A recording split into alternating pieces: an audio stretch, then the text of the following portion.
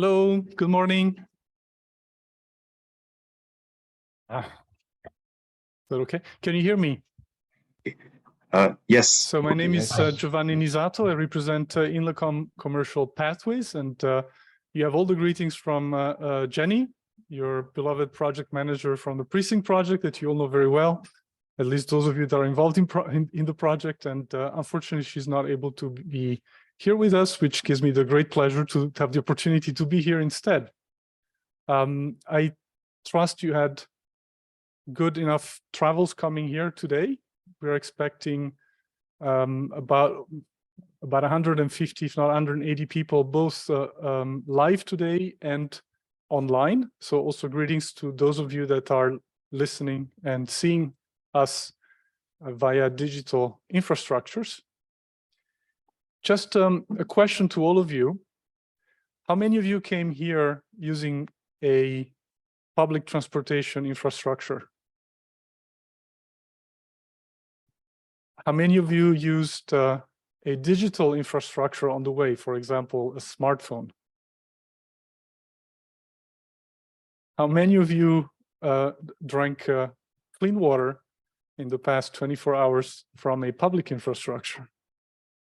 You know where I'm going with this, right?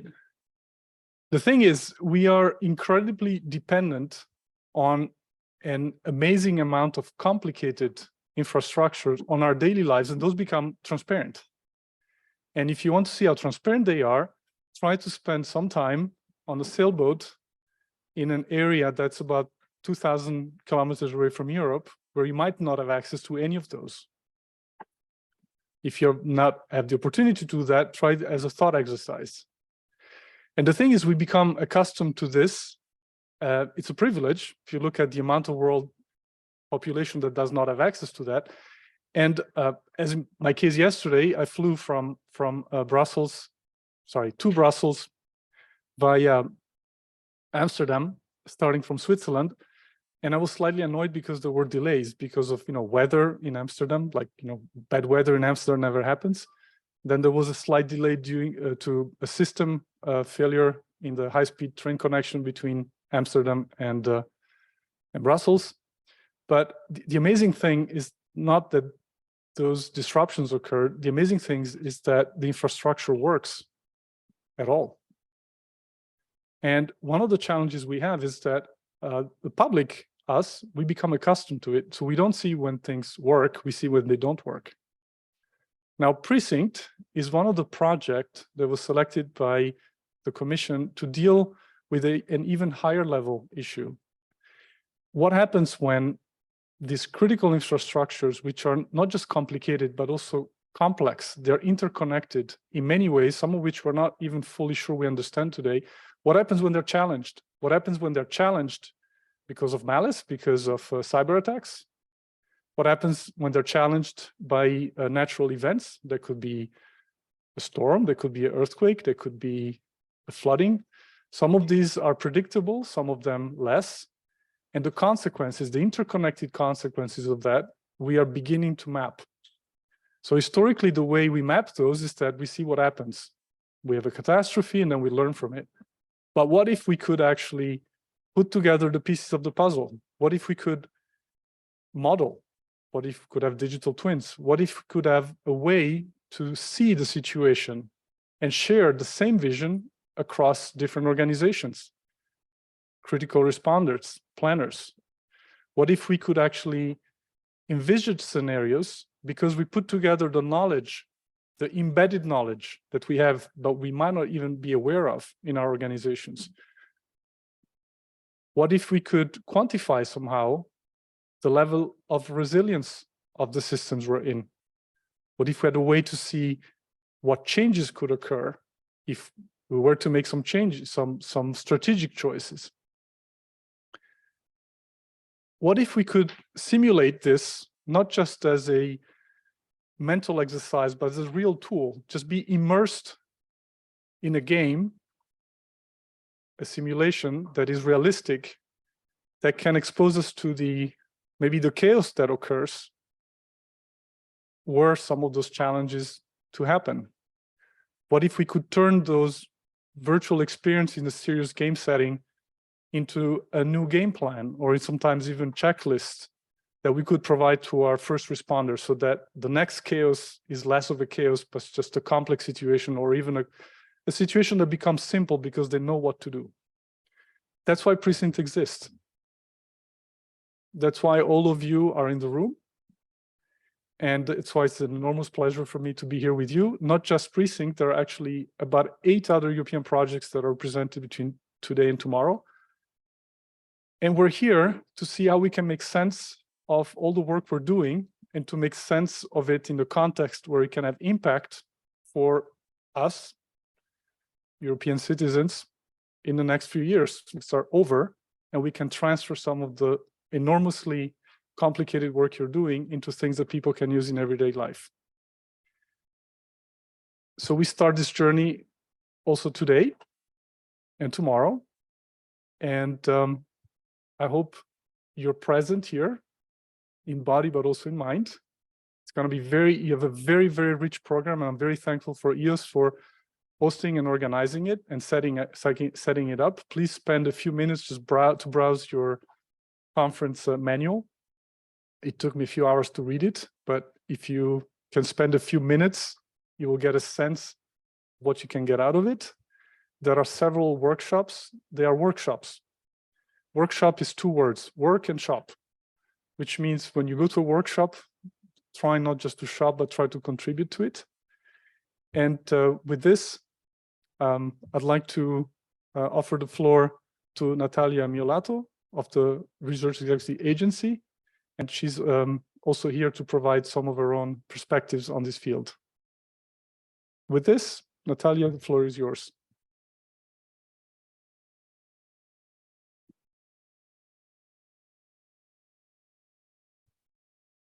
Thank you for the introduction. Good morning, everyone.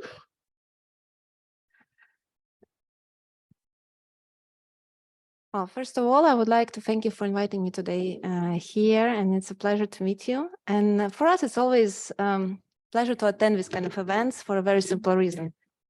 It's much more exciting when reading a report. My job requires a lot of imagination. I need to read a long document and try to imagine what did you do during all this period of time. And whenever I don't understand, I ask questions.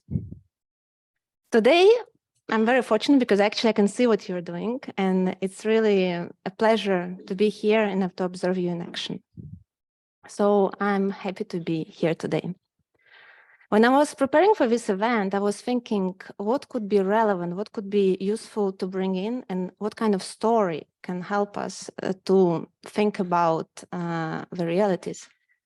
And what came to my mind was a story of a friend of mine. We studied together in Copenhagen Business School many years ago, and she's German, and she worked in Africa, in one of the countries, I will not mention the country, in the German embassy. And during one weekend, she went driving with friends just to explore the country, and she got into a car accident. In that place, there was no medical care. So the only support she could get was from a monastery, which was in the area. Unfortunately, they didn't have even bandages properly done. And they put what they had. And by the time when her family got informed in Germany, something had to be done, and also her colleagues, she managed to get malaria, which basically meant that she could not be put on a commercial flight to be brought to Germany for treatment. She was in the middle of a bush, in the monastery. There was no plane which could basically agree to be brought into the place to collect her. So it took some time to make it happen. And then she could not make use of the critical infrastructure, public services, to be brought home and be treated. It all ended well. She arrived well. When she arrived in Germany, people at the hospital were making pictures of her, which obviously was violating her dignity and her rights. But she survived. She was treated. And the only reason why it happened is because she was German and she had a good insurance. So what we are working on, what PRECINCT is about, is by building ourselves an insurance. Insurance for this kind of cases that things can happen, they can be organized, they can be done in a way that we can keep on carrying on. And if something bad happens for whatever reason, it can be a mistake, it can be a natural disaster, it can be a malaise, but we have a chance to survive. This is as serious as it goes. Early in my career, I worked for a petrochemical company dealing with logistics. It's a very busy job. You're on a phone call 24/7. You deal with something that is very explosive, so you cannot compromise on security measures. You need to think about costs, because it was a private sector, and also in public sector, we have to be aware of the costs. And you had to be responsible all the time, also agile. There were many actors involved: ports, brokers who provided ships, captains of the boats I never met, but who were the most important people. I had to speak to engineers running different plants, and I had to make sure that the plant would never stop, because stopping a petrochemical plant is very expensive. So this was my nightmare. Oh my goodness, I did something wrong and the plant would stop. Never happened. What happens when things don't go right in the petrochemical field? I don't think I have to introduce explosion in Lebanon in 2020. It was an explosion linked to basically badly managed logistics of petrochemicals. And that was very impressive. And it was extremely tragic for the whole country. In a way, I was also affected by that because I had a friend who was working, posted as a diplomat in Lebanon. And the only reason why she survived was because she was on holiday when it happened. Many people were not on holiday, and many people could not avoid that situation because they lost jobs, they lost houses, they lost supply to clean water, they got no energy. And that's something that could have been avoided if things were done in a proper way. And if we speak about cascading effects, well, it's a beautiful illustration and ugly at the same time, because it affected people's lives in every way. So when we think about resilience and somebody who is in funny and mysterious ways is linked to the event today, funny enough, the person who comes to my personal mind is Audrey Hepburn. How many of you know that Audrey Hepburn was born in Ixelles in Belgium? One person. She was born in Ixelles. We are in Ixelles, so this is the area of Brussels which is called Ixelles, in 1929.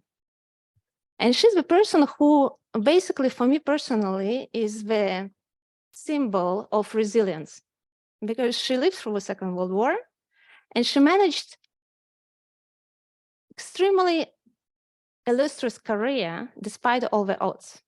Because the type of a person that she was absolutely not what Hollywood wanted back in the times, but she's the one whose image is still with us today, right? And when we speak about Audrey Hepburn, why she's relevant to us today and to this meeting, you know, why do we speak about a Hollywood star when we speak about security? She said two quotes, which I think we always have to think about. So one is that I believe in being strong when everything seems to be going wrong. And this is what we have to think when we think about resilience. How can we be strong and not lost when things go wrong? And the second thing which she said, research is something that you have to do without even knowing if you live tomorrow, because the fruits, they don't come in one day. And why European Union is supporting research? That's very obvious. European Union is essentially about internal market. And this is what we came up from. And being competitive is what is necessary for internal market to function and to be successful and to survive tomorrow. And you cannot be competitive without research and innovation. This is something that always been strength of Europe, and that's something that's why there is European Union taxpayers' money going into the field. So I hope you'll have a good discussion today, and I'm looking forward to hearing to some points. And I think I will pass the moment and the speech to the next speaker.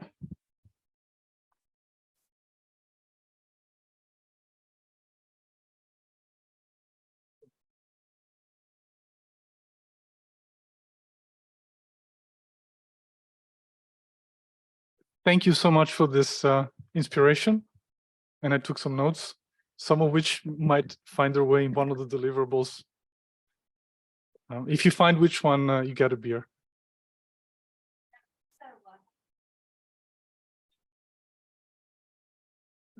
This is the, just a question, have you managed to find your way into the agenda of the meeting in the booklet? Just making sure the coffee is kicked in.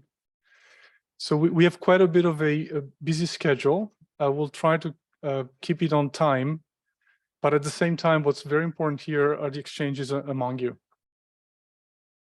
I would like to invite to the podium Stefan Schauer.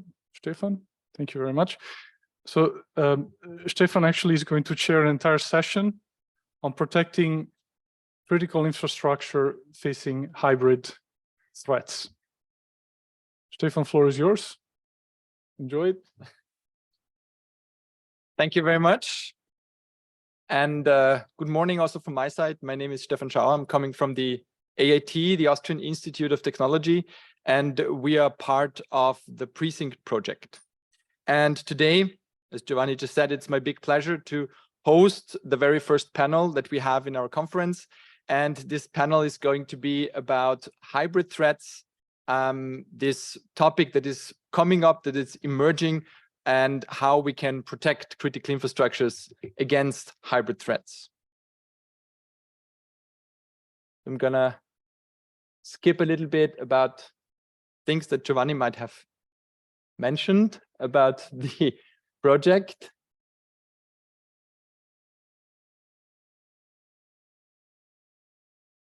That's quite a lot. Yeah, I think we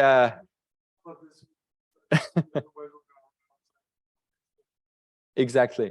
So we heard from Natalia a very nice introduction into the general topic. So we heard already about what could be the problem with critical infrastructures, particularly when they are not functioning anymore, when they are not working. And with hybrid threats, as I said, it's a new kind of threat that critical infrastructures are facing. And to get everybody in the room started off, I would like to have you start with you a little thought experiment.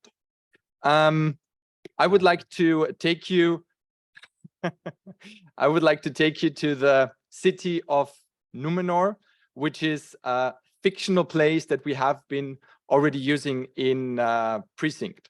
So it's something that has been created by Vias, and Isabel and then Shirley already remember that from the event that we had in November last year. Was an end user workshop. Maybe you have been part of it, so maybe you have already heard about the city of Numenor. If not, maybe you are familiar with the fantastic world of Tolkien, where Numenor also takes place, or is a fictional place there. For our aspect right now, Numenor is a city on an island. It's a city of the future, not much in the future, just a few years, couple of years in the future. And the city has endured, let's say, several big incidents in the past. One of them being big flooding that destroyed lots of their infrastructure, that destroyed lots of their critical infrastructures, their services, and so on. Maybe we will hear later on a little bit more. I saw 1 or 2 slides in the deck on the PRECINCT Living Labs on that. So after these events, the people from Numenor, they started to rebuild their critical infrastructures. They started to rebuild their city, their society, and now everything is quite well back in shape. The people are happy in the city. The economy is prosperous. So as I said, it's a little bit offshore. It has a large wind park. So the electrical power provider that is located at Numenor also is exporting energy to the mainland, to the countries there. And the main thing about Numenor is that they are very well aware about the critical infrastructures. They're very well aware about their vulnerabilities and also about the interdependencies among them. Now, imagine that you are the chief security officer of this power plant of the main power provider. So you're going into the control room that you see here. It gives you a very good overview on what's happening in your infrastructure from a physical part, from a cyber part. You have a very good picture on what's happening. It's 10:02 in the morning. You're going into the room, maybe with your second morning coffee. Everything seems to be quite well. Now, what's happening is you receive a text message from your mother. Mothers are always concerned, and this text message is particularly alarming to you. You read it, and what you read is, "Are you okay? What the hell is happening?" And the link with some video that she's sending you. So in general, you trust your mother, so the link should be genuine. You click on the link, and the link takes you to a video streaming, a video service platform, Palantube, that we have in Numenor. And there you see a video which is a little bit disturbing to you. So in that video, what you see is people on the streets of Numenor. You see riots, you see violence in the street, people are demonstrating. And the caption of the video says that this is happening right in front of your office. So this is happening right in front of the main premises of the power provider where you are located. Now, what you're going to do? Of course, you're going to go to the window, you look outside the window, you see the street, nothing is happening. Everything is calm, some people are walking around. There are no riots, no fire whatsoever. Now you start to a little bit wonder, what is this video about? What you do is now you want to check back with your mother where she got the video. So you take your mobile back, you look at it, and what you see is you did get some messages from your friends on Elderbook. Elderbook is a social media platform that we have in Numenor, and there you can, of course, post videos, but also can exchange on recent events. You can post links and stuff like that. And there you see that people are starting in conversations, in discussions about this video, about the riots, but also about rumors of the power plant being affected by that. There are rumors of a power outage that will come in the next couple of hours, even maybe next couple of minutes, to the city of Numenor, because the power plant is not working anymore. Some conspiracy theorists will say that this is all orchestrated by the government and they are shutting down everything. So now this is really worrying you now. And what you do is now you check, of course, all your monitors, your screens. You know that the riots, they are not there, at least from what you can tell. On your screens, you see that everything is working well, everything is okay. Well, you see something blinking over there from your cybersecurity awareness system that you have. So maybe something is going up. You're going there, and at that moment, some news is flashing up.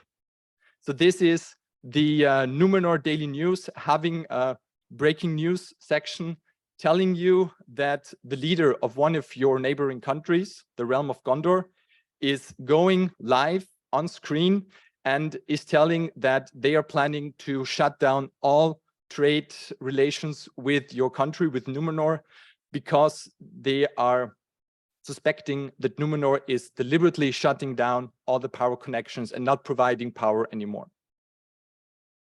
So this is, of course, a fictional scenario, but it has some parts that could be part of a hybrid threat.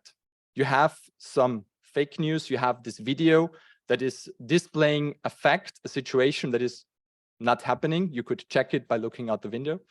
It is having some parts of misinformation. So on social media, the fake news is spread. There are some theories, and this has also some effect on real life politics, real life economics, and so on and so forth. So these are parts that could be also part of a hybrid threat.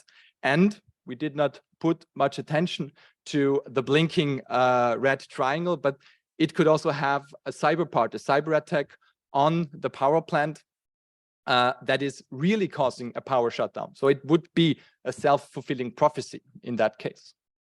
So all of this, as I said, not a realistic scenario, but nowadays critical infrastructures would be facing similar acts, similar situations like that. And in the next 1 hour, 1 hour and 50 minutes, we have invited 3 experts on the topic of hybrid threats, experts on the topics of critical infrastructure protection. And I would like to invite them up to the panel, and I would like to start the discussion with all of you. What could be means to protect critical infrastructures, maybe also the society against these upcoming hybrid threats? So who do we have in the panel? First, we have Päivi Mattila. She's the director of the Security Research Programme at the Laurea University in Finland. Come up here. We also have Gilda De Marco. Gilda, she's a business analyst and EU research project expert in Siniel in Italy. And as a third part, we have Rafael Combani. Rafael is the director of safety and security at the Fundación Valencia Port. I hope I did not pronounce it too badly. And I will give the floor to each of the panelists for an initial statement. And then I would like to open the floor to the discussion with all of you. So first, I would like to invite Päivi to have your initial statement.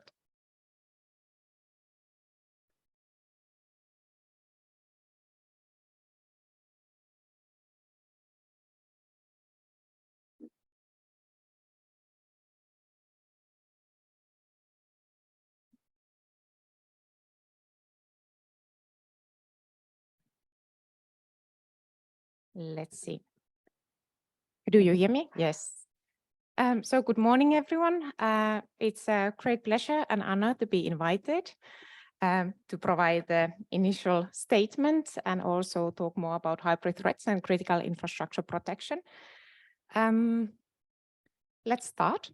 So I have a approx 10-minute presentation for you. Stefan, please tell me when I'm in 10 minutes so that I'm not exceeding time. So I'm the coordinator of EU HypeNet project that stands for Empowering a Pan-European Network to Counter Hybrid Threats. And first, I will shortly present the project. Then I go to the definition of hybrid threats. Then, of course, we have the deep dive, what hybrid threats mean in the critical infrastructure protection and infrastructure domain. And then we shortly touch possible solutions that could help and support critical infrastructure operators to counter hybrid threats. And then, of course, more in the panel and discussion. So EU HypeNet, it has 25 partners from 13 EU member states plus Norway. We are a network building project. So at the moment we have 120 network members. Welcome to join. If you want to know and be involved with hybrid threats, know more how hybrid threats are formed, what are the countermeasures, and what are the innovation solutions tools to counter hybrid threats in various domains where the hybrid threats take place. We are now in the middle of the project duration, so we will end in May 2025. We are a network of security practitioners project, CSA, and the total funding is 3.5 million. And yes, and in this picture, of course, the main thing is our consortium. So here you can see the excellent partners that we have in the consortium. And let's go to the business, so to say. So whenever we talk about hybrid threats, we always get the question, how do you define hybrid threats? So in EU HypeNet, the answer is easy. We follow the Commission definition of hybrid threats, and that is the conceptual model. So conceptual model is written by JRC and the European Centre of Excellence for Countering Hybrid Threats, Hybrid COE, and they are also key partners in the project. And in this picture, you can see the link to the conceptual model and also the core in the conceptual model. So how hybrid threats take place, what tools are used, what are the domains where the hybrid threats take place, and what they target, what is the activity and objective. So this picture is a little bit messy, so to say, so I have a better picture, more clear to read and to see. So I will show it next, but here I want to highlight that infrastructure is one of the domain where the hybrid threats take place. There are other 12 domains, in total 13 domains where hybrid threats take place. And there are many tools that are used to cause hybrid threats. And the spaghetti shape is here the key. That's the reason why I took this picture, that you realize that the actor, state actor or non-state actor, they use various of tools, various of domains in order to cause the harm. And the key is that you might, or the actor, the proxy, might use many tools in a various domains, but not touching the infra domain, but the target is infra still. So that's the reason why I want that you remember these spaghetti shapes. And here are the domains where the hybrid threats take place. So infrastructure is once again highlighted, but you can see that there's also cyber mentioned as a one domain. There's a political, culture, societal, intelligence, information space. So 13 domains in total, and all these domains are interlinked, and the hybrid threats, they might take place in all of the domains or only some of the domains, and then target the influence to some domain and in total to harm the whole society. And what the adversaries are after are the vulnerabilities. So if we want to protect critical infrastructure from hybrid threats, we always need to consider vulnerabilities. What do you have, how you can ensure that these vulnerabilities are in best way covered in your domain.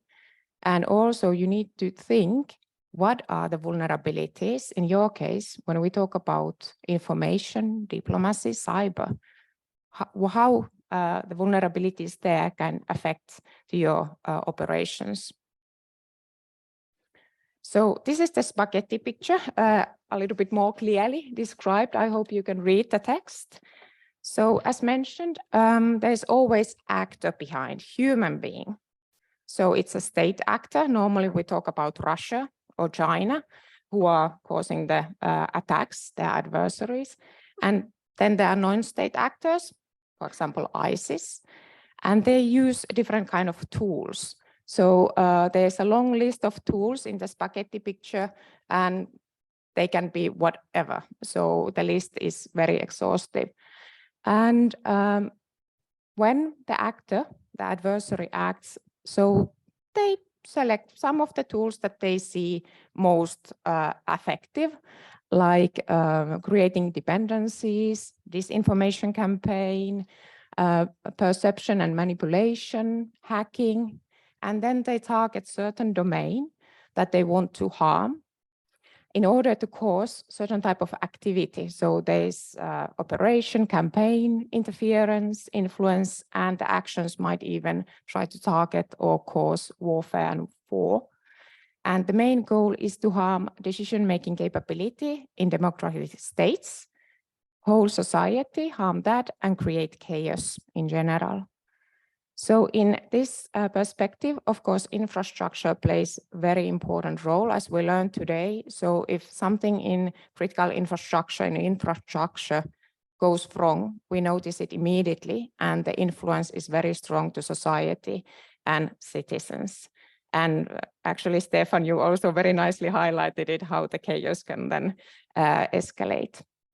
And what is also important in hybrid threats is the cascading effects. So as mentioned, so if the adversaries really want to harm infrastructure domain, they might target to economy and information, make some attacks there, but still the main goal is to harm infrastructure.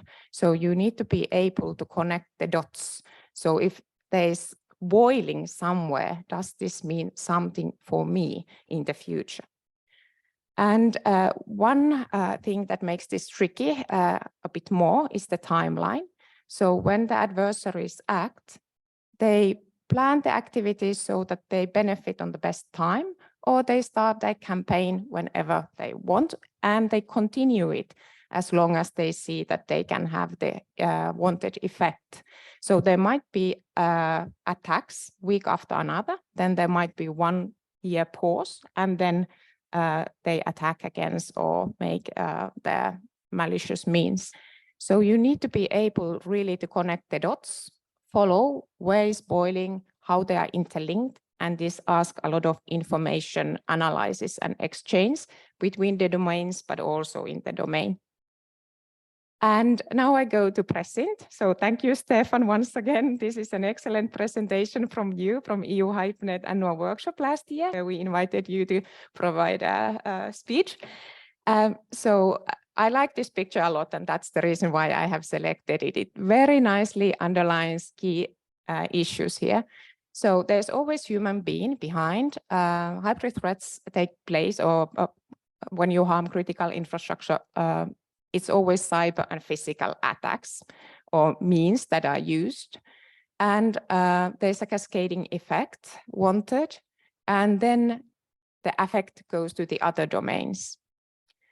So here in the bullet points, you have extremely well said it, Stefan. Interdependencies, cascading effects, and use of different domains. Up. Mm-hmm. Let's see. I should have another slide. Yeah. Huh? There's an animation on the side. Ah, yeah, okay, now, thanks, yeah. So here is the same picture from Stefan, but then there's also a picture from Praetorian, I'm sorry if I cannot pronounce your project name properly. But in any case, so what I wanted to highlight here is that the actions are always physical or cyber physical, the attacks against critical infrastructure operators. But the cyber is also a domain where the hybrid threats can take place. So we need to remember that the cyber, social and societal, there are also domains where hybrid threat takes place. So that's the beauty in PRECINCT. And then in Praetorian, thank you for inviting EU HyperNet last week to follow your exercise. I very much like the presentation that you gave, that there are physical attacks and cyber attacks. And in the between, or together, they multiply the attacks and risks. So you used word hybrid risks. So this is now picture under Praetorian label that you talk about hybrid risks. It's more than cyber and physical attacks. It's amplified, but still it's hybrid risks. It's not hybrid threat. So let's see. Yeah, there are the dots coming. So this is now about the hybrid threats. So once again, the same picture, but I wanted to underline on the right side of the picture that we need to take all the 13 domains into our perception. We need to see that the physical and cyber attacks, they can take place in any domain, and then they target the infrastructure domain. So it might be so that there is no attacks taking place in infrastructure domain at all, but they are taking place in economy or space or legal domain, and they target the infrastructure domain and harming the infrastructure operators there. And yeah, so I have summarized here that the attacks in a case of hybrid threats, the attacks can be done in one domain to harm that domain, infrastructure, or the attacks can take place in other domains to harm certain domain, or it can be a combination of both. So it really asks information sharing, and there is a question how to know that critical infrastructure operators are under attack. So let's see the dots again. They are. So here, so what we really need in order to tackle this very complicated challenge is to enhance our information sharing, have a very complex situational awareness and surveillance picture. And in EU HypeNet project, we have tried to tackle this, at least in some level. And here are two innovations or solutions that we have been suggesting. So first is CISE, it's the acronym. So it stands for Common Information Sharing Analysis Environment for Critical Infrastructure Operators.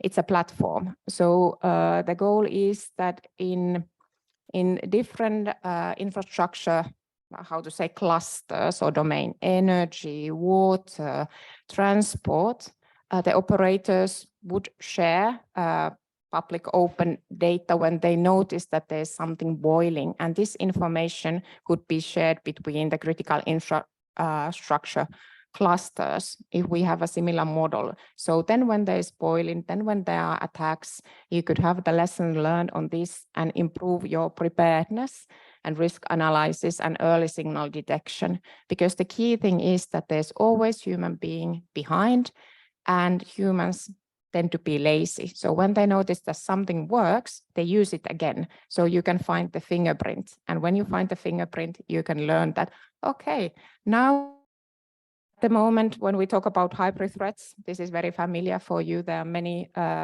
critical infrastructure domains mentioned, but what are targeted at the moment, how the hybrid threats take place. So I'm not going to go through the list. If I would have more time, I could give some examples, but in any case, here you can see. And then, sorry or good to say, what comes to hybrid threats, they definitely will continue to target the critical infrastructure operators, infrastructure domain, because the services that are delivered, they are crucial for society and defense for military. And we do know the war in Ukraine, so definitely in order to harm European defense capabilities, they are going to increase, and also the society in order to harm the society. And it's very lucrative domain, I mean infrastructure, because it causes huge harm for society and it has a large impact. So thank you on my behalf, and happy to give the floor for next one. Thank you.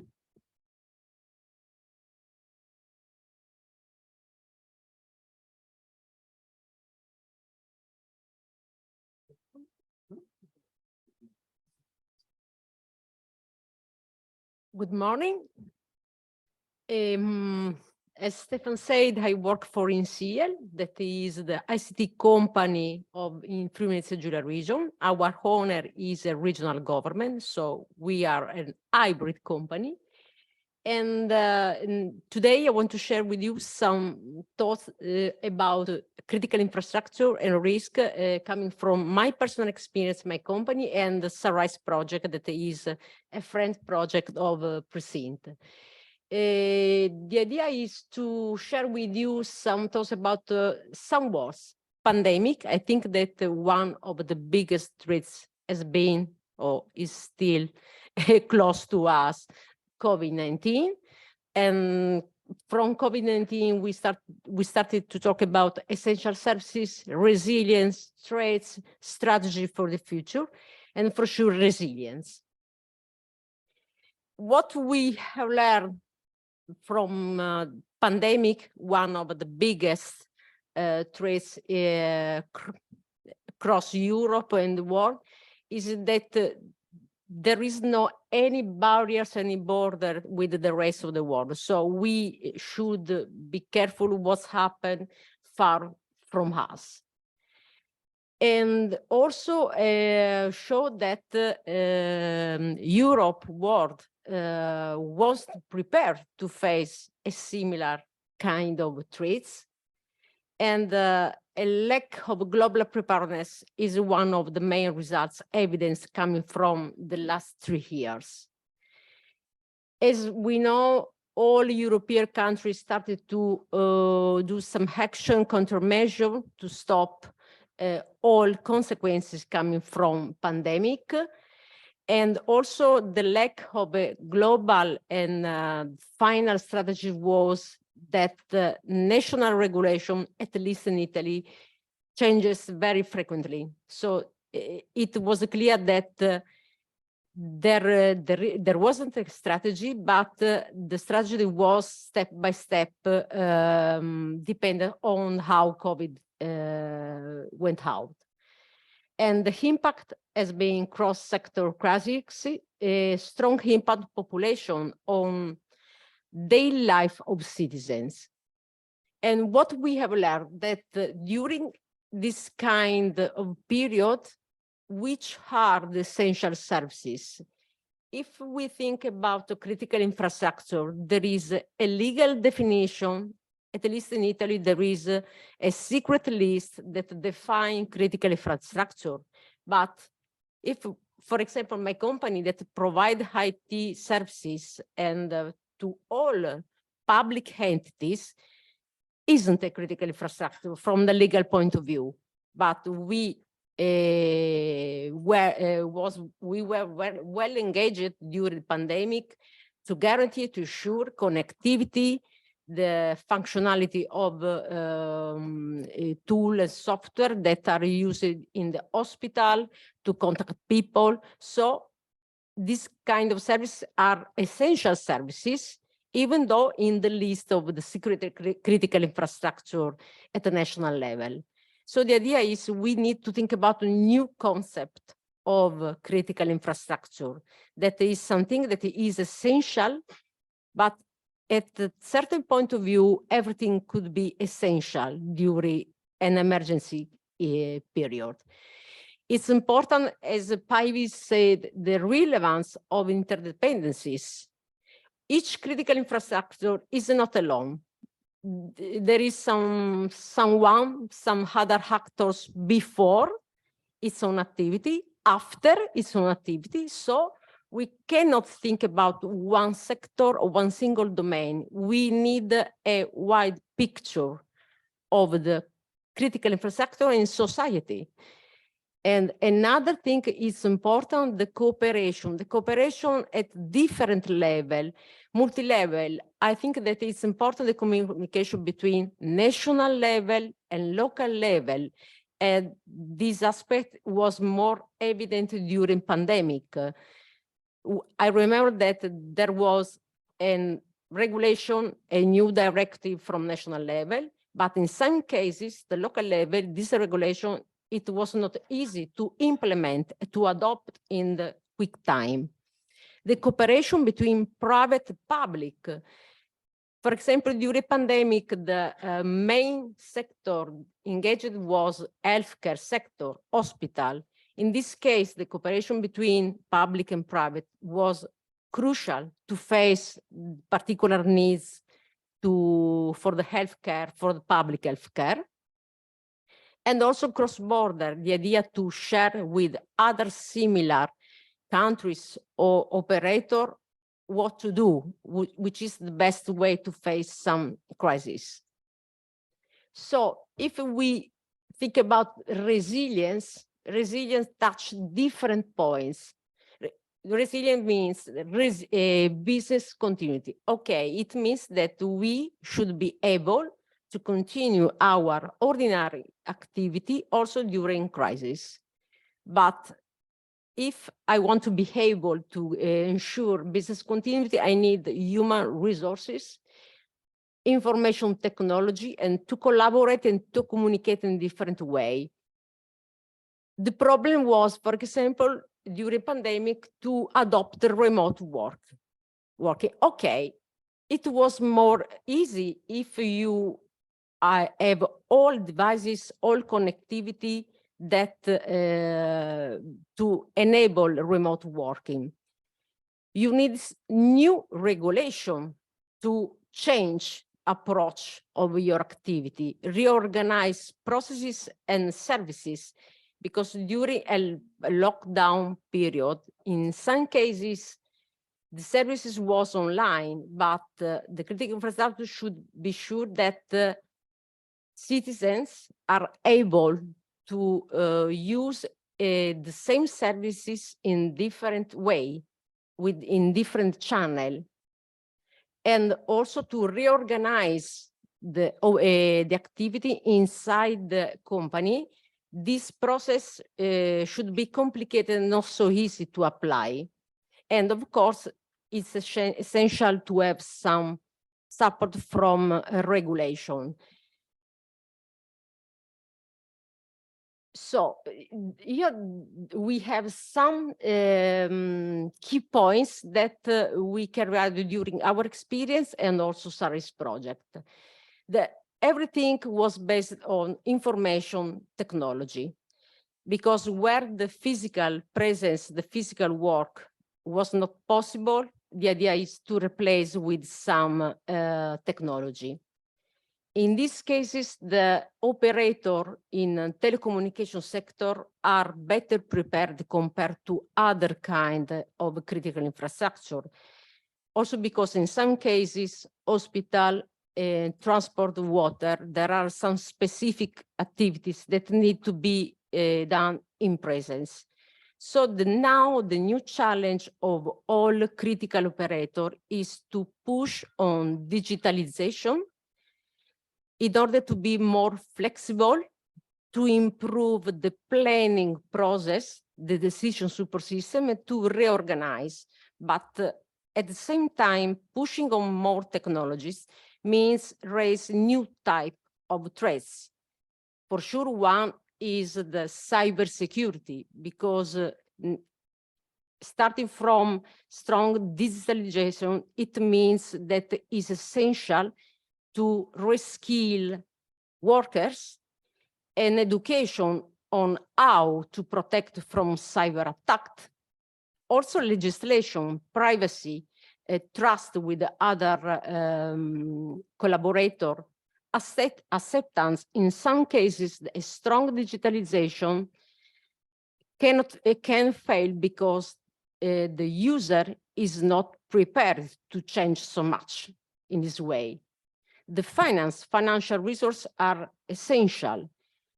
Pushing on digitalization means a different type of competition, because the market changed very fast. So my provocation for the next discussion is that we can say that the threats could be political crisis, as Paolo mentioned, Ukrainian war, pandemic. Everything should think about, okay, we should face another pandemic in the future, we never know. But we should be at least prepared in something to face something that we don't know. Biological risk, climate change, energy crisis. So the idea, I think that it's impossible to define a unique, a winning strategy. The strategy should be holistic, custom-made, and dynamic. And there's a essential moment of cooperation and sharing information in order to understand and to have the vision on the future that something could happen that is out of our control. I think that it's okay. Thank you. Thank you, Gilda. And last one will be Rafa. Thank you. Thank you very much, Stefan, for the invitation, of course. And good morning to everyone. So I would like to share with you some thoughts from the point of view of an operator related to what are the hybrid threats, what are our challenge in this framework. So, but before I would like to introduce myself very quickly at a glance with 2 slides. We are the Valencia Port Foundation. We are the research and development center of the belonging to the Port of Valencia. So we bring technology, we bring innovation. So we are working in several projects and initiatives. But one of the most important for us is this topic that we are talking about. So the critical infrastructure protection. So as you can see, we manage 3 ports. Valencia is the big one. So, but we have other two ports at the north and at the south. So we have to control, to manage every data, every information, the activities, and so on. And we have here in the score, my chairman likes a lot this score list. We are the fourth in Europe. So we are facing major challenges in front of us. So in this context, we have a lot of threats. I have mentioned it in this slide, different threats, but we have mentioned it in the previous presentation, pandemic. The pandemic was a threat because if you remember well, with the crisis of with the mask, with the protection equipment, and so on, many problems in the ports. So vessels arrived, but nobody wants to go to upload and load the cargos. So it was a very, very important threat for us. And some of the ports was disrupted during few days. So it's a problem for society because, as you know, energy, transport, healthy are the critical infrastructure, the critical sectors in our society. So other threats that we have in front of us is, as you know, the geopolitics and the wars, the political problems, energies. We are now with very ambitious plans in order to implement self-consume of energy, the renewable energy, in order to end the crisis with the gas. So other threats, cybersecurity. We are in a hyper-connected world. We have bring a lot of benefits with the hyperconnection, hyperconnectivity, digitalizations, save time, save money, earn money, and so on. But we have a lot of vulnerabilities. And here I start the concept of the hybrid threats, cyber and physical. And of course, explosion, big fires. You remember some examples in Beirut, explosions. So, and also we talk about the terrorist attacks and problems that we have in many situations. So that are some examples of threats that we have in mind and that can disrupt the business continuity. That is one of our challenges in order to avoid this kind of problems, of impacts in our sector. As I said, hyperconnection, hyperconnectivity, everything is connected, environmental systems, security, logistic, everything is connected. So we have identified a lot of vulnerabilities because my company is connected to other companies. My company maybe is safety, invest a lot of money in security, but you are connecting with others that have a lot of weaknesses and you are exposed to others in case of any cyber attack.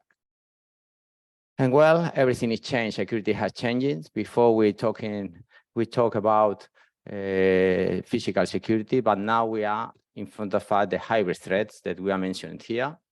Hybrid threats because we have problems with the IT systems are connected to the OT systems, operational technology systems. And then we have to coordinate, we have to work cooperating in both domains. Threats coming from cyber domain and from physical domain. In this sense, or in this regard, we started with the first initiative in order to coordinate both departments. The IT departments, where they control it and they work it in the digitalization of the port, but also with the OT systems, with the physical security of our port.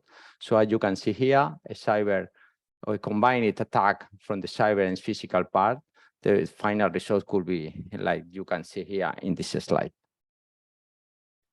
And here we have a list of 3 initiatives, Sauron, Praetorian, and EUSIP, that we are working on. So the first one was started in, if I remember well, in 2018. So when Stefan has mentioned Numenor, I go back to Sauron, Mordor, and I said, I remember our cooperation in this project. This project was coordinated by us, by the Valencia Port Foundation, but we participated with AT, with Teta, some colleagues are here today, and was the first time that we defined the concept of the hybrid threats in our port. So we starting with the creating a physical situational awareness, a cyber situation awareness, and the correlation between both domains, analyzing and identifying cascading effects in order to identify, to prevent, and to act against any hybrid attacks. And of course, the fourth level that we developed here was the emergency population awareness systems in order to alert the vicinity in case of an emergency problem in the port. This initiative was only focused on maritime sector, on port sector, but you know that this kind of hybrid threats goes beyond the borders, goes beyond the sectors. Other sectors will be impacted. So here we participate in a second project with Pretoria.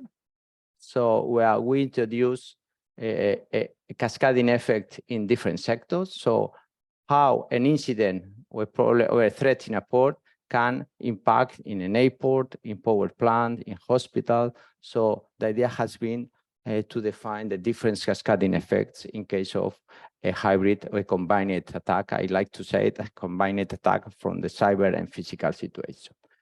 Here we introduce, because in the beginning we talk about the IT and OT systems, cyber and physical, but during the recent years, we know that the social engineering, the fake news, is also another threat here. So cyber, but also without any threat, any intrusion, only with fake news, with manipulation of the social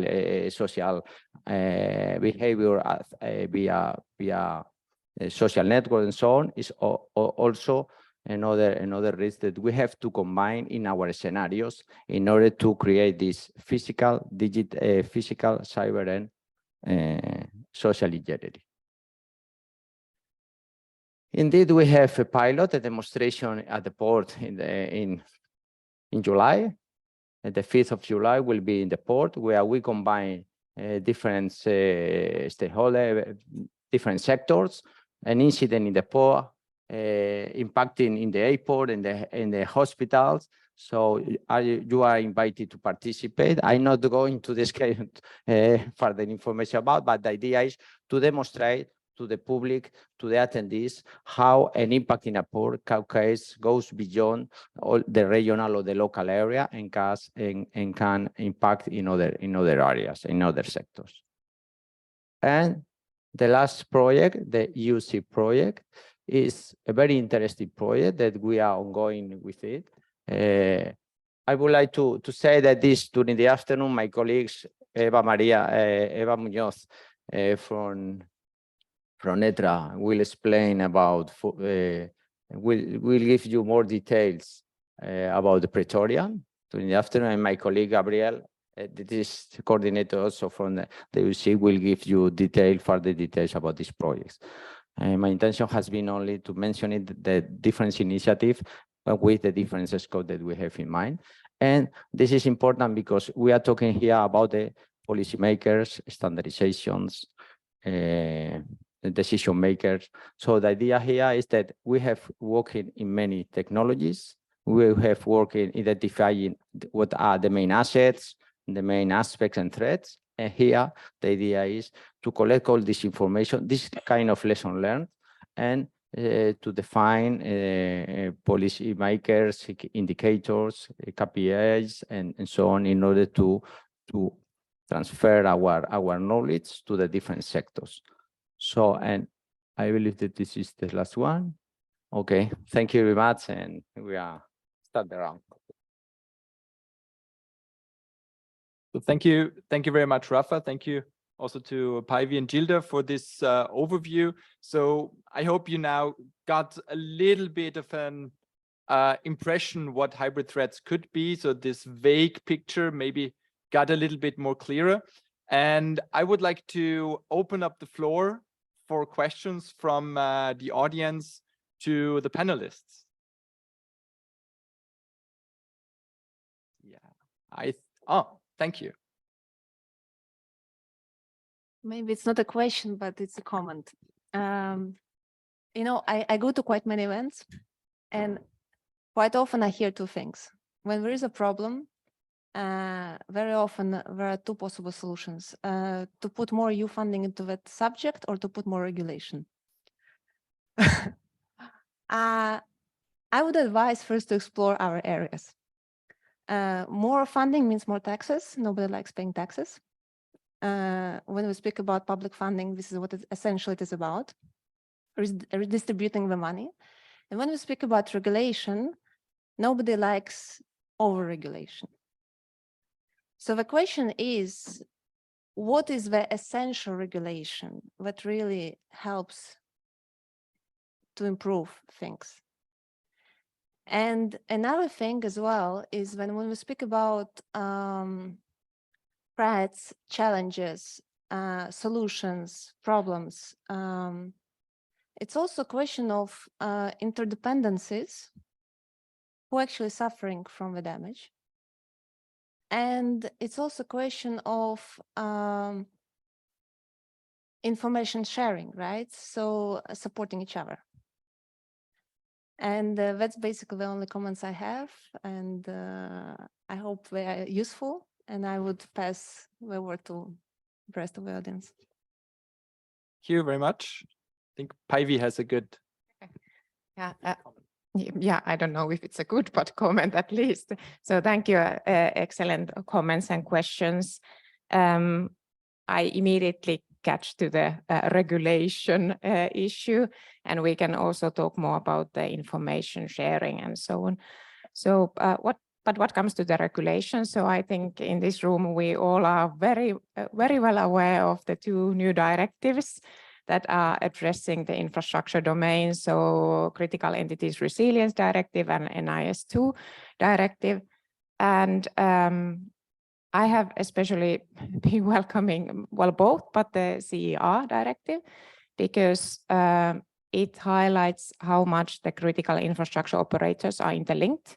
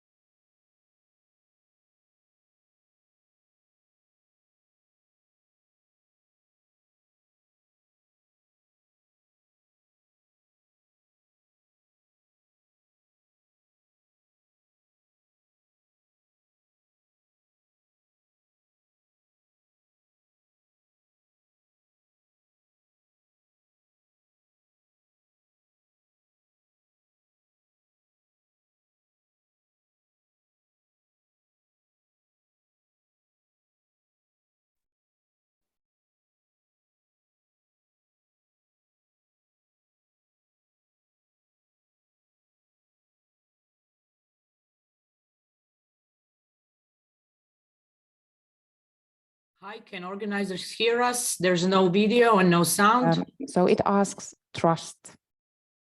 And that's the key issue there. But I wish that in clusters, so if you are water operator, or if you represent transport, you have your own clusters. So I wish that among these clusters, you have the trust, and there you can share the information on attacks, at least in some level, and that will increase then the possibilities for you to do the preparations of similar attacks. As said, there's always human being behind. They are lazy, they leave fingerprint. So collecting this information and sharing the best practices, lessons learned. So that's the way forward. Thank you. Thank you for the comment. Now think about trust information sharing. Starting with Lynn Ciel is the cluster leader for the in Sunrise. The impression is that the trust is not enough. It's a cultural change, because we touched with our hands that during an Italian workshop with different critical operators around the same table, it was the first time that they sharing their experience and how they faced the pandemic. So I think that when there is some risk, threats, each critical operator is concentrated to face this and to reduce the damages on its own critical infrastructure. So they don't think to share with other similar critical operator how to better solve this problem. So the path is cultural and trust, in order to understand that there is an added value and a higher productivity in their activity if they talk and cooperate and share information.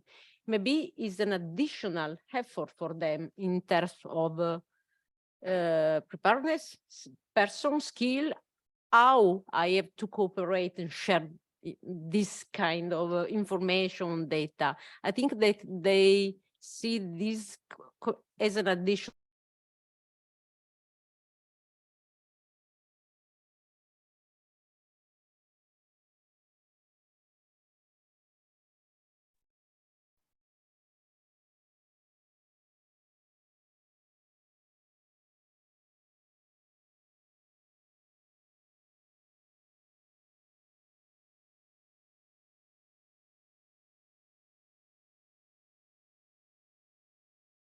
Technologies, and we are talking about, or when we are speaking about the security, indeed, I believe that operators, the poor community in our case, don't share information at all. Share information in general sense, lesson learned, I have had some threats, but when we receive critical information with dramatic impact in some of our organizations, it's late, because they are waiting that maybe I share my information and my neighbor or the other organization said, you are not investing in money, you are not controlling your security, so you lost image. So that is, for me, from my experience, one of the main barriers that we have in front of us. In many of the forums, in many of the workshops that I have about cybersecurity, the final conclusion is that we don't share information at all. So we share, yes, global general sense, lesson learned, recommendations, but not the details, not what is the dramatic level that you have received in a cyber attack and so on.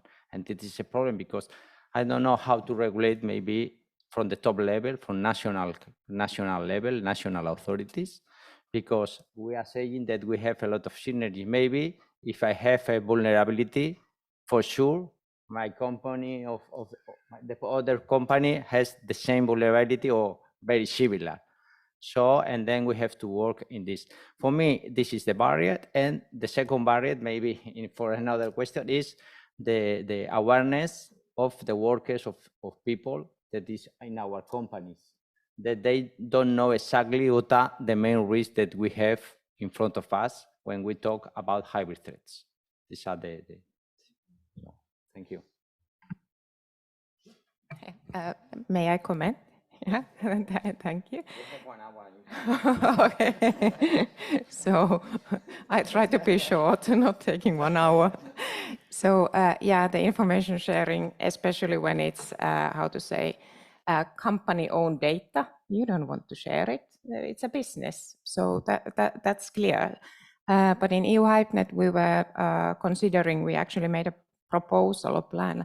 Could the company share public data that is from, from public open environment?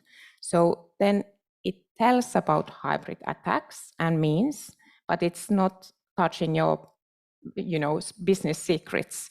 And from this data, you could still find that something is boiling. And then what we also did is that there are different sectors like energy, water, transport. So if there would be a similar taxonomy, among transport operators to share this public data when they notice that something is boiling, it could be comparable to the other clusters or, for example, energy sector operators. So from that, you could little by little start to notice that, okay, this kind of means are used in order to create a hybrid attack or hybrid threats. So perhaps that could be a step forward. And then when the trust is there, then of course, you could share more information. But I think open data could be perhaps one step further. But this is a question for you. I'm academic, so please feel free to disagree as well. Thank you. So thank you also for bringing up this topic of information sharing. During your talks, I took some notes, and the information sharing always came up. And thanks for these impressions. So I think they're quite different from, as you, Natalia, were saying, we can put some regulation on to, I don't know, enforce or motivate information sharing. But in the end, maybe it is either not possible, critical infrastructures are not willing to share. And I like your comment, maybe it's a cultural thing. So just thinking of the, let's say, failure culture in Austria. If you have been hacked, if you did a failure or something happened to you, and you stand out into the public and say, okay, that happened to me, please everybody else be aware of that. It sheds like a bad light on yourself because you fall into that trap and so on and so forth. So this could also be a very cultural thing that might not be regulated in any way, but needs to some change over time. Yes, it's a long process maybe it's a long process to start, to reach a different approach with this kind of secret.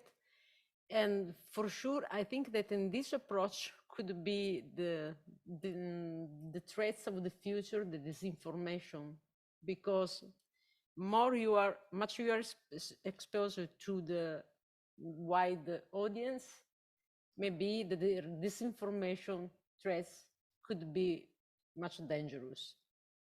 I don't know if there is a solution or well balanced this kind of gains and risk in this case, but for sure it's a long process. Thank you. Any other questions? Yeah, I see a hand raised. Yes, hello. This is Ercuden Rios from Tecnalia. Thank you very much for the presentations. In fact, I have a question, because I thought that hybrid threats were always a mix of military and civil threats together, in the sense that not cyber and physical together, but for example, at the cyber plane, cyber security, cyber attacks plus cyber war. And at the physical level, something like maybe a flood, but also a flood that could be created by some weapon or things like that in a kind of war. I mean, the actor behind should be some state or some military power, plus something that could be from the civil world. So it's very interesting that you, in fact, consider hybrid as cyber plus physical only, and also maybe some other domains of societal and so on, no? But the question is, for a threat to be hybrid, does it need to have a military side or a war side at some point or not? Could be only hybrid if it's the typical cyber attack causing I don't know, an explosion in a critical infrastructure? Indeed, as you said, it's right that the hybrid threat is coming from military and non-military mix, but this is come from the NATO. Okay, but indeed, when we talk in our sector about hybrid, and when we started with hybrid threats, we defined hybrids like attacks coming from several domains, from cyber and from physical, not military. So I know that there is a concept of the hybrid threats that coming from the NATO that is mentioned this kind of military, non-military. In our case, was the definition of hybrid is because it's coming from cyber and physical, and now is the social engineering, different sectors coming, the threat is coming from different ways. However, apart from that, we are in contact also with NATO in some initiative, and we can mix everything with, for example, in case of a terrorist attack, with military or with weapons in the vessels. But depending on the top level or the level of the initiative, we mentioned hybrid in our sector. I talk about that is coming from the domain of OT, IT, cyber, physical, not only military, because well, someone from here can explain better than me in the topic of the Commission, of the European Commission. When you mentioned, I was studying in the beginning, mentioning there is a definition, and it's security, no security for society. So there is not included military up to date, not in the beginning. So, but someone maybe can explain better this definition of the EU. Okay. Yeah, thank you for the question. So as mentioned, we are following in EU HypeNet the Commission definition according to the conceptual model, how hybrid threats are defined. So there is the state actor and non-state actor. So state actor can be military, of course, but normally we talk about such an activities in hybrid threats that are not easy to recognize. The best hybrid means are done so that they are never discovered. So then we go to the intelligence, etc. And what belongs to the conceptual model, what is key there, is that when the adversaries are doing their tricks, their goal is to harm the society, democratic states, create chaos, and they have the campaigns, they have different means, they are the final bullets that I showed, and one of them is warfare. So in hybrid threats, you might want to have the direction to war and warfare. So it depends how the adversaries, how the actors, state or non-state actors see. So it might be a goal, but it's not necessarily a goal. And then what comes to the cyber-physical risks, or I tried to explain in my presentation that there's always attacks done cyber and physical way. I don't know if there is any other way to do them, but in any case, so the means are always cyber and physical, or some of them. But when we talk about domains, cyber is also one domain that is targeted in hybrid threats. So among infra, political, culture, economy. So we need to see that the actions, cyber-physical actions, they are not hybrid threats as such. They are hybrid risks, perhaps as I labeled it, but still they are part of creating hybrid threats in some domain. Mark, you wanted to add a comment? Yes, Mark Miller, Conceptivity, European Organization for Security, European Cybersecurity Organization, and Trust in Digital Life. I have 4 hats on today. My only comment just was sometimes there's a confusion over terminology, because in the military world, we talk about hybrid warfare. And hybrid warfare is, of course, exactly what you're talking about. And then in the civilian security world, we talk about hybrid threats and this combination of cyber, and physical. So because of the fact that in the different worlds, these terms are not exactly interchangeable, there can be some confusion about the fact that we're not talking about hybrid warfare here, we're talking about hybrid threats, which, by the way, can include hybrid warfare. So the hybrid threats is a much broader terminology.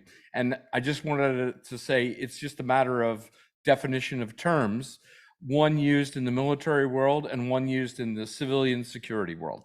That's all. Thank you. I have another question.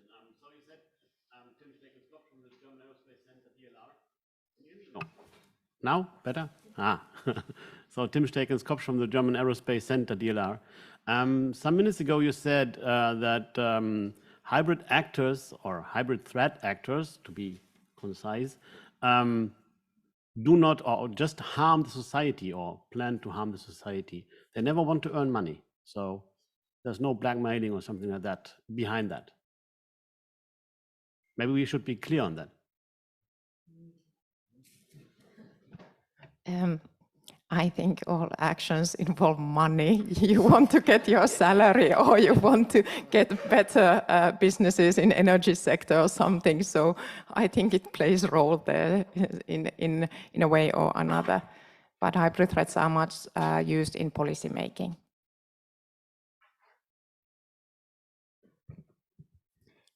Yeah, in the back.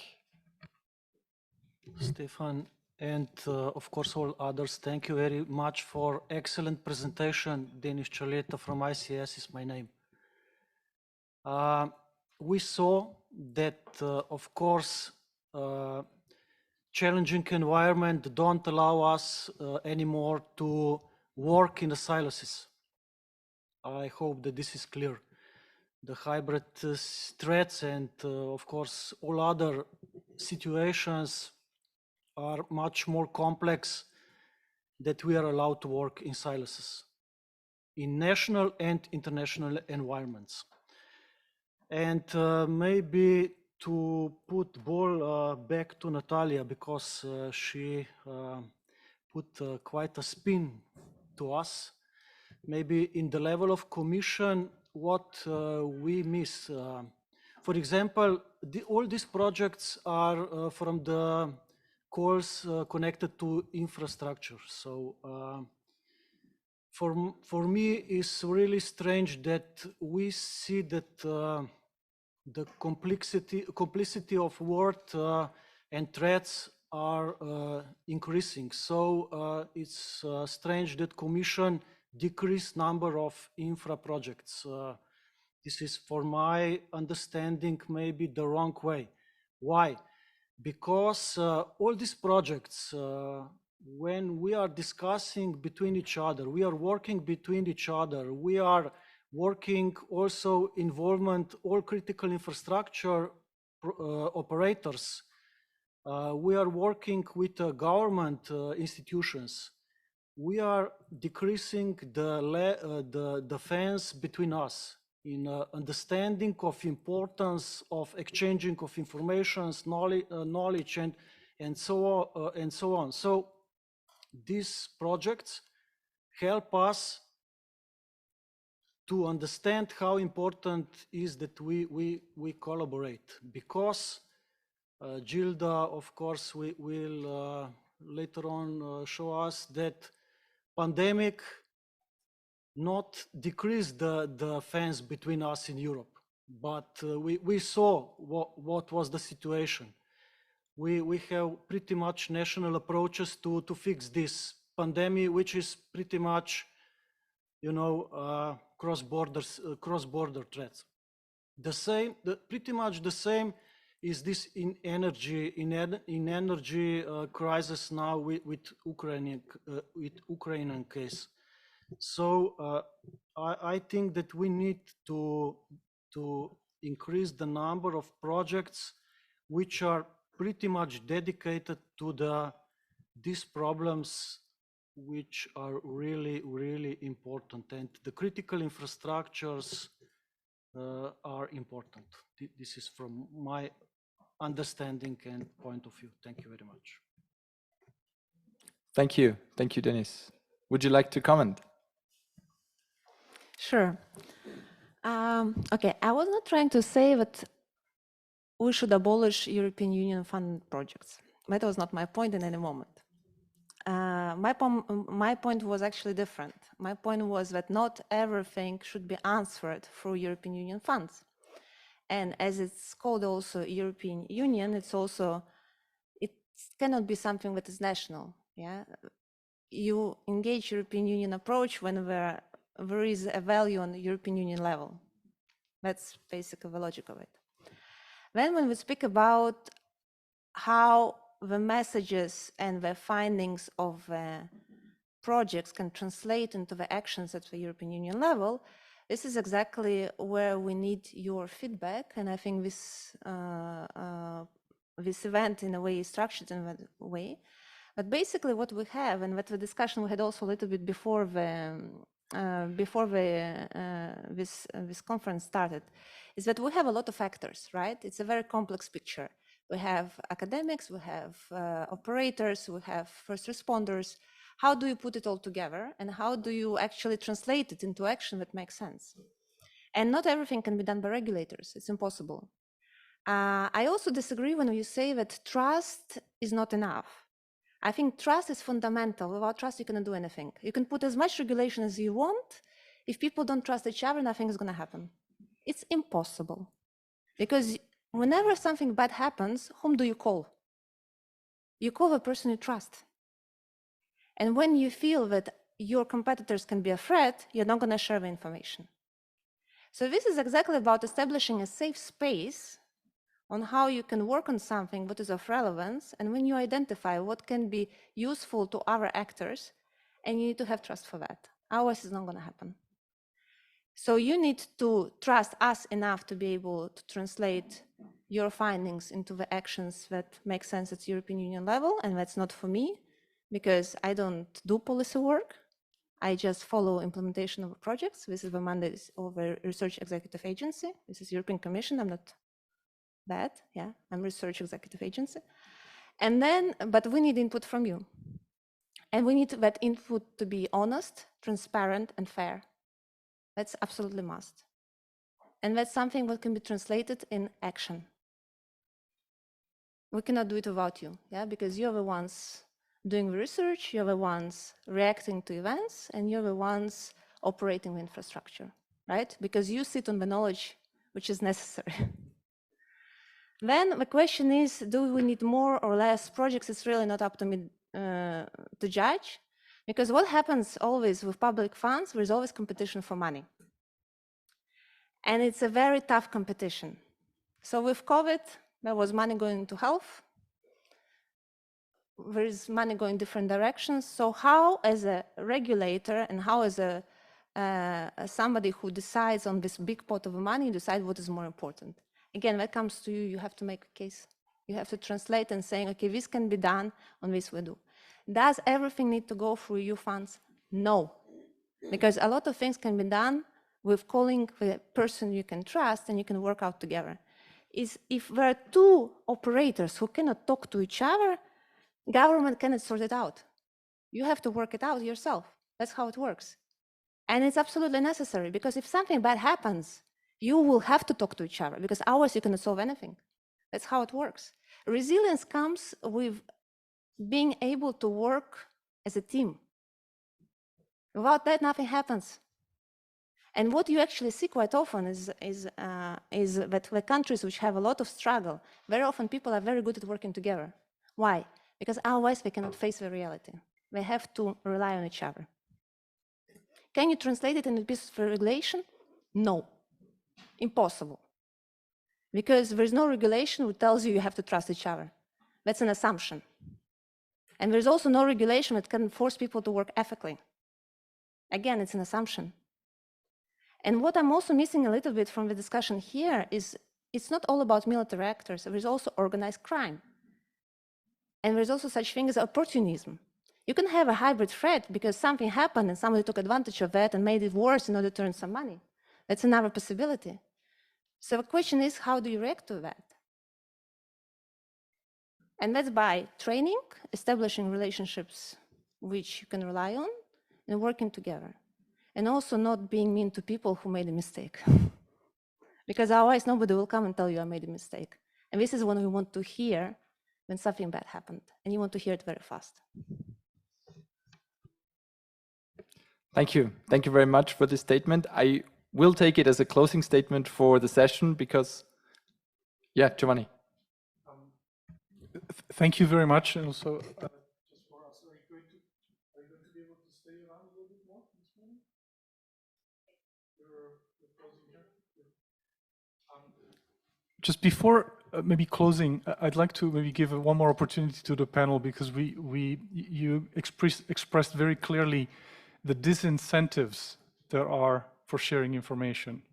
Can you maybe share some thoughts of what could be the incentives, maybe even economic, to share timely, relevant, and detailed information? Maybe to start looking into building trust. There could be any, I'm looking at all of you, by the way, so any of you, thank you.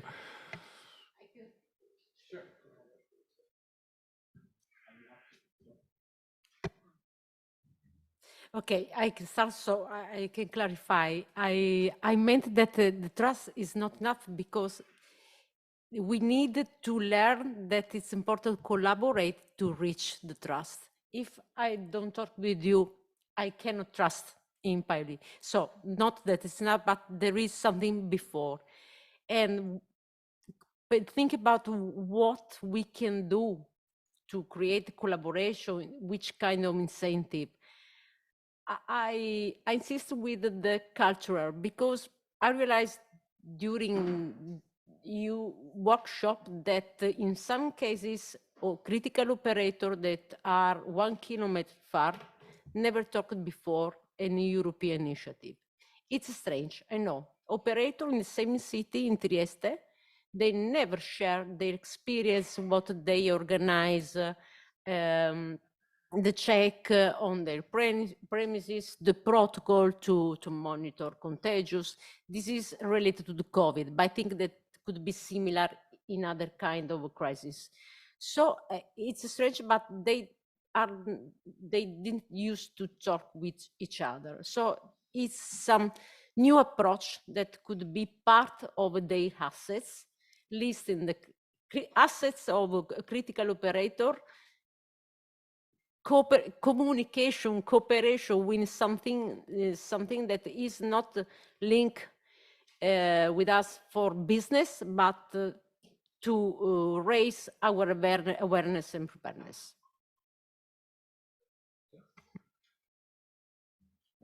So indeed, when we talk about critical infrastructure, it's a very new concept because we are talking 10 years, maybe more, but it's new. So training is essential because behavior has to change. So cooperation, you are talking about the trust. So that is changing, and I think that we are going forward step by step, but it's quite new. I see in our sector, when we started with the first project, Sauron, nobody trusts us and say, what are you going to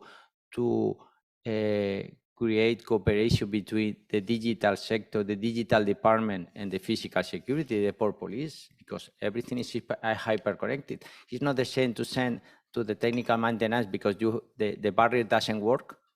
That is a server attack to the server which control the barrier, because the final result will be maybe an explosion, storing something in a truck, something like that. So we have to trust, because we have to cooperate, and in this kind of initiative, as you mentioned, with different sectors, we have to go in step by step because it's a very slowly way. But I think that is because it's new, cultural behavior. Trust. So there are some words that we have to avoid and understand better for cooperating all together. Because if I have an impact in my organization, maybe you think it's good for you, but at the end, when we are talking in our case about the supply chain, an impact to my company is an impact to your company, to the others. So, and we have to cooperate because we are hyper connected. I can answer shortly. And once again, I come to the information sharing.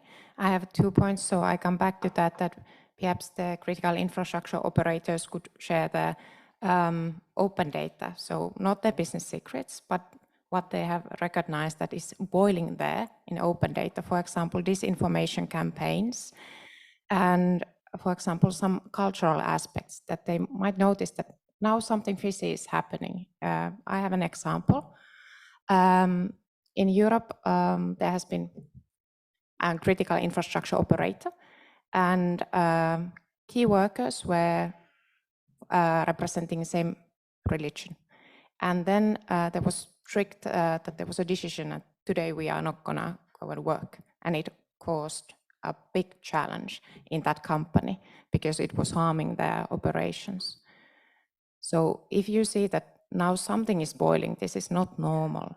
Perhaps this kind of stories you could share with the other operators, and they could see that perhaps this is priming, perhaps this is now influence, perhaps we are soon getting cyber attack, etc. So then you would realize that, okay, now I really need to start to connect the dots together. So you are not telling your business secrets, but you're telling something and the others can learn about that. And I have actually one question in mind, but I can put it as a comment. So we do know that in every member state, hybrid threats are followed by intelligence and so on, and in European level as well. But the critical infrastructure operators, they are mainly private companies, public companies. So how much the authorities actually are then having the cooperation with the companies, critical infrastructure operators. So could there be something that the information could be exchanged in order to support the critical infrastructure resilience? Thank you. Okay, thank you. Thank you very much. So I think this is a very good concluding point for our panel. I know that there are some questions in the heads of the audience, so maybe we can then take it to the coffee break. I think all three panelists will stay at least for the entire day, if not tomorrow. Thanks again for your question. Thanks again for the discussion. And I think I will lead to you, Giovanni, to introduce the next part of the conference. Thank you.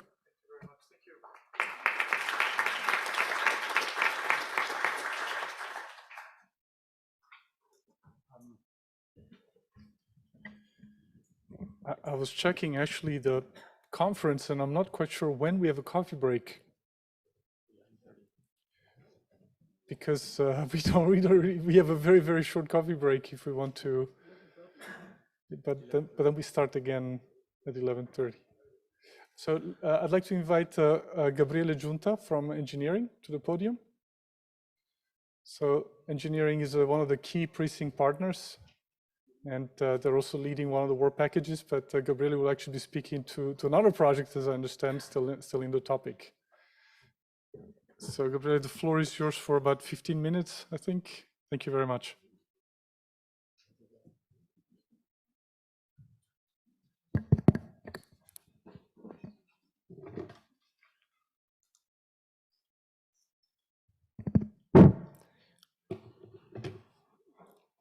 So, good morning. My name is Gabriele Giunta from engineering. Actually, I'm not the project coordinator, so Rafa is wrong.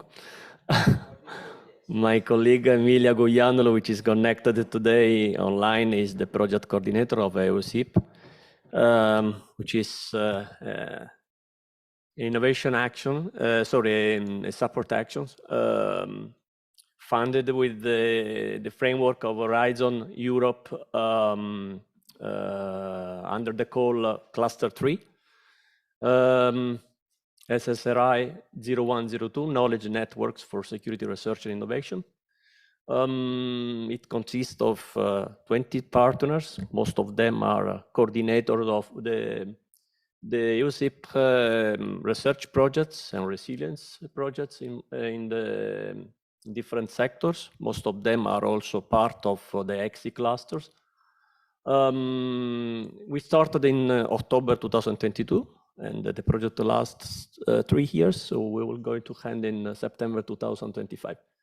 The main mission of this project is actually quite challenging, is to provide and to offer data analysis and services for the development of evidence-based research and innovation policies and opportunities in the domain of the critical infrastructure protection.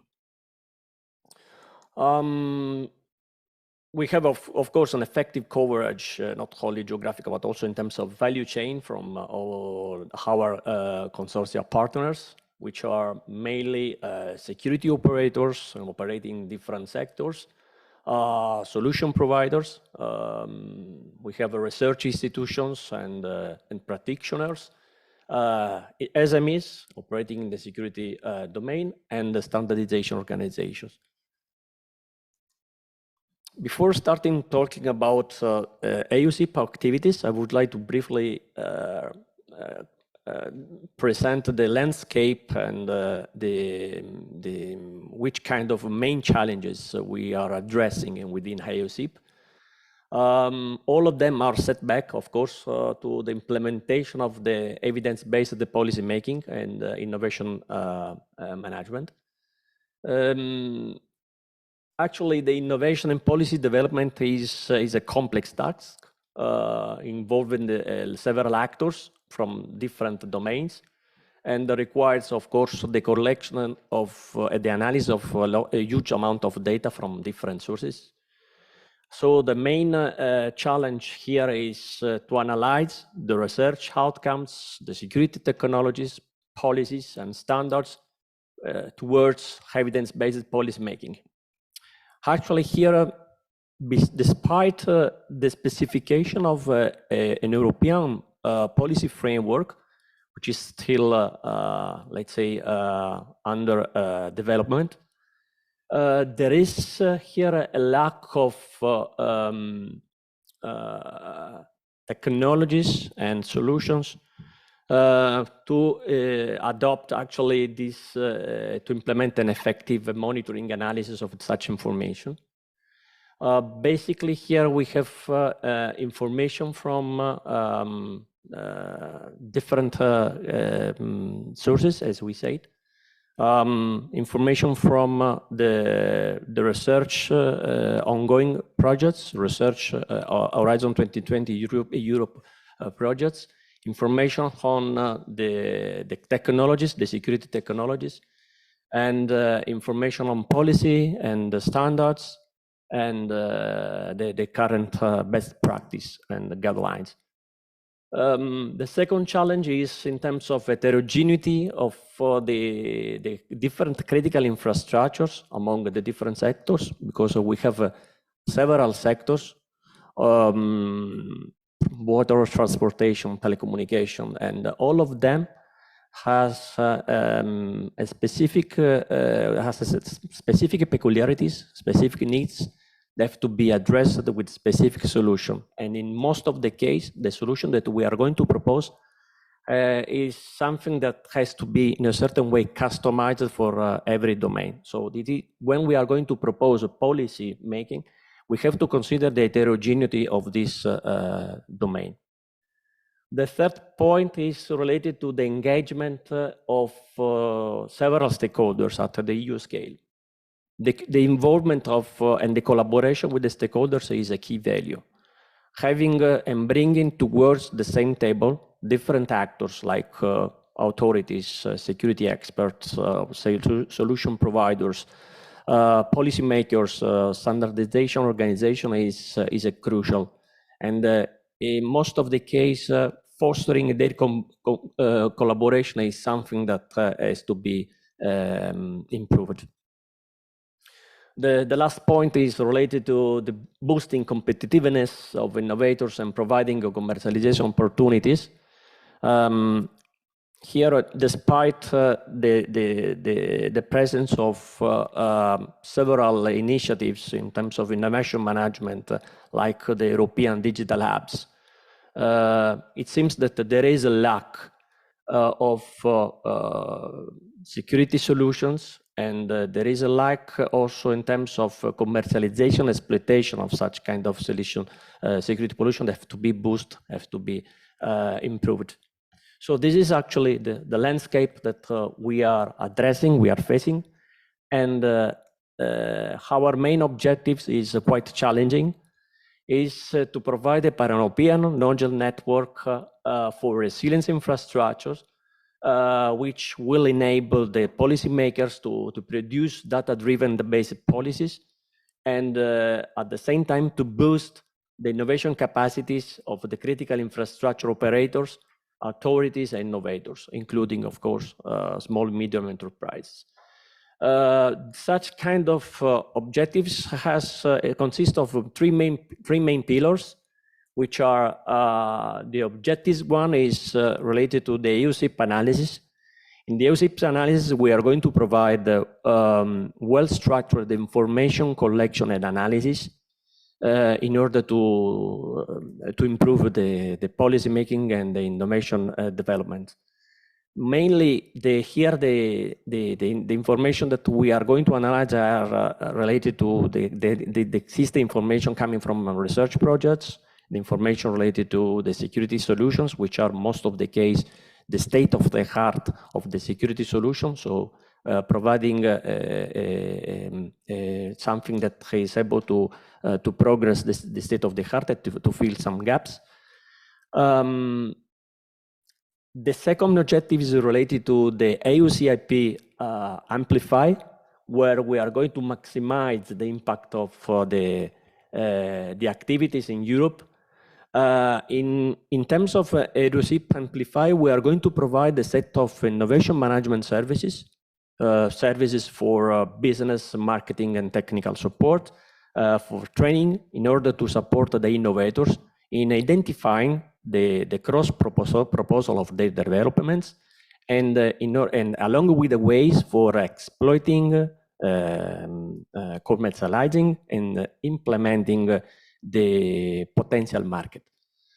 In the last pillar, we are talking about ecosystem.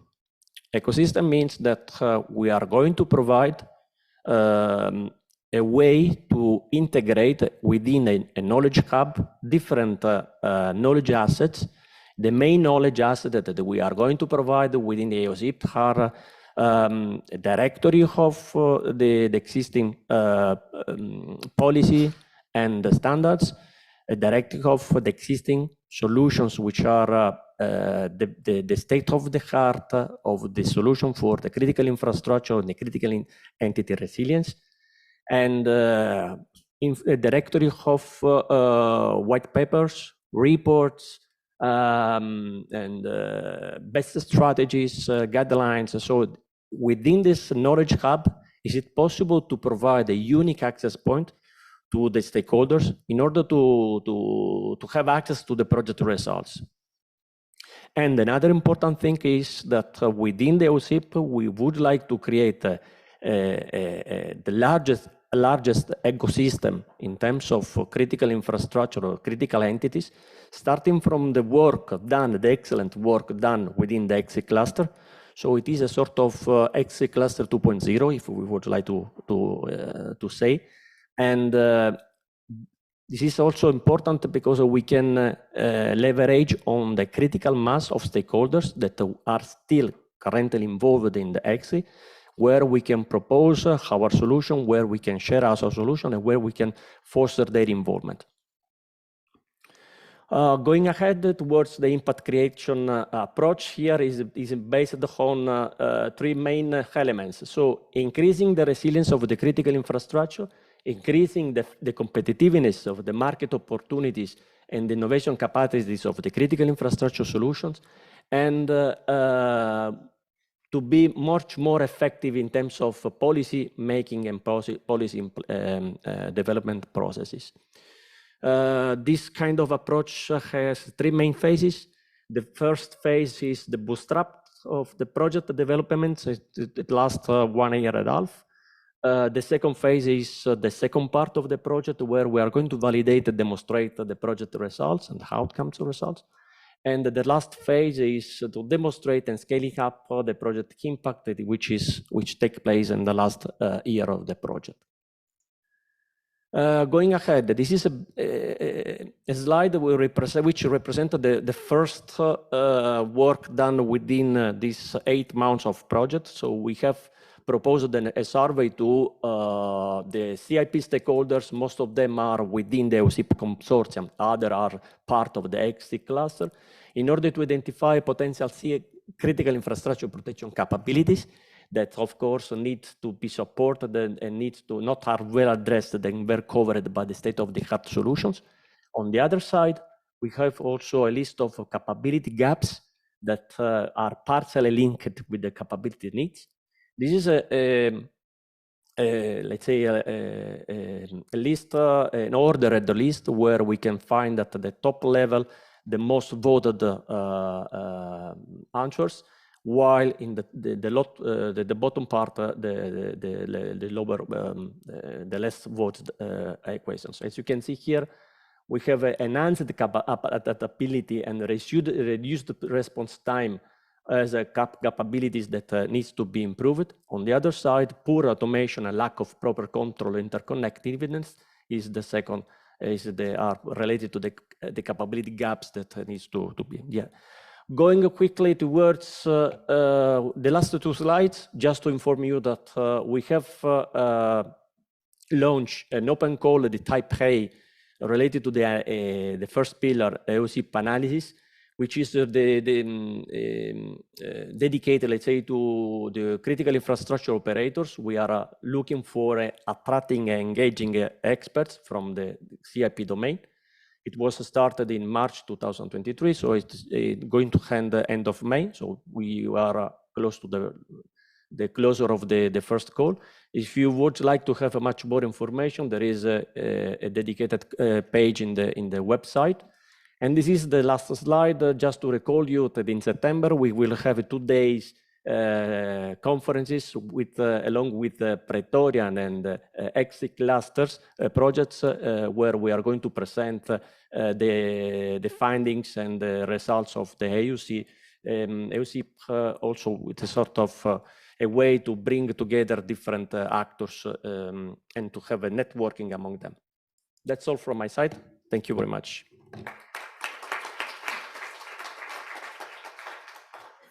Thank you, Gabriele, very much for this very important contribution as well.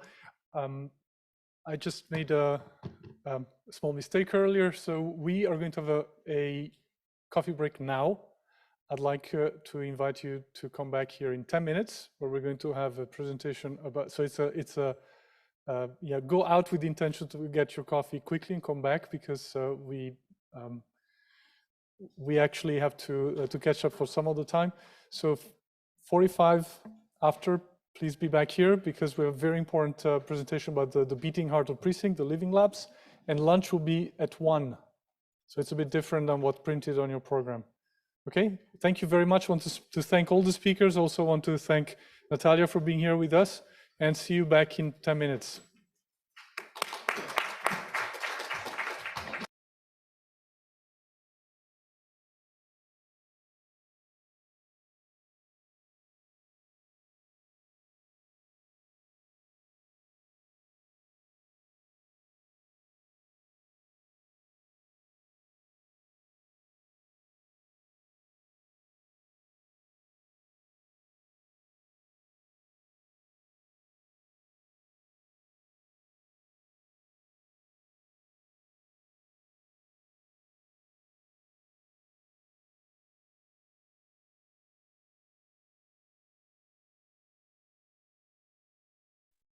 Yes, we can. Yes. Okay.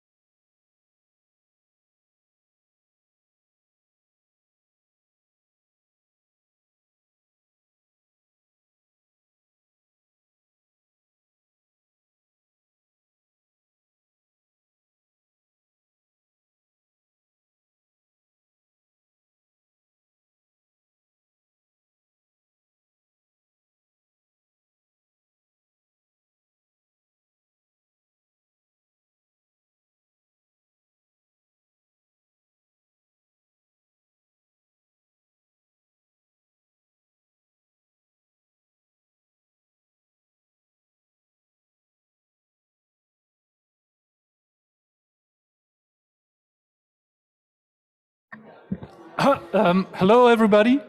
I'd like to invite you to sit, please, and to pay attention to the next session. And as an incentive, the sooner we're finished, the sooner we have lunch. That's a good incentive. You know, just working. Okay, not to put pressure on the speakers next, they are between you and your lunch, but they do have something very cool to talk about, which are the living labs. So it's a great pleasure to introduce Sophie Delannoy from Shirley. Okay, let me rewind the past 30 seconds.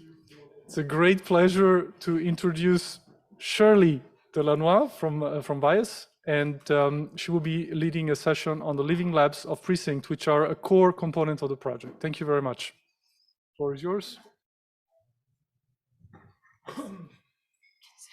You can.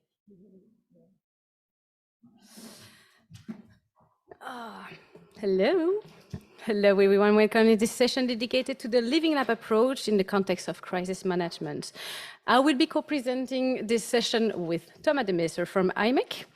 And the first part will be dedicated to the Living Labs methodology, which is grounded in the context of real world based on the co-creation process, which aims to design innovative response and actions to crisis and threats. So, you know it. Thanks, Stefan. This is a famous city of Numenor.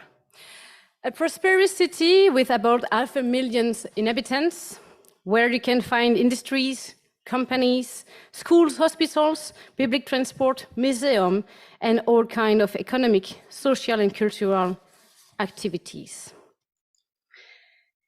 And this is Numenor city, facing a massive flood. We knew it could happen. With climate change, an increase in frequency and severity of extreme weather conditions, such as increased precipitation resulting in rain, river and coastal flooding was expected. Numenor city will not be spared from these climatic disturbances, and the consequences of such precipitations and flooding have devastating effects on cities, on any city. The consequences are disastrous in terms of humans' lives, in terms of critical infrastructures, in terms of ecology, in terms of economy, just to mention those ones. In Numenor, the massive flooding has impacted sea ice at all levels. First, it started with the traffic infrastructure.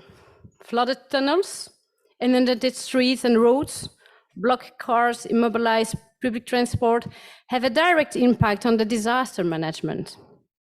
Traffic obstructions will lead to various effects that the authorities will have to handle.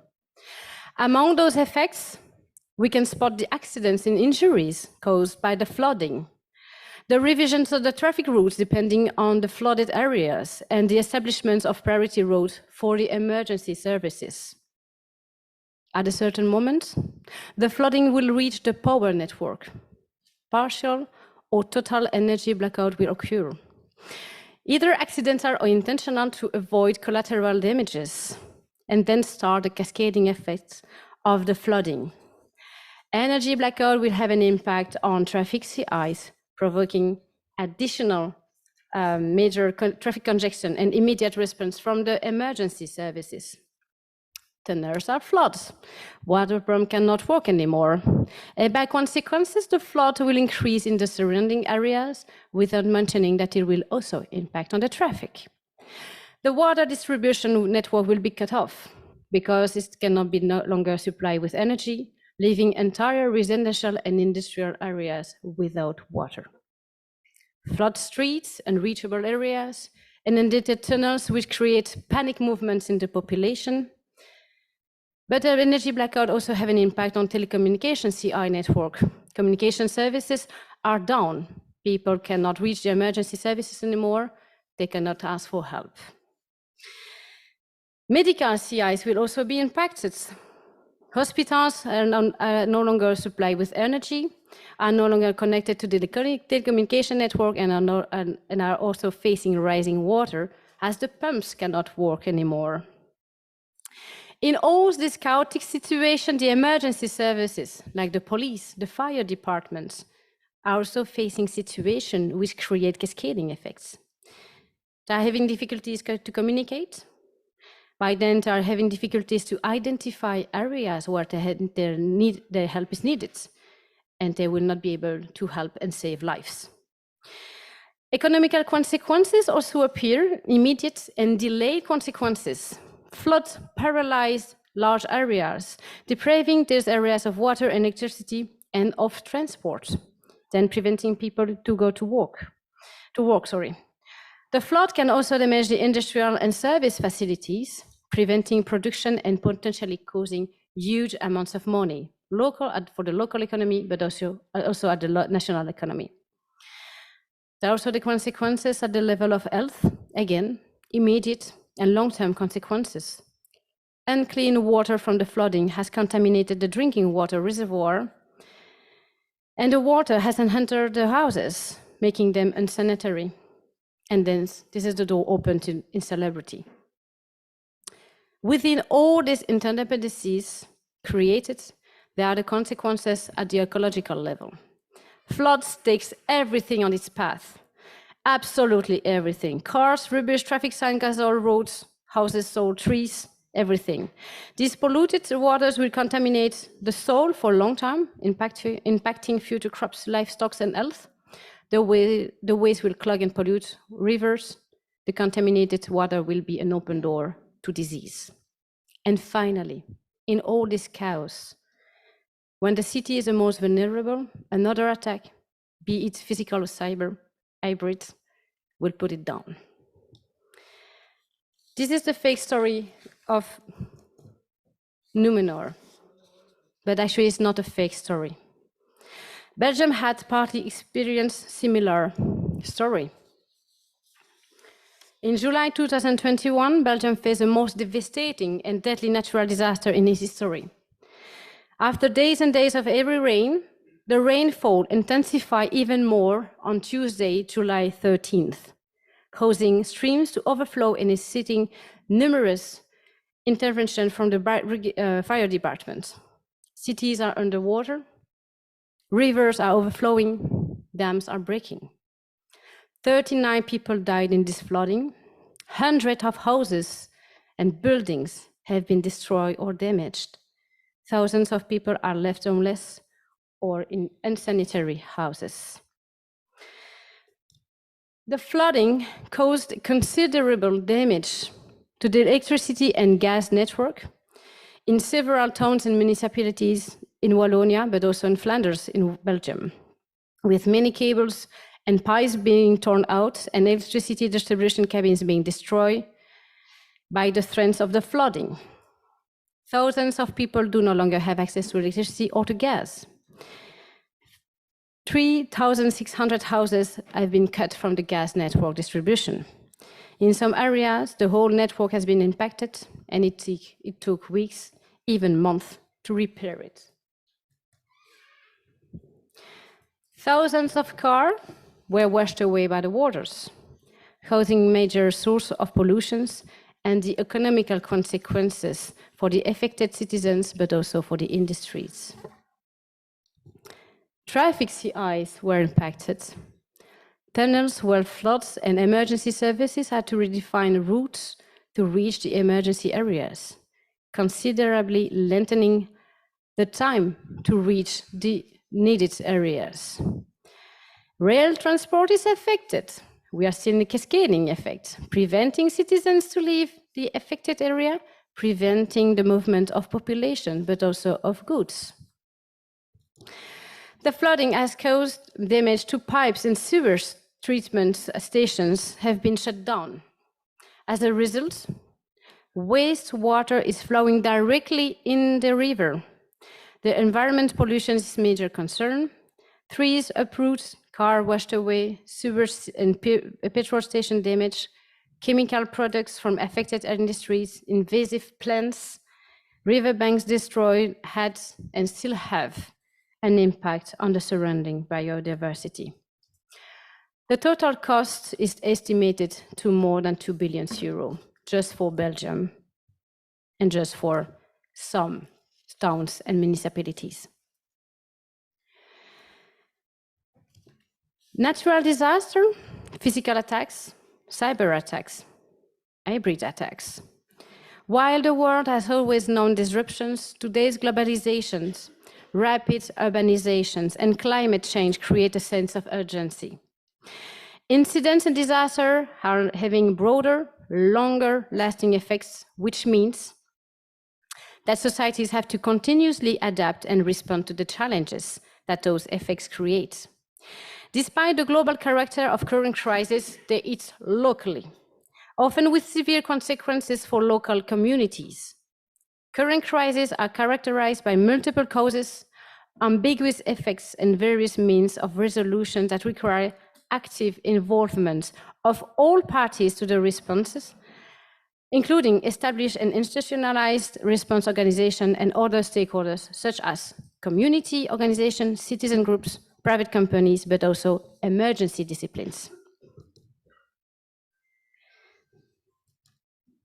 No, that was not supposed to happen. Voilà. Following this disaster and other events that occur in Belgium, a multidisciplinary commission of experts was set up at the request of the Minister of Interior in Belgium. The commission was given the task of assessing crisis management in Belgium and drawing up a white paper containing recommendations for improving crisis management. In 2023, just a few months ago, the Committee of Experts of Crisis Management provided a white paper where they recognize that Belgium needs to prepare for more regular disaster, that it needs to reinforce its response and preparedness to current crisis, and that civil protection is a shared responsibility between all sectors of society. In this context, the white paper aims to guide and reinforce the way governments and their respective partners assess risk and work together to ensure prevention, preparedness, response, assessment, and recovery. These are the 5 themes that need to be reinforced within, mentioned in the white paper, to aims to increase the resilience in all institutions and the populations. To evolve, reinforce, restore, and assess the crisis management process and increase the resilience of community and cities, the Living Lab approach demonstrates its relevance. A Living Lab approach, in contrast to a traditional laboratory, operates in real-life contexts involving participating actors from public and private domains, and is based on the principle of co-creation. This user-centered research methodology enables to shape, innovate, develop, implement, monitor, and evaluate new crisis responses, mitigation actions, and protocol to tackle cyber-physical threats as it was deployed within the PRECINCT project. The co-creation and iteration process enables to involve the participating actors.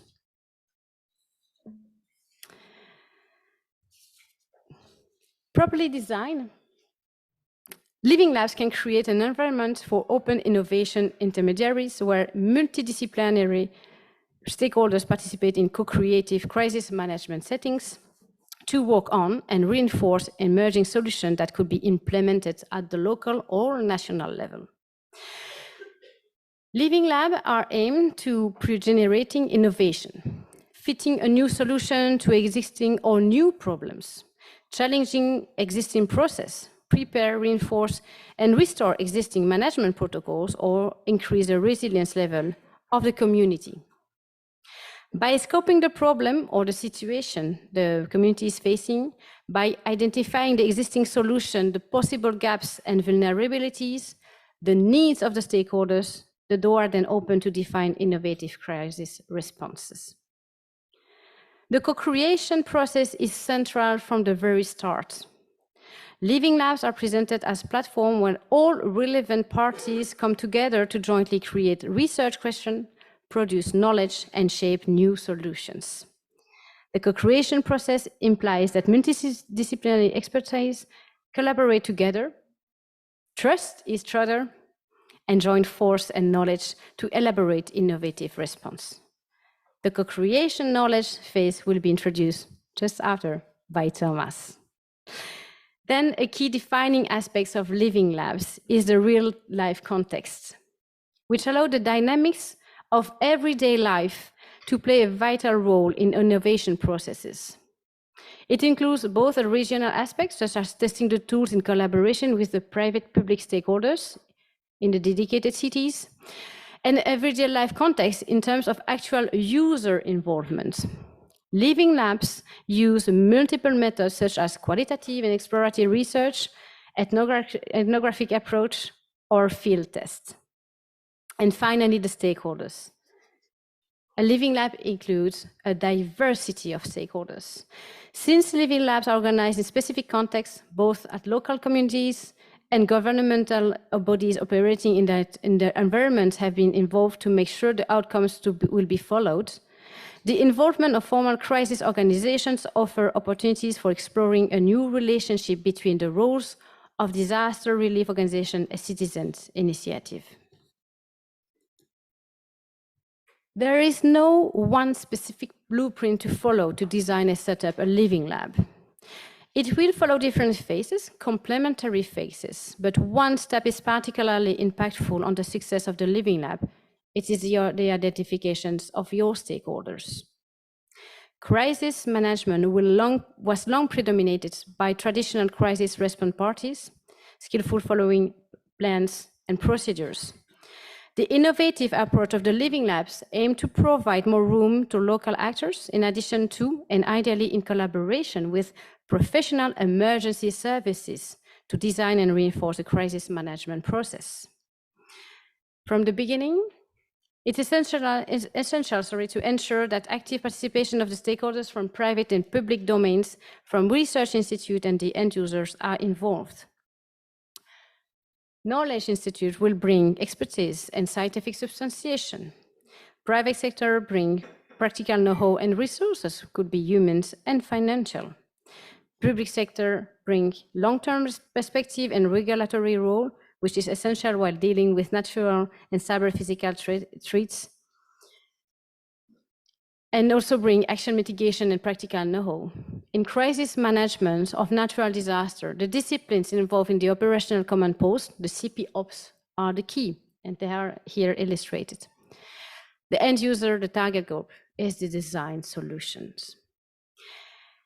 I will give the floor to Thomas de Meester, who will be presenting the SPRINT methodology. The SPRINT methodology was deployed within the PRECINCT project at the early stage of the project with all the Living Labs partners to identify the needs of the stakeholders, the gaps and vulnerabilities, but also to design the user story mapping that was implemented in the digital twin. We have the Q&A right after. Thank you, Shirley. Let's see. So as said, I'm going to talk a little bit about the innovation management approach that we applied to the PRECINCT project. So I'm not going to go into as much detail as Shirley. I think she said it very well. She also explained very thoroughly what is Living Labs and how the way that we approach it. I just want to talk a little bit about innovation. Basically, innovation, whether it's in a European project as this, that already sets a direction to aim a problem or a context domain. But in the end, it's a process. It's very fuzzy. It's a sort of, we're looking for what is actually a problem that we could solve and that creates a sufficient value. So basically, in this whole process that is sort of known to be, let's say, there are sort of a knot with different ways out and different ways in, is basically that each choice comes with a risk, and actually the goal is to be able to identify these risks and actually validate them early enough, because of course what we want to know is that, is this idea that we have, is it sufficiently valuable? Is it desirable by the stakeholder and users? Is it creating value for society? For example, in this case, is it feasible both on a technical domain, but also on a sort of a, is there sufficient domain expertise available in order to actually develop this idea? And of course, is it viable? Is there a business model that could sustain our solution? So what I want to say here is that the investigation part, I think, is very relevant.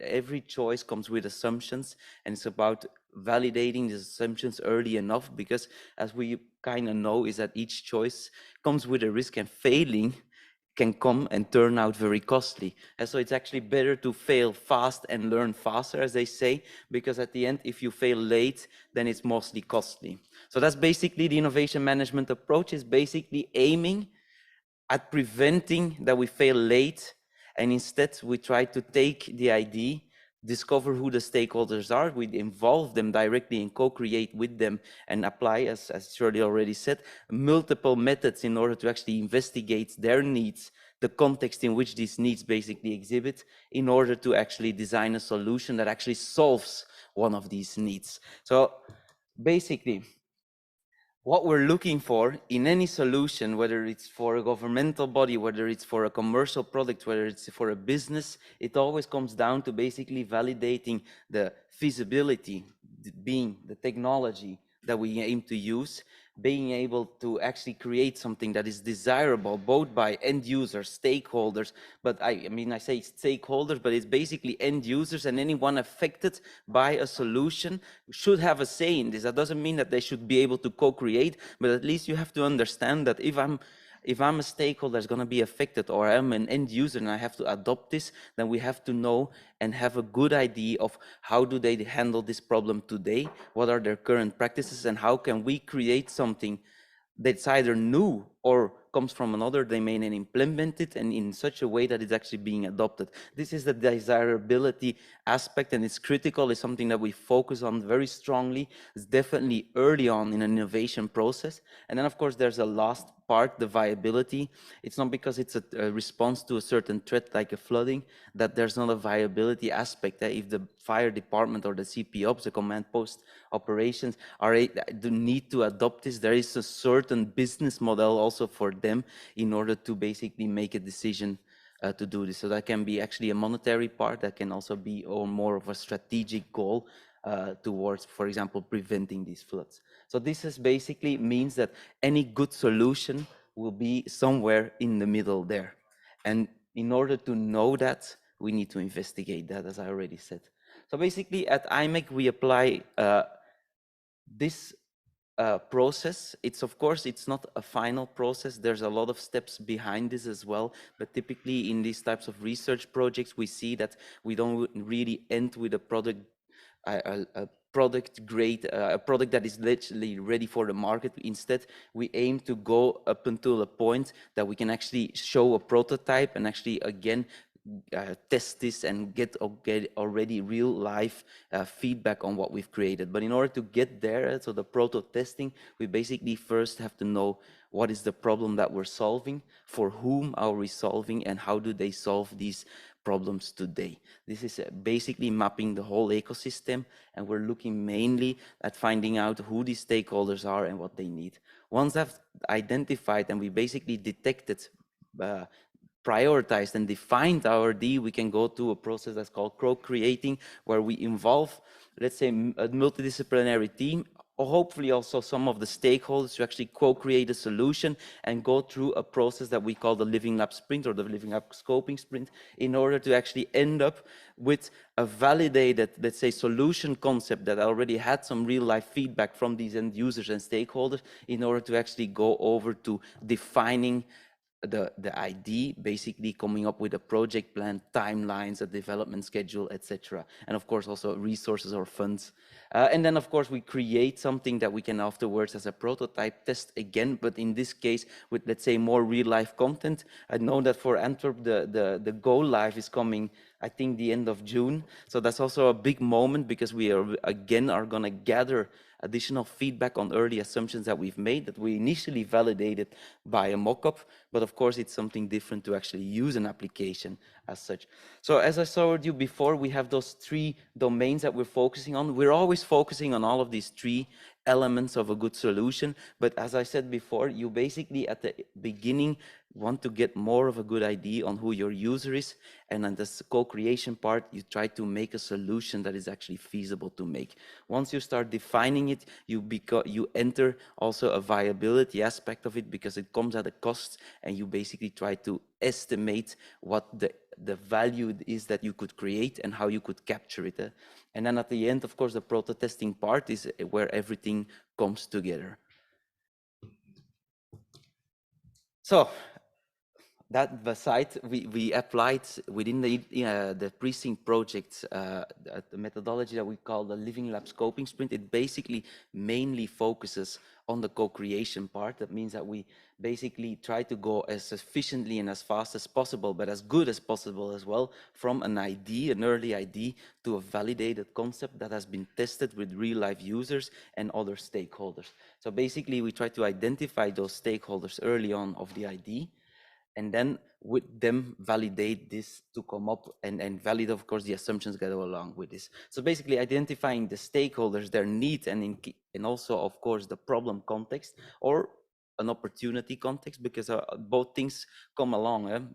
Digital twins as a tool is an opportunity, while then a flood, for example, is a problem context. And we need to know, for example, in the Antwerp case, we need to know how a city like a city of Antwerp would actually handle a flood or even heavy rainfall. What steps do they take? In what step of the process is there room for improvement? It's very critical to design something that is actually solving something and not something that we assume is probably valuable. It might be that the city of Antwerp already has a very effective process, and then we have to get a step back, look again, whether we're actually solving something where a need is actually exhibited.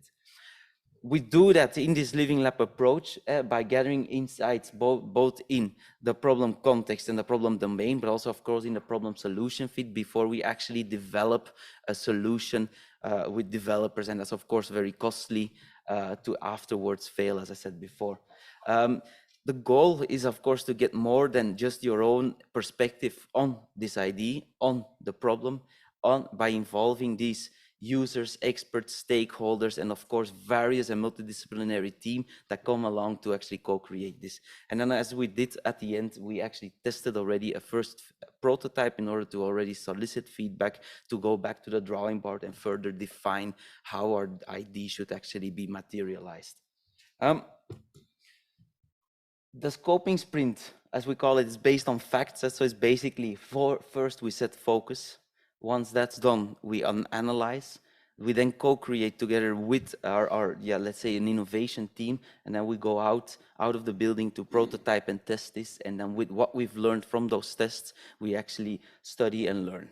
So this makes the facts, as we call it. I want to say, so I'm not going to go into detail. I think the ones that followed our train the trainer session know what exactly goes into it, but it basically comes down to, before we even started this process, in the first session, the train the trainer session, we asked each of the Living Labs to actually prepare use cases that they deem valuable in the context, of course, of the Precinct project, the KPIs that they would do. And of course, there's a certain element of feasibility where we also asked to assess already the data that would be necessary to achieve a use case like this. But that's before that. But the reason that we did this is that we asked to assess each of these use cases that they proposed on the various, let's say, parameters, being the feasibility, being the data quality, being the effect, the impact on, let's say, the cyber-physical threats, being the impact on the KPIs of Precinct, and I believe that's it. So once that was done, we basically reduced the amount of use cases. And this is basically throwing open the exploratory phase and converging again to a set of use cases. I believe in Antwerp, we went from a sort of a 25 nice to have use cases up to 5 that we deemed most valuable. And from those 5, we selected 3 that we felt are, first of all, coherent with each other, that could actually fit into each other like a puzzle, but that could actually also help us to focus on what we actually try to learn about this. So once that's done, we basically set the focus. That's basically further specifying the stakeholders involved in these use cases, the problem, and understanding the problem domain. And then, of course, once that was done, we did an innovatrix exercise. I'll come back to that, but we started basically analyzing. What does that mean? We basically went out of the building, tried to interview, or in the other qualitative or quantitative methods, try to get as much information that we could from these stakeholders within this problem domain, and of course doing sort of a state-of-the-art analysis as well to technologies, data sources, and tools that are currently available or currently used. So basically, once that's done, when we also know what constraints are there and how the process basically looked like, we sat together and we basically created our own ID, or we made our ID tangible by creating sort of a story in which we thought this ID would be able to materialize. With that story, we prototyped, we created a clickable mockup, as it's called, and with that mockup, we went again to all of our stakeholders. So we tried to involve as many different stakeholders. That means not only end users like the fire department or the police, but actually also involving people that would probably never be directly using the tool, but be probably affected by the immediate response to it. As I said, in the CPOps, the command post operations, we basically come together a lot of different stakeholders like the medical department, the fire department, police. And so not all of them would actually be using the tools, but would be using certain information that comes out of it, or even be affected by the response or the decisions that were made within this tool. So we tested this with real users, and where possible, we do it in a real environment. That means Shirley and I and Dan as well, our colleagues actually went out of the building, went to the fire department and tried it. But I have to say, in the actual real environment would have actually been in a command post simulating an actual flood. But of course, you understand that these 5 critical stakeholders within the flooding response, it's very difficult to get 5 of them together. So we basically simulated that they would be in such a meeting to try to mimic as much and simulate as much as we could the actual moment this would be used and happen. And of course, from all of the feedback that we got there, we re-specified what was necessary. I think a lot of variable things actually came out of these things that we've missed, things that were unclear still. So in order to actually do a user story mapping exercise, that would actually be the input for defining a project plan, defining the architecture, and actually setting developers on their course to actually create a flooding response tool, let's call it like that, or a prediction tool. So that's basically it. We used a lot of tools. I'm not going to really go into all of them, but basically at the focus, we start mapping the use case in what we call the Innovatrix. It's an innovation matrix, for this, hence the name Innovatrix. Basically, it means that we map each stakeholders. We have a set of criteria, and for each of these criteria within each stakeholder segment, we try to map as good as we can the assumptions that go along with them. Based on those assumptions, we could basically specify what was critical to actually validate. And so with that input, we created a contextual inquiry. That means in this case, it was mainly interviews, but you could as well do observations. I can just tell you that observing a flood real time is something I hope never to have to experience. And so we basically interviewed, I believe, a dozen respondents of various stakeholders to gather actual needs, to gather actual insights in their current practices, in the needs that they have regarding a response to a flooding scenario like this. And of course, we try to validate as many of the assumptions that we could already, and those mainly focus on what do they do today, which data do they use today, and what are the needs that actually go along in that process. With that, we came back together. We had a whole day or a half a day where we actually basically discussed what we've learned, and with what we've learned, basically try to inspire each other to come up with an actual, let's say it's called a user store, a storyboard. So it's basically in frames telling each step that go into the process, which we then used as input to actually prototype. At the end of the prototyping, we did a whole set of tests again via a technique that we call the Wizard of Oz methods. That means that we fake it until you make it. It's also called a mechanical Turk for some that know that. It basically, we mimic that this application would actually be working. We set them into a scene where they actually have the feeling that they're actually answering to a threat like this. And with that, we have a principle that's called think out loud. We ask them to tell us as much information that they can find on the screen and what they would do in order to learn things about the process again, but also certain usability elements that were critical to implement as well. And that we used, of course, to come up with an actual tangible project plan that was a part of the study and learn phase. So I mentioned it already, we used Innovatrix. We actually used this throughout the whole process on 3 different moments. We used it to focus initially. Once I was done, we did all of these interviews, and with the feedback of those interviews, we made an update on this innovatrix, reiterated was not clear enough, actually rescoped when necessary, but mostly validated the assumptions that we had or invalidated them. The whole and then at the end, after the prototyping and testing, we again updated our innovatrix because it serves sort of as a blueprint for what our RD looks like. The innovatrix basically helps us, as I said, to scope our ID based on a certain set of criteria. It helps us identify stakeholders, and more than just identify them, it helps us reason from each of these stakeholders. And I think people might know the business model in Canvas. You have a lean Canvas. You have a lean startup that uses a lot of the lean Canvas. The difference that we see is that they all lack focus on the stakeholder, while the stakeholder is crucial into actually creating a solution that solves an actual need. So we really separate stakeholders. I'll show you in a moment. And then, of course, as I said, we use these assumptions for each of these stakeholders to actually start a research process and validate or invalidate them and define the next steps in our research. So the innovatrix, we used an actual digital tool. All of the 4 living labs were actually invited to a PRECINCT Innovatrix environment where they actually were, let's say, the owner of their own project, and where they were actually asked to map their ID on Innovatrix. I believe all of the PRECINCT living labs also actually did this. Of course, we actually guided the Antwerp use case more, so I have more knowledge, or I'm more knowledgeable on that. But of course, it speaks for itself that we basically did this with all of them, and then all of them actually filled this in. So the Innovatrix basically looks like this. You have a stakeholder all the way on the top. From that stakeholder, we basically reason downwards, as in a column, what their needs are or what opportunities there are for this stakeholder, what their current practices are. So that means, what do they today do or use to cope with the needs that we specified?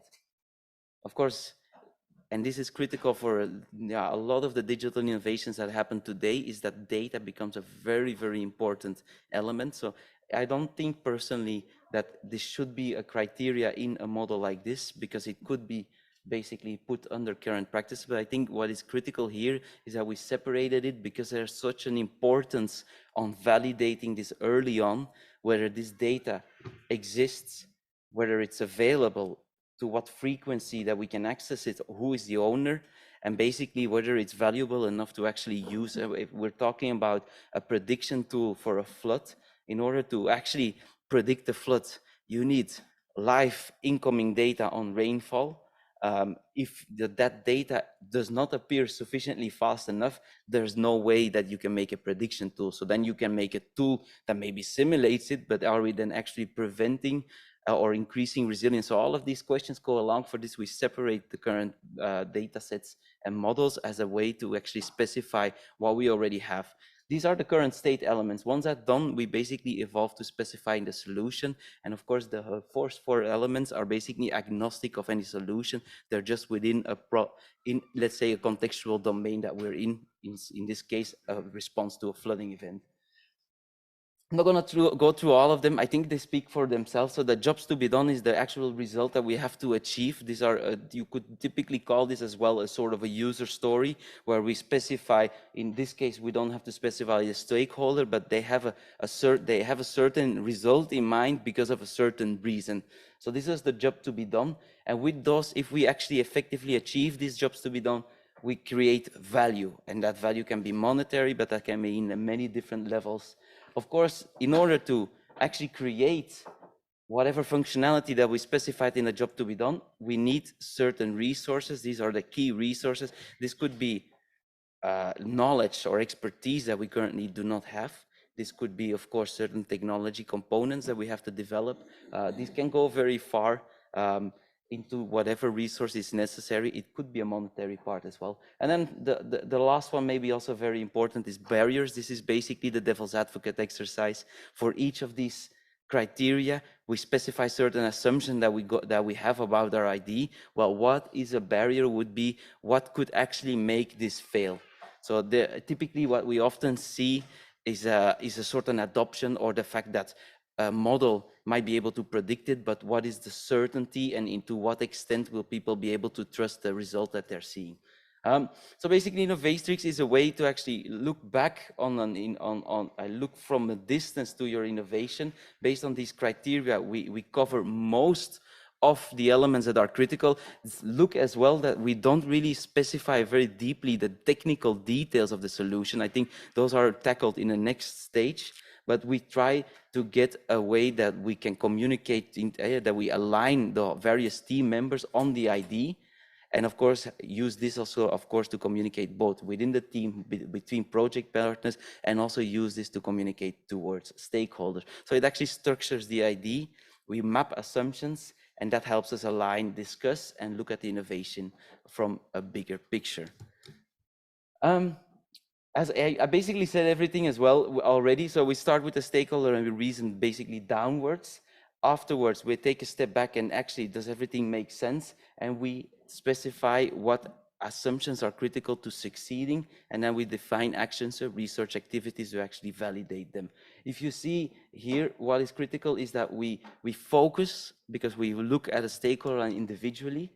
We look at these needs and these current practices to what they do today, and we offer a certain result or a sort of a solution towards it. So this is an element of differentiation. You want to differentiate sufficiently to what they do already today to create actual value. And then of course, over the whole, over all of the criteria and within all of the stakeholders, there should be a certain coherence. Things should not be contradicting each other. So this is specifically is basically the root of our methodology, because all activities basically link up on the Innovatrix and the research activity that we specify are necessary to validate these assumptions. At the end, when we had a tested prototype, in the case of Antwerp, it was a clickable mockup. I believe also Greece made a clickable mockups through a PowerPoint presentation that was then presented to real life users and other stakeholders. We actually evolved to creating a user story mapping, to create a user story map that basically is an exercise to specify the work that has to be done, and that should actually create value, of course. So basically, I don't know if everyone is typically an agile methodology, where we start first looking at the large scale activities that have to happen. So that can be, in our case, it can probably be a visualization, everything related to visualizing on a map. And then of course, there's a simulation element, and there's let's say a reaction element to this. So these are large activities. These are basically the steps, the large steps that happen. One, and I see I made a mistake, so it should be tasks and not tasks. Sorry. So next to that, within each of these large-scale activities, there are certain tasks that have to be happen. And in order to achieve these tasks, we create stories or user stories that reason from a user that needs a certain functionality in order to create value for that user. So basically, that's we did this user story mapping.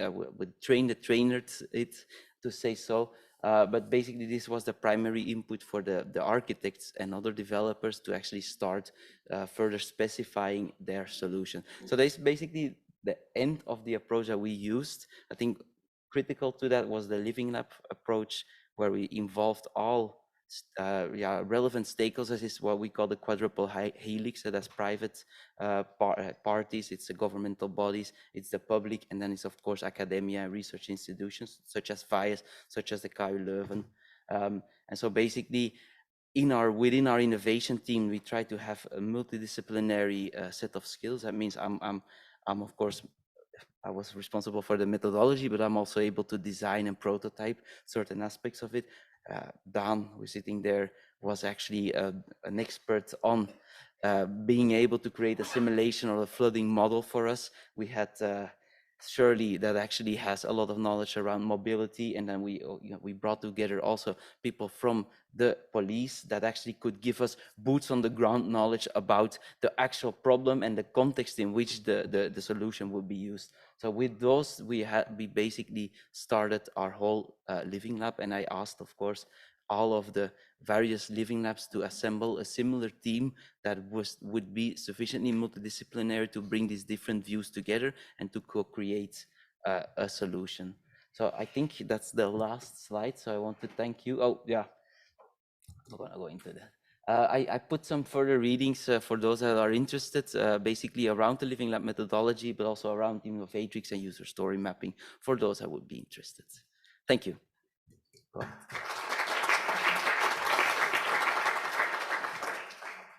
Thanks, Thomas. Intense, really intense.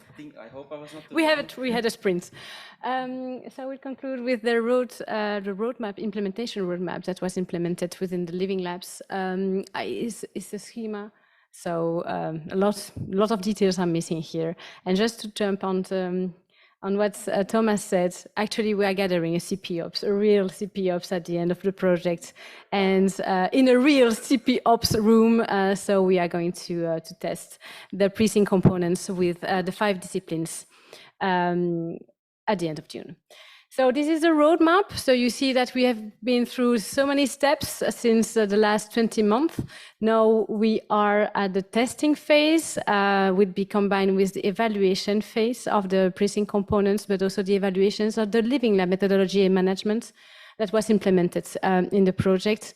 And then it will be time to make some notes around it and disseminate what we have learned and implement. That will be the ideal next steps that to implement the PRECINCT components within the different cities, and also to ask the transferability demonstrator to implement the methodology that was deployed in the PRECINCT project. I will close here. I will thank Thomas, and it's open to Q&A now. Does anyone has a question? Are you too hungry? Could be. I have a question. Hi, I'm Tamara from Praetorian Project, and I think that we really struggle, and it takes quite a lot of time. If you could move back to the slide, because I'm in this process, so in between this design and baselining and development, this seems to be quite a struggle to make functionality requirements for development sufficient enough so they know what they have to do. So I was wondering, in between those two boxes, what was the process here? Yeah, that will be good. So basically, as I showed you before, I showed you the 4 steps in which at IMEC we define this early phase of prototyping, let's say. So between co-creation, we basically go to defining. Of course, this is not a direct process. It also is a sort of an iterative approach. But what we try to do is, based on the output of our Living Lab sprint, we come up with a user story mapping, as I said. This I didn't actually talk about it, but basically you basically organize and prioritize what should be built first and second, and this basically helps down narrow what is critical to achieve in what they call then a minimal viable product. And then of course there's a different weighing, or the scale is not always in what per se creates most value to an end user or a stakeholder. It could also be that in this case, PRECINCT is also a stakeholder in the sense that they have also ambitions and KPIs to go, but basically defining in, I think to create a ready grade product from the flooding, the application that they've made, there's a lot more to be done, but in order to prove that there's, let's say, music in what they've been making, critical would be to have a flooding model, right, with actual maybe historic data, or maybe connected with real life data. That's the reflection that you have to make. And then of course you go into a process of first an innovation team that has no technical background basically specifies what they would think is critical. This then goes into a, let's say, a ping pong, where you go deeper and deeper into what the technical parts are there. So I'm not a developer, but that's the reason that a developer needs to exactly know what you want to do, and then specify further and further what technology should be used, what are key components of this. In case of, for example, that we want weather data to come through, we need an API. All of these things come typically from developers, and this is the ping-ponging that happens during a defining phase. I don't know if that answers the question. Yes, perfectly, thank you. Another question? I'm Jibril Ahmad from Akkodis. I have a question for Shirley. So you you presented that in Belgium there have been a natural disaster. So do you have examples of malicious attacks during this natural disaster? Not from my knowledge. Okay. Not from my knowledge, but no, not from my knowledge. Fortunately. Fortunately, yes. Yeah. Actually, lucky enough. Best to have just one natural disaster and nothing combined with. It was already heavy to deal with for Belgium. I would just like to mention that we have IMEC representatives that have developed digital twin for Living Lab 2 and engineering for Living Lab 1 and 4 for the digital twin. So if you have questions on development, they're just sitting next to you there. Don't try to hide yourself, Gabriele. I see you. Okay, so I guess we can have lunch. No, it's Stefan.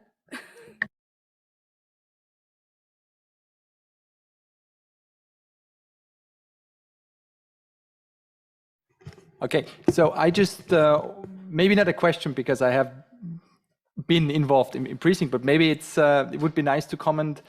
I know the sprint and this agile development from software development. And I like how you transferred it to building up Living Lab and to implement that stuff in the Living Lab. And I was wondering, or maybe you can comment on how the experience for the critical infrastructure operator was, because they, I think, have been involved very much continuously over a long amount of time. And usually time is not what critical infrastructure operators have. So I don't know how big the struggle was to get them on board and so on and so forth. Maybe this could also be interesting for the people in here. So yes, we can say it was a struggle. First of all, not just in terms of time. Time, they might have it, that depends on what is your priority. But it's also in terms of identifying the strategy that is behind that. There are, for example, water management operator or electricity operator. So they have the operational missions to accomplish. So they are let's say more at the tactical level than at the strategic level. And so in terms of, okay, why we are doing that was the most difficult part to make them not understand, but to get the full view on, okay, we are not just asking you data. We are just not asking you what do you do. We are asking you how you will do it. So how you can help us, how you can, the collaboration and the trust that you can build with the different stakeholders can help to face any threat. It could be a flooding, could be a cyber, it could be every threat. So I would say that's more in terms of strategic view than in terms of time, but that was a struggle, actually, at least in the Living Lab of Antwerp, that was and still be a struggle. But yeah, we learn.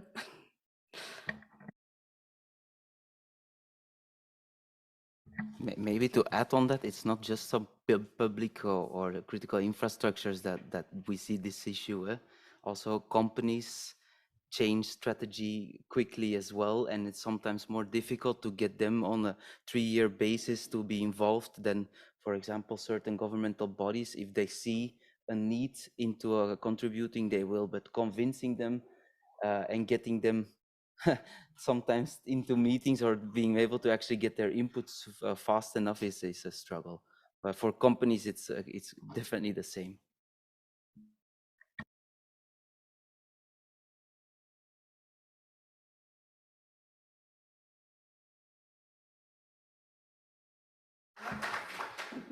So thank you for being here, for your attention. And again, we had a quite informative session.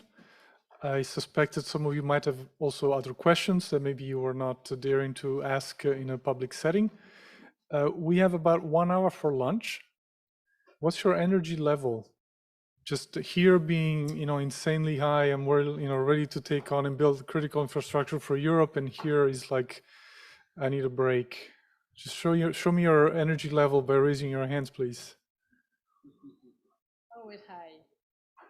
Okay, so those of you that have high energy, keep it. Those of you that don't, try to get some back. We're back in 1 hour, and we have quite a bit of interesting work again to do this afternoon.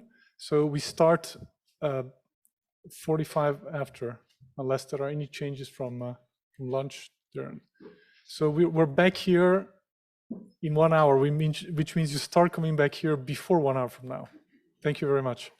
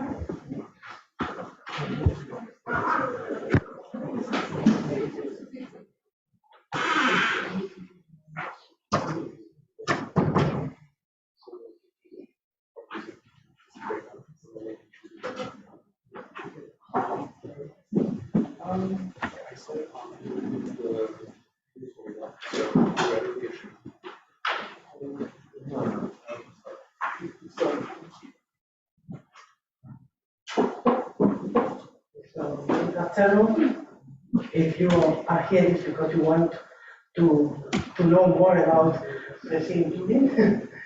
So I'm going to do a very brief explanation of the objectives of this training, and then explain the structure we follow for construct this training. It's not this. So the main objectives of this training is to allow audience here to familiarize with the theme concept, the tooling that we have developed, and also how this tool can be used in the daily work for its people who is here. Okay. We divide this training in 3 parts. This is a bit confusing because we have 3 parts, but 2 break. So in the middle of the second one, we are going to have a break, and then we follow. Okay, but this is just to show. Yeah, we have a first part, what we call the first flow, that is the flow regarding cyber attack detection and analysis. Here, we want to explain how PRECINCT support the detection of attacks and how process this information in order to visualize and facilitate the operators to understand how recover and how to mitigate these attacks. Okay? Then we have a second flow, that is simulation and response. Here we are going to show different tools that support critical infrastructure in the understanding how the potential cyber physical threats can derivate in different cascading effects. Okay, so yeah, we will present also. And then we have what we call technological tools, that this is other supporting tools that we have developed inside PRECINCT in order to support the adoption of the PRECINCT content and also the different, how to facilitate how to use the other tools that we are going to see in the previous parts. After the three parts, we are going to provide you an evaluation form, because what we want is to receive your feedbacks in order to improve our ideas, improve our concepts, or improve our tools. We want to do this as interactive as possible, but some tools have not graphical user interface, so you are not able to play with the tools, but at the end of the project, probably you can use these tools. So this is the agenda. Okay, the blue rows are in relation with the flow one, the cyber attacks, theoretical attack detection and analysis. The green rows are related with the simulation and response flow. Here you see the break in the middle. So 15 minutes for a coffee and to wake up. And then we have the other sessions regarding the tools that we are going to see: knowledge graph, big data infrastructure service, and blueprint center. So here you see that we are going to change the presenters. Together with me in the table are Nicola from Engineer and me from Ultimas. And then we are going to have Licea from INEC, Carlos from ISP, Benoit for Acordis, Stephanie, that I think is online, so we will see him in the screen. Again, Nicola and Peter. Okay, so I'm going to start with the first flow, cyber attack detection and analysis. So the flow description here is we need four main steps to detect, analyze, and visualize attack, cyber physical attack. So first of all, we need to collect information to identify if there is or not an attack. We need to analyze this. For the first one, we are going to use the security and privacy monitoring tool.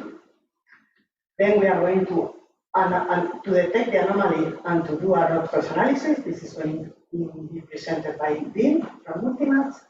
And then we are going to correlate the simple events and visualize them.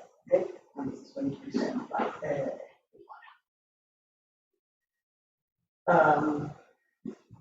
here you can see more or less the flow in a more graphical way. In the data collections step, we have agents deployed in the real world in order to collect the information. Then we have some tools or instruments that help us to processing this information. Not all the information collected for the real world is useful for doing this detection of the anomalies. So we should in some way pre-processing this. And then we are going to show how we export this information in order to be used for the other. So the output of this data collection is, in this case, and in the case of PRECINCT, is normal traffic, network traffic, anomaly network traffic, so the traffic when an attack happens, and also some security events in the system.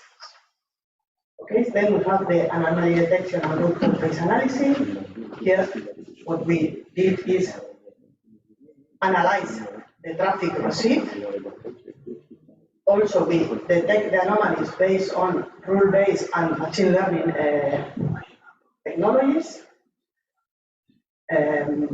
Tenemos the civility-based root cause analysis, that then for sure Bing is going to explain in detail more, and the report. The output of this part of the detection is the simple events. These simple events are an input for the pre-processing and visualization process that we are there correlate the different simple events, identify high-level events, and provide an occurring event through the interface. So visualize this. Okay? So this is more or less the flow that we are going to follow and we are going to show you. For the collection, for the data collection part, we have the objective is to capture the data, pre-processing and select the useful information, and send this information to the part that analyzes. Okay, here we have three main components. The first one is what we call agents, are some agents that are deployed in the critical infrastructures. So in this case, in the living lab, for example, we have deployed this, some agents in the living lab 1, so we can collect real data, network real data from the living lab, from a testing environment, the living lab 1. Then we have different partners,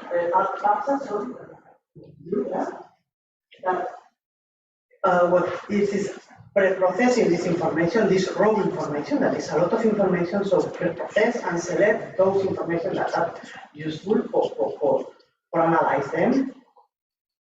And then we have a Kafka broker that collect the data pre-processing and to expose this information to the rest of the tooling. In this case, to the tooling developed by Multimat Root Cause.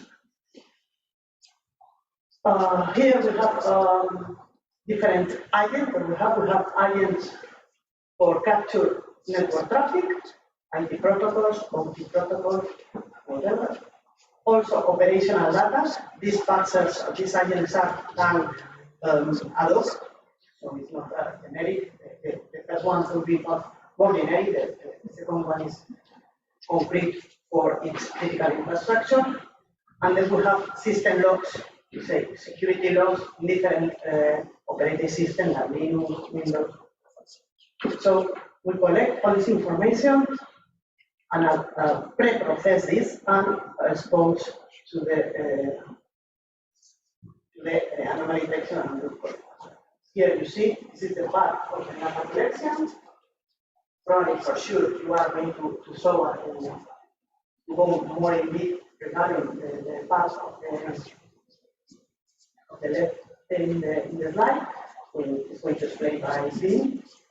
And so what we need is to pass, to expose through the Kafka brokers the information that we have collected and pre-processed. And this is the example we have in the Living Lab 1. So we have the Living Lab 1 in the infrastructure of the Living Lab 1. So in this case, in Telecom Floriano, we deploy there the agents and deploy there the tools that we need, the parsers that we need to pre-process the information. Okay? So we collect information of the normal traffic, the real normal traffic from the infrastructure, but also when an attack is produced, in this case we simulate the attack, so we simulate the attack to this infrastructure, also we collect this information. We interface it and go via a secure site-to-site VPN sent to the Kafka broker. There we have two ways or two paths. The path that is at the top is that we collect this information also to carry out the security exercise, and the top-down is the top-down direction of the flow is just to send this information to the protocols analysis. And now we are going to be more in detail with this.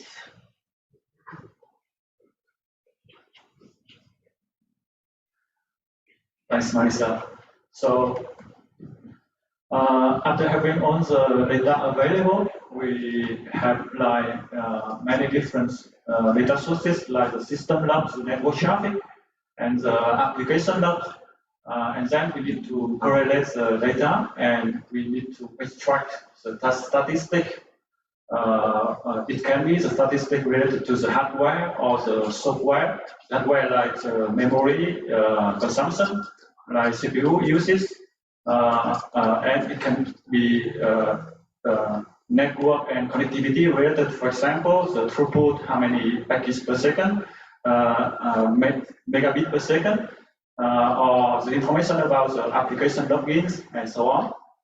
And we have to calculate the future so that, and then we are going to apply the security rules. Basically, in the security rules, we are going to verify based on the data we extracted to verify whether security and privacy policy is respected or violated, and to see whether there's an attack in the system. Here we have two ways of the analysis. The first is about event-based analysis and pattern matching. In this case, we are going to look for very specific details. That can be the boot size of the attacks. For example, here I have an example when we need to go to the IP package level, and then we look inside the TCP payload, and then we will find the size of CASA patterns. CASA is actually a peer-to-peer sharing, file sharing application, and it is somehow forbidden in certain organizations. So we need to capture the traffic and then go to the IP, go to the packet level to find the pattern of CASA application, and then to raise an alert to the admins of the network that here we find some traffic related to CASA application. It's the first approach. The second one, because nowadays the traffic is more and more encrypted, and we cannot go that detailed to the package level. In this case, we need to have the behavior or statistic analysis, and based on machine learning, we can extract more feature. We can calculate some centralized feature, so that we will have the feature on the session level and so on, so that we can detect the anomaly. And the end of all of this extraction and statistic is about the anomaly detection and root cause analysis that I'm going to discuss more detail here. For the anomaly detection, we have basically two different approaches. The first one is signature-based approach and anomaly-based approach. Signature-based means we will have a database of the known incidents or failure or attacks that we witnessed before, and whenever we monitor the system and we find that the system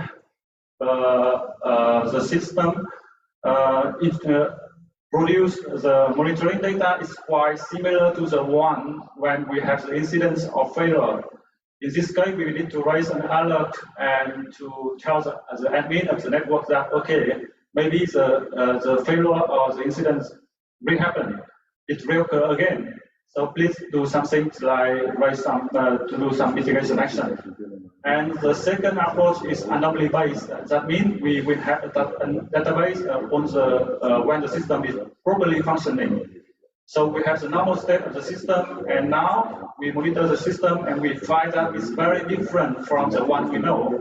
So in this case, it might be an incident, and we need to further investigate, analyze, and even we need the expert advice to see if the current state of the system it is something malicious or not. And we need to update our database on the known incidents.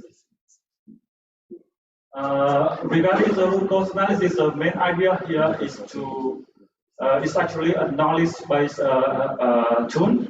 The knowledge-based means we are going to use our experience dealing with the incidents or failure in the past and try to automate the reaction against the new incident when it reoccurs. So if an incident that we know, it reoccurs and it produces the similar monitoring data like we have in the past. So now we can calculate the similarity score to say that, yeah, maybe this one is exactly the one that we witnessed before, and we need to somehow deal with the way that we had before. If this new incident is not in our knowledge yet, so we need to retrain our model. In this case, our tool, we have a mechanism based on XAI methods. XAI means explainable AI. In this case, we are going to go deeper in the future. We calculate the future importance, to see which feature is representing the size of the anomalies. And we can suggest to the admin of the network that, okay, the problem can be from here, the root cause can be from this part of the network, can be this kind of feature that we calculated. So a recap with the Living Lab 1 example, the anomaly detection and root cause analysis module of Multimass, we receive the data from Technalia, and Technalia is going to collect the data from Living Lab 1. And then we do the analysis to detect the anomaly as well as to suggest the root cause of the anomaly. And we send the simple events to engineering complex events for processing. Marissa, I don't know how to play the video. Here I have an example graphical user interface about our tool. It's actually a video.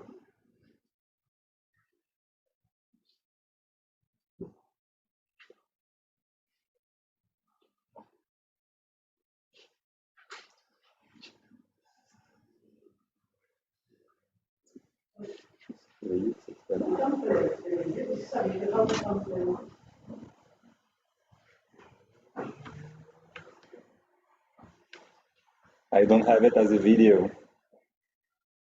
It's a still. Okay, so maybe next time. Okay, so I pass the floor to Nicolas, please.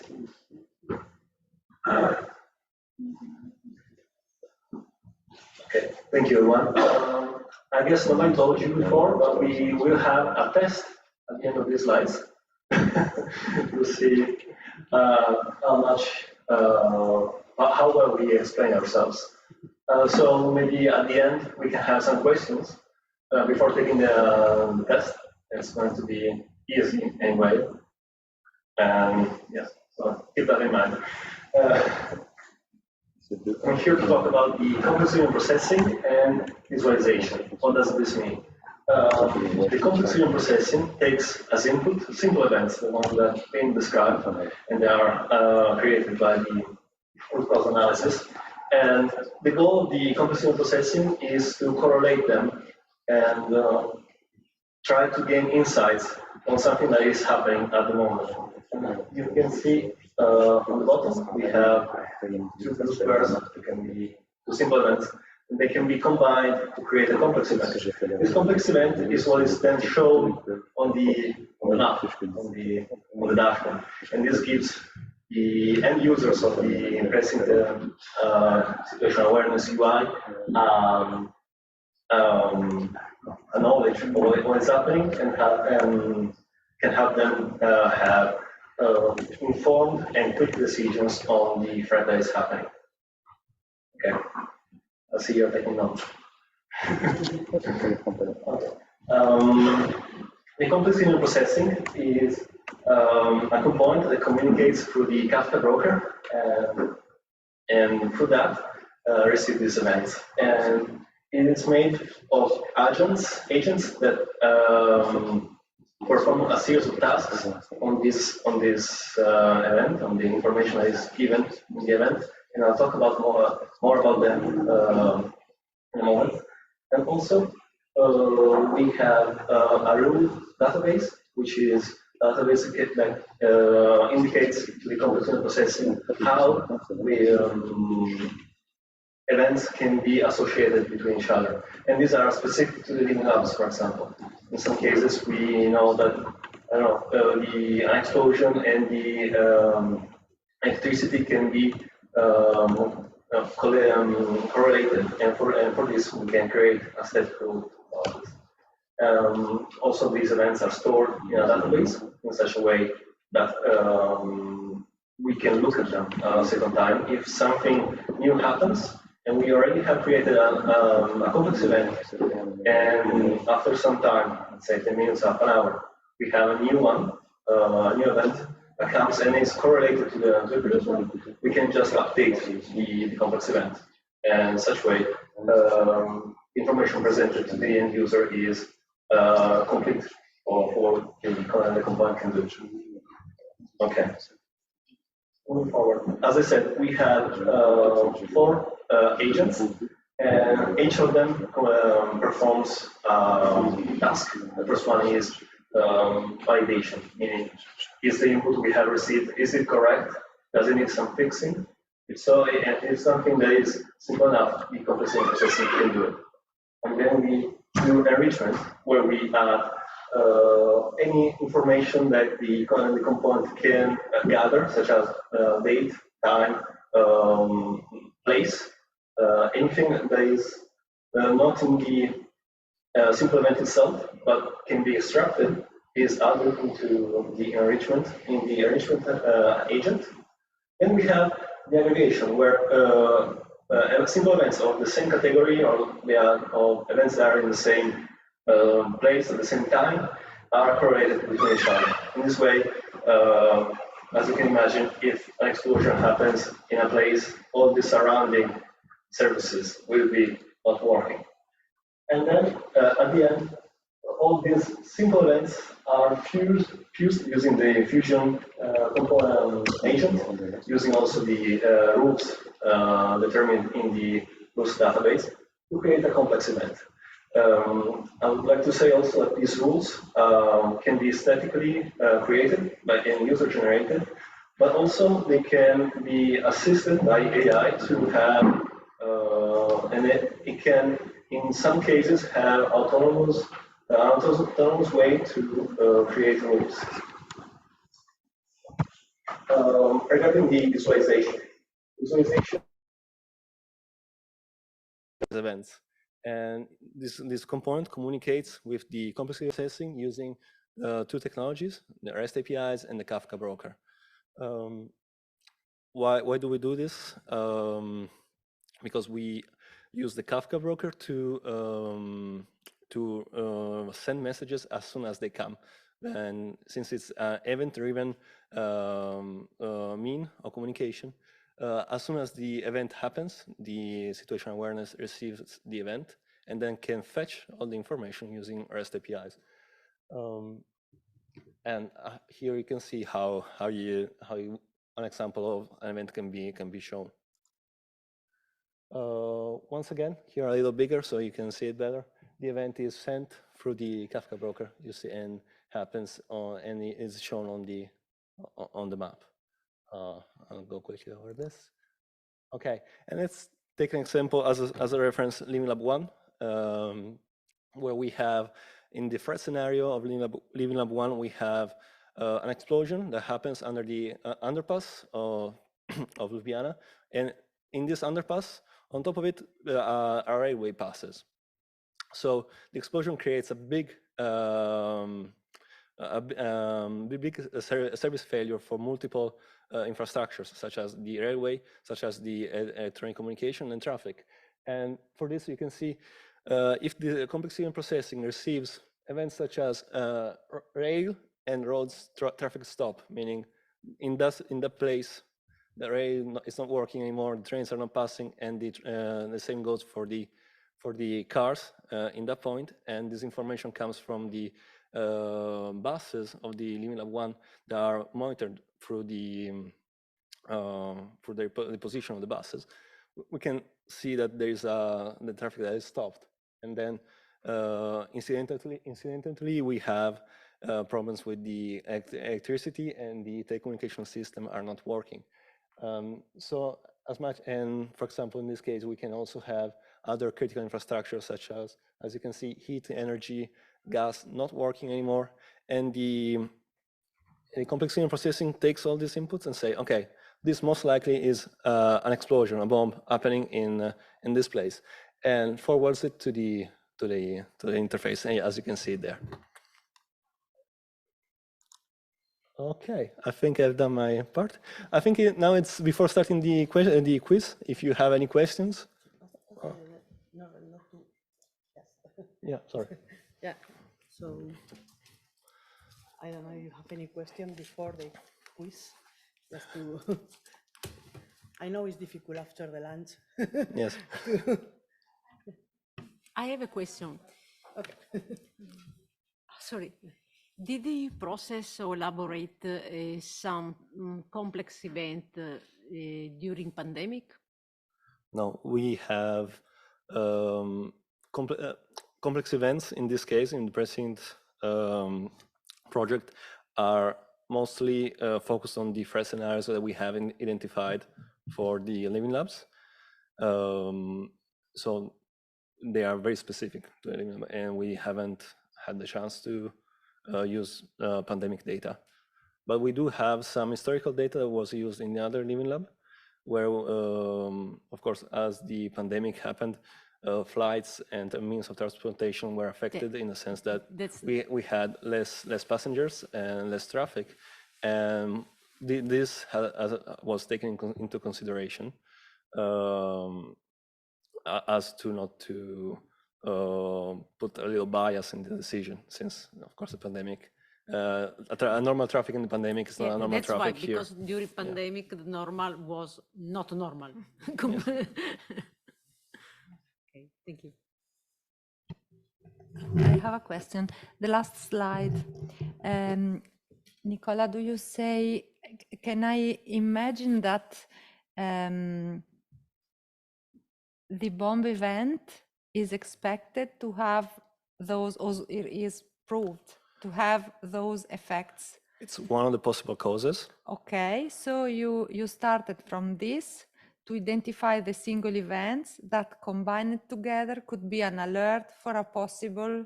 Exactly. Okay. It doesn't have to be exactly these ones. Yeah. It may be some others, and as events happen, maybe the situation changes a little bit, and the event, complex event created may change, may be updated, and to show the enriched as the event, the situation changes.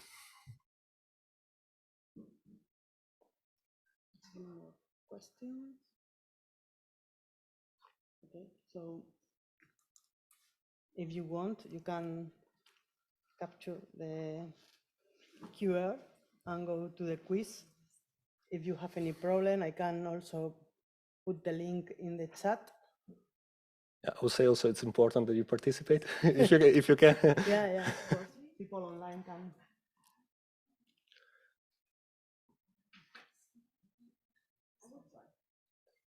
And then at the end, if something wasn't clear, maybe you can ask us. That's the answer for question 1. I don't know the order actually, so. Can you access to the office? Yes.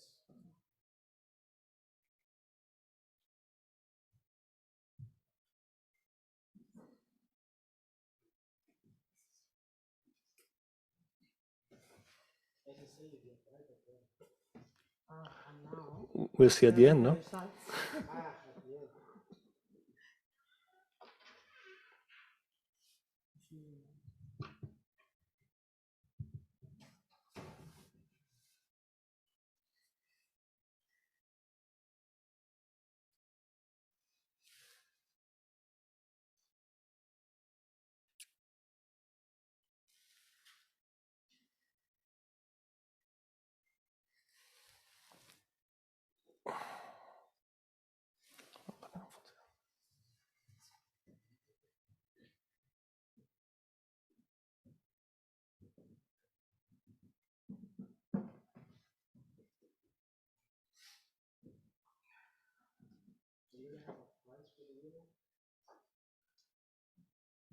results.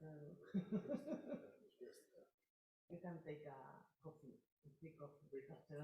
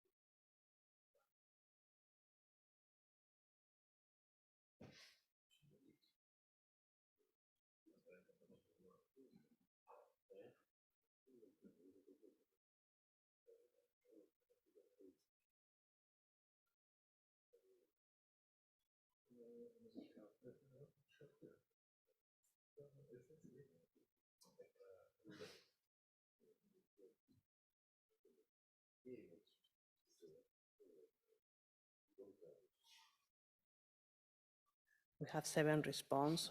Here there are more people, so. One moment. Okay, 5 minutes more.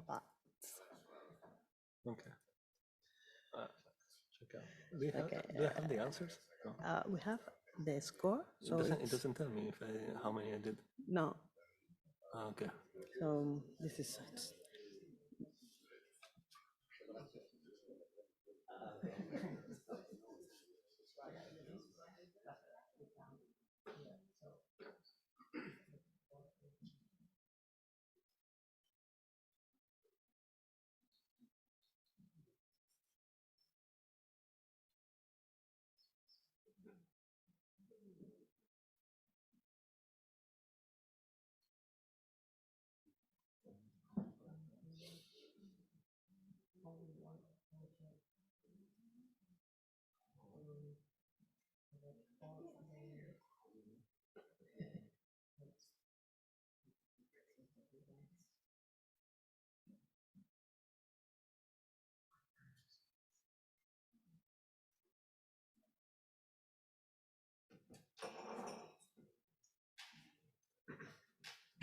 Does anybody wants a suggestion on the question?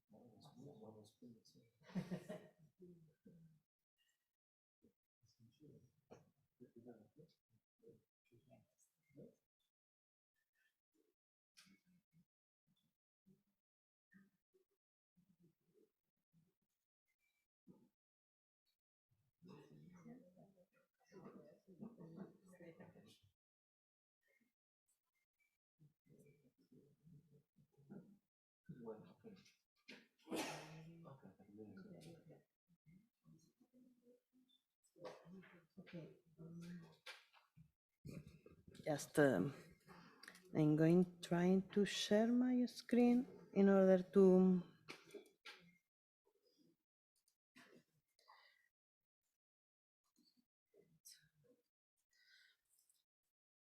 yes.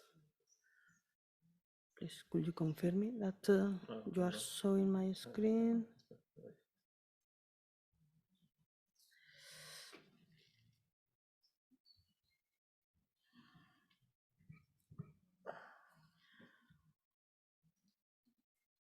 Okay, so we wait to. Sorry, that's.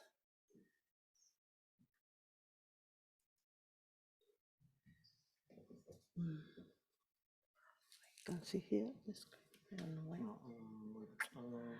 Please, yeah. Please, could you share my screen instead this one with my computer? The online room, the online meeting, you see sharing. I'm sharing. Yeah, I'm sharing the screen, isn't it? Okay. No? Okay. No. Are you in the breakout session, Marisa, in the meeting or in the main one? I don't know if it's in the section.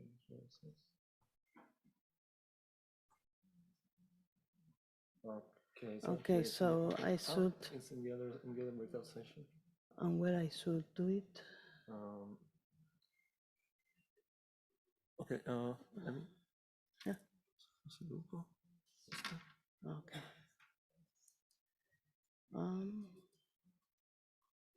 Okay.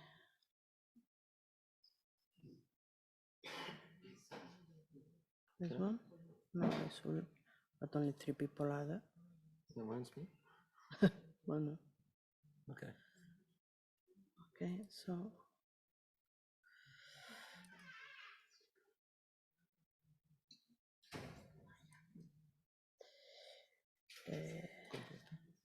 This one. No? No. To ask them to switch to screen of the online meeting. Sorry, I'm trying to share. Okay, that's one. Okay, so these are the result.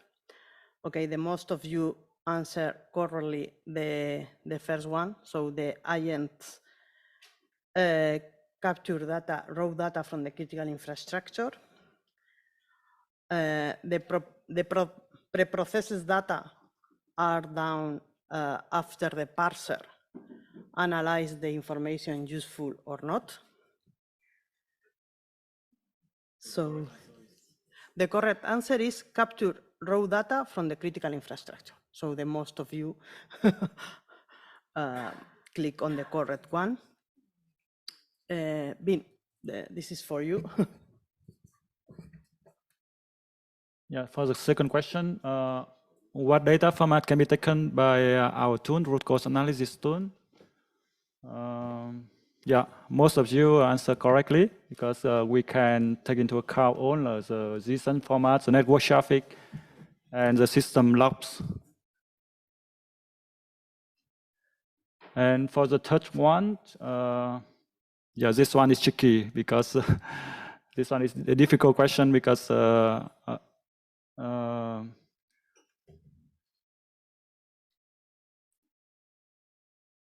but most of you answer correctly because exactly MMT RCA, we can deal with both physical and cyber threat. But most of the time, we are working with the cyber threat. For the physical threats, if somehow it can be reflected on the cyber events, we can analyze the events and detect it also.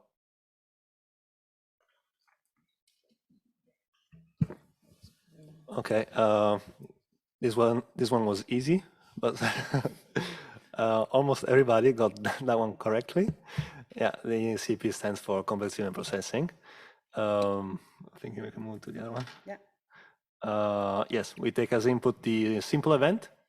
A simple event can be a physical event. That's why we had both of them there, but we call them simple events, and they can be of different nature.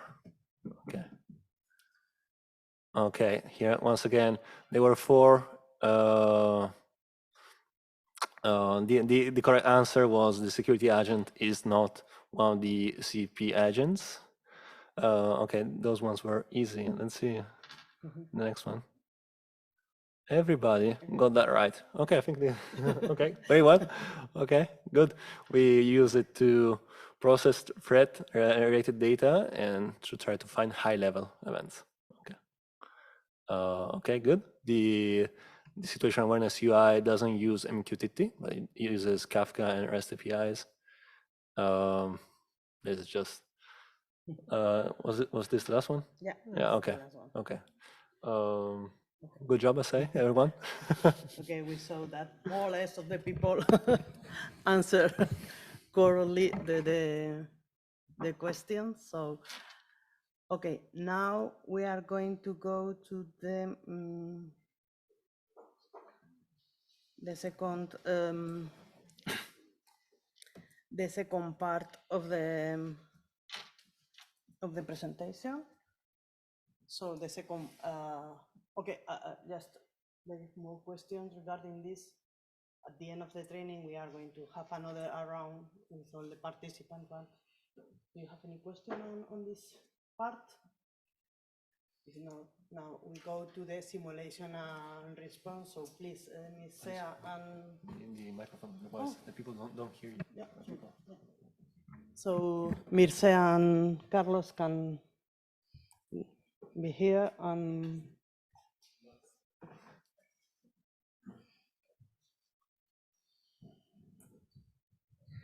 so Mircea, the floor is yours. Yeah, you can.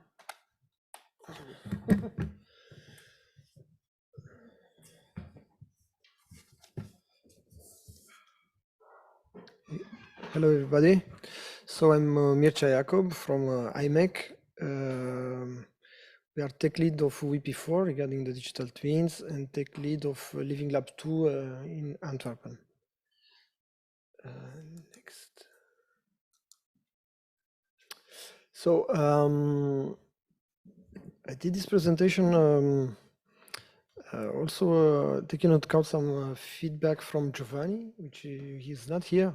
So in November, when we had the first PRECINCT conference, he conducted some interviews, and one of the things that he told me is that a lot of people do not see the difference between a digital twin and a dashboard. So it's something that I hope it will be very clear after this presentation. So I begin by saying, okay, what's a digital twin? Let's say the definition. So well, it's integrated platform of a lot of tools about that regard the probabilistic simulation, the multi-physics, multi-scale events, and this the digital twin. What I would retain as a conclusion is that it doesn't exist. Digital system is not a fixed architecture. It's not a fixed system. It's not something that can be instantiated everywhere. It's really a complex of systems that are meant to solve a precise use case. So we have digital twins of talking about the urban digital twins. We do not have today. There are some maybe ideas of building digital twins for a city, but yeah, it's too big. So they are oriented to solve one use case in a city. So we talk about urban digital twins oriented for the water domain, for the electricity domain, for voila. In PRECINCT, we have this graph that explains a bit the ambition and the capabilities of a digital twin. So we use a level 4. Level 4, I put it in in that red rectangle.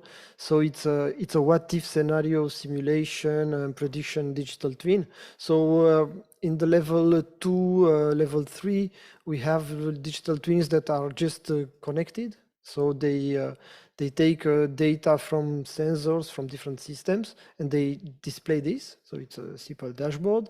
And after that, in the level 3, they enrich this data.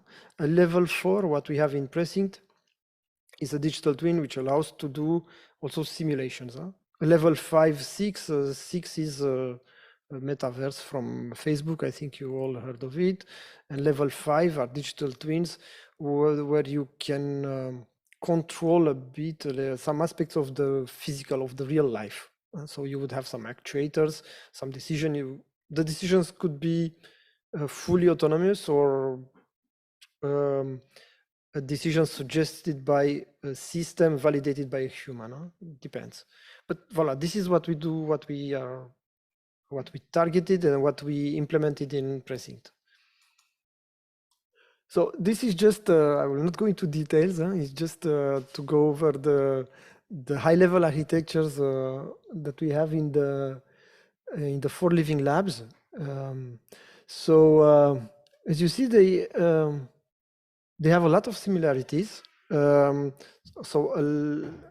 partners provided different tools, what we see with the complex event processing, with the RCI tool, so on. So it's about how these tools, depending on the use cases that we wanted to emphasize in each living lab, were used to reach a result. So I'm going to dive a bit into the functional flow of the Living Lab 2.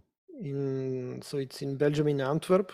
It has a threat disaster that occurs due to the flooding in the city of Antwerp.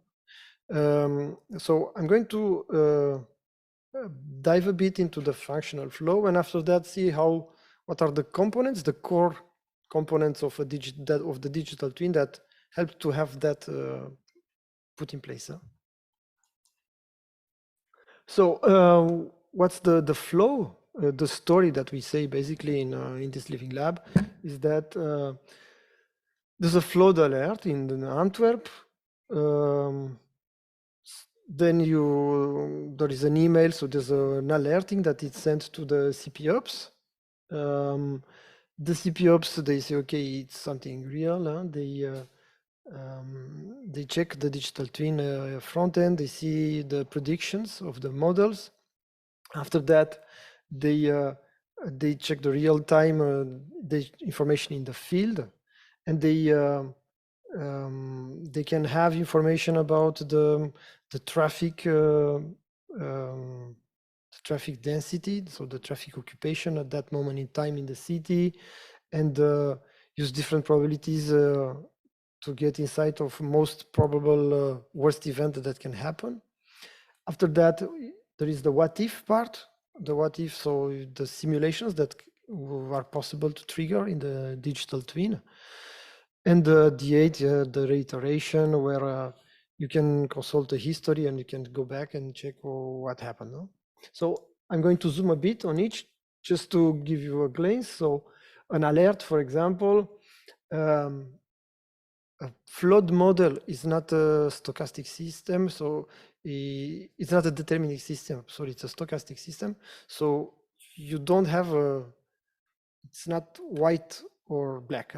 There are probabilities that flooding occurs. It's not even flooding. A flooding model will not tell you you have a flooding. A flooding model will tell you what's the probability to have this height of water in this point at a certain moment in time. This is what a flooding model tells us.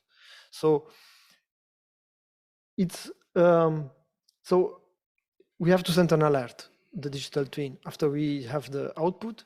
So it's sending that alert to the CPOps cell.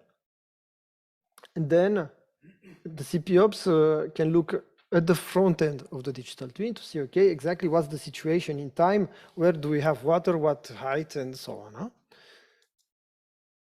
Then about the real-time information, it's being able to zoom into that information to see, okay, what are the predictions, to see based on probabilities and flood height, to have some filters, because the people need to understand exactly what is the problem. When we talk of flooding, they receive an email, but they need to see where exactly in the city they have what height with what probability.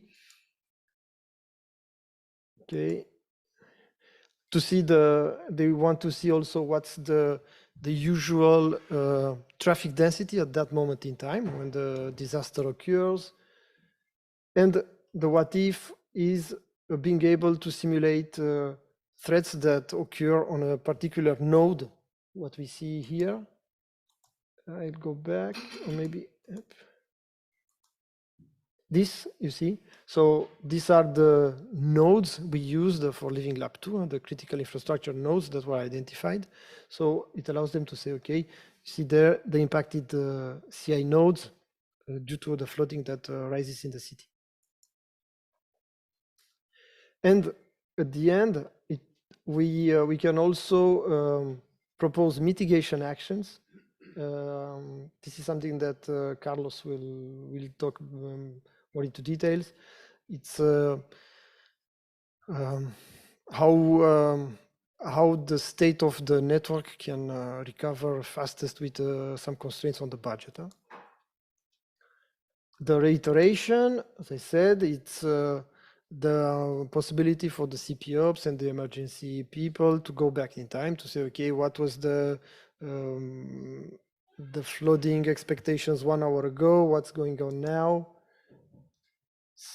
and the information about the resilience and the total losses that could have occurred at that moment. So now that was just to explain a bit, because I don't think, most of you don't know the Living Lab 2 in Antwerp. So it was just to introduce a bit the functional flow. And now I'm going to talk about the components that made these screens and what you saw possible. So in the digital twin, we, again, this is it's a bit high level. It's not the goal to enter too much into details, talking about what databases and so on. But we consider some core components that are part of every digital twin. First of all, we have some scrapers. Scraper, I think it was mentioned also by Nicola in their presentation. So it's it's a component that recuperates the data. So the data, raw data, is just recuperated. Data lake is just a repository where the data, where the scrapers save the data. That it's not databases, it's something usually a solution from providers like AWS, Google, Azure, or it doesn't matter there. The front end, so I put it like this because now we see that the front end is just a component of a digital twin. It's not most of the cases with what we see a front end, but that is not the digital twin. That's just a component of it. In most of the cases for the urban digital twins, we have a geospatial visualization. Of course, analytical representation of the data, depending on the use cases. The federated query engine. This provides a unified, this component provides a unified query API for the front end. And this engine contains an asset catalog. The asset catalog is a component where it's like an inventory of all the data that is integrated in the digital twin. And it gives instructions on how to access the data. So about the endpoints, the Kafka topics, authentication, filters that could be used. Okay, so it's an inventory. the orchestrator is the last one. Orchestrator, it's just a model orchestrator. It's when you have multiple tools delivered by the other PRECINCT partners. It's about how all these tools, all these models are orchestrated as part of the digital twin. So the next slide, and it's my last slide, in fact. I kind of taking all that you've seen previously. I mean, how a flood prediction is displayed on the screen. And I'm giving the example in Antwerp. In fact, at the end, we have the digital twin front end that can show the result of the flood prediction. So in fact, much more happens in the backend, in the digital twin.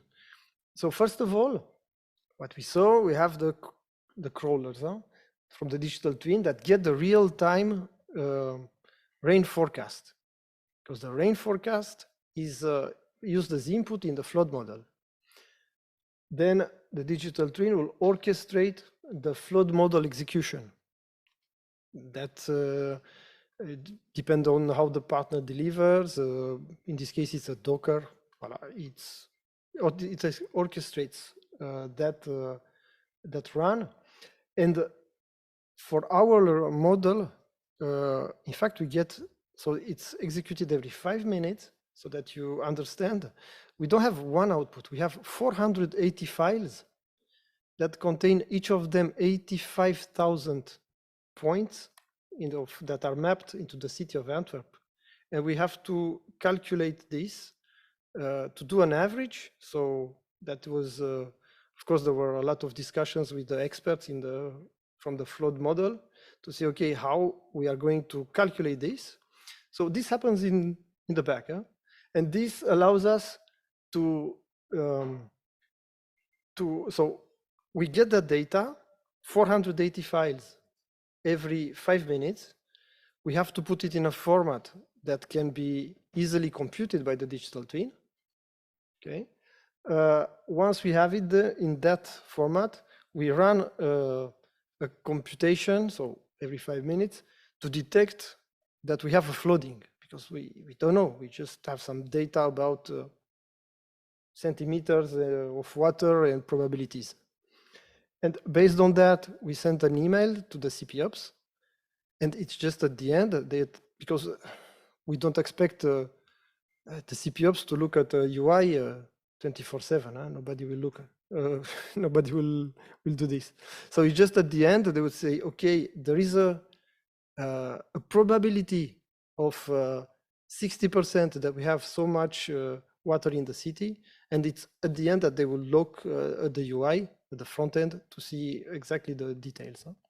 So voila, it was to give you more information of what happens in a digital twin, just for a simple use case. And I finished here. If you have questions.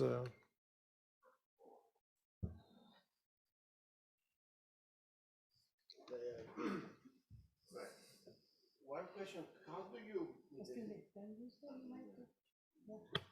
No? Okay.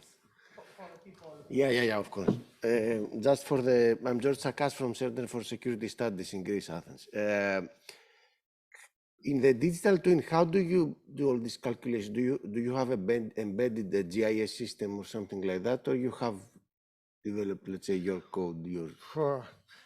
I don't want to enter too much into the detail part, but into the technical part. But we use Spark, so we use some systems which are optimized for big data calculation. So we have what we said, the data lake. So it's just for the history purpose, a place where the data is just dropped. But after that, there is a whole system of notification between, because the digital twin, it's a microservice architecture. So we would start a workflow that would map the data into a format that helps us faster calculate. So the data, as it is put today, I don't know if it's in GeoTIFF. GeoTIFF is a standard format, but it's a binary format, the GeoTIFF. So I must take out the information from the GeoTIFF, put it in a format that allows calculation, and behind we use Spark. So it's Scala and yeah, Hudi Apache Spark. So I don't know if it answers your question, but this is it's not SQL because it's not optimized for this kind of calculations. Okay, and another question: why for 500 files, almost 500 files?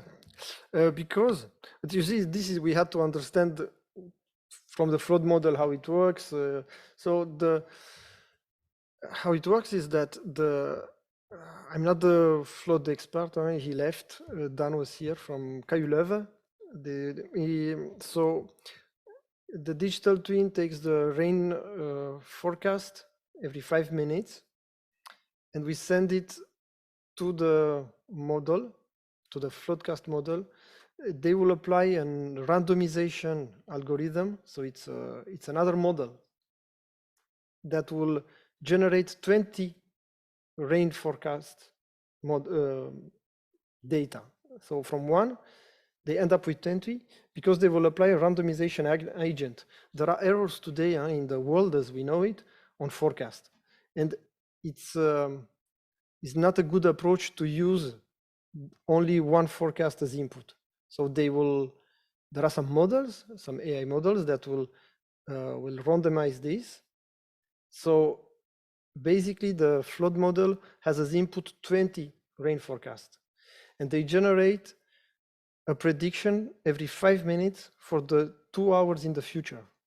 So 5 minutes for 2 hours, it's 24 times 20. Every 5 minutes, every they 5 produce a new prediction. Yes.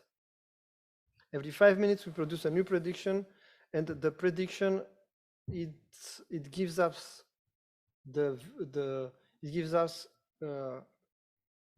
data about the state of the city for the 2 hours in the future with slices every 5 minutes. This is why on a slide I had a timeline. Okay, can I ask you something? To move in the timeline. From what I'm aware of, let's say, during my background, what I remember from the topography, Antwerp is something like a flat area. Okay, it's not. Yes, it doesn't have very high anomalies in terms of topography. I'm not from Antwerp. I live in Brussels. I know a bit. Yeah, okay, it's not like Paris. Huh? It's not like Paris. Yeah. It's not like Greece or Athens, or that you can yes. find high mountains and very small. Yes, okay. Yes. So having a model to update a model every 5 minutes, what's the point to update every 5 minutes? In an area that it has a flash flood that no, it's not a flash flood, it's a flood that probably the water is rising in a bit, let's say, slower manner, but it will last for some days. Why update every 5 minutes? It's to give more accurate information. This is it. We could put it to 15 minutes, but we said, okay, let's leave it to 5 minutes. So we received a last version of the model last week, which is integrated as we speak. And we didn't have, hopefully, I don't want to, would be good for my digital twin to have an event. I don't want that to okay, really it's not an issue actually. You see, it was something that was agreed with the water expert domains. I'm not. Yeah, it's more like a scientific flood issue. I'm discussing more not why. Okay, you are doing it through the digital twin. It's finalized. I'm discussing why do it every 5 minutes. Usually you do this every 2 hours or every 3 hours, depending on the weather service. Especially if you don't have flash floods. You know, flash floods. The whole event starts with a rain, and in the next couple of hours it is ending, or even in a half an hour. But so then, if you do it in 2 hours, you would not have. Yeah, anything. but I don't know if this is a flood model that works for flash floods. That's the whole point. At least the area that you're applying it. But I think it's more suitable for flash floods. I don't. Yeah, if you do it for exactly. every 5 minutes, yeah. But today, the city of Antwerp And yeah, we also talked. We had a meeting with VIAS and resilience manager, disaster manager. It was 2 weeks ago. They do not have the city any information today, and they don't have any tool that is able to calculate, to predict the flooding in the city. So yeah, let's see how it goes. But yeah, at least on this part, there are, let's say, big expectations from the city because Antwerp, as we have the port, everybody knows the port of Antwerp. There are cases where, yeah, in the cases of flash floods, where they have, this is where they have the problems. And now with the climate change, they see that, of course, when you do not have for a long time rain, and after that you have a flash rain, then you have problems with floods. So, yeah. Yeah. Yes, Nicolas? Hi, Mircea. Not a question, but maybe a comment on the digital twin. It's something that we think all of us have some difficulty at the beginning to determine where did the digital twin start and where did it finish and where did all the rest come into play. And I think by itself, the definition of the digital twin is a little vague, you know. So I just wanted to say that the instantiation of the digital twins for the different living labs changed a little bit depending on the requirement of each of the digital twins. And what we see here is 2D representation of topological data, but in some other places it's a 3D CAD model of a building, and while we see a digital twin this way here, some other places, some other ways, it is very different. Of course, as I put it in the beginning of my presentation, it doesn't exist. It's not a fixed system, a digital twin, and yeah, I think I was talking last week with a researcher from University of Liège.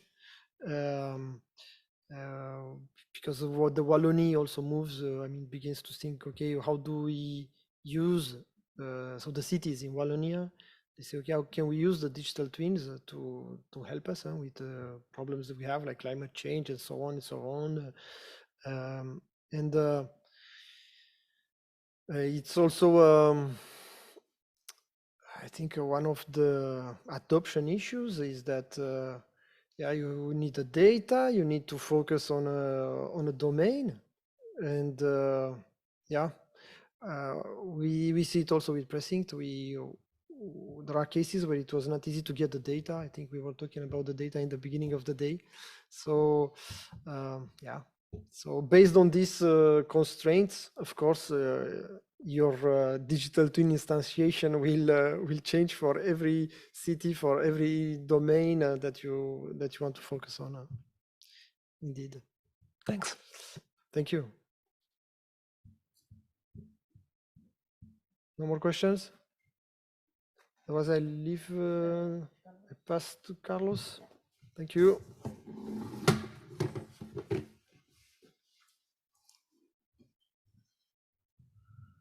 Hi, everyone. My name is Carlos Carrasco. Oh, my first name is Jose, but I'd rather go for Carlos. So everybody knows me by Carlos. And I come from Barcelona Supercomputing Center, okay? And I'll be presenting a really small part of the digital twin. It's just one small component that has a really fancy name, which is the Resilient Supervisory Control. We do science, and we like to give really fancy names, really complex names. Otherwise, people won't buy it. Okay, so that's why we give really strange names. But this slide defines pretty much what the Resilient Supervisory Control does and what it's used for. And as I said, it's a really small component of the digital twin, and it's focused on the response to disruptive events. Okay, so Mircea already did the job of presenting the digital twin, how the end user interacts with the graphical user interface. Okay, it allows to create what if scenarios. It's like It allows end users to select a node and say, okay, what will happen if we have a disruptive event in this node?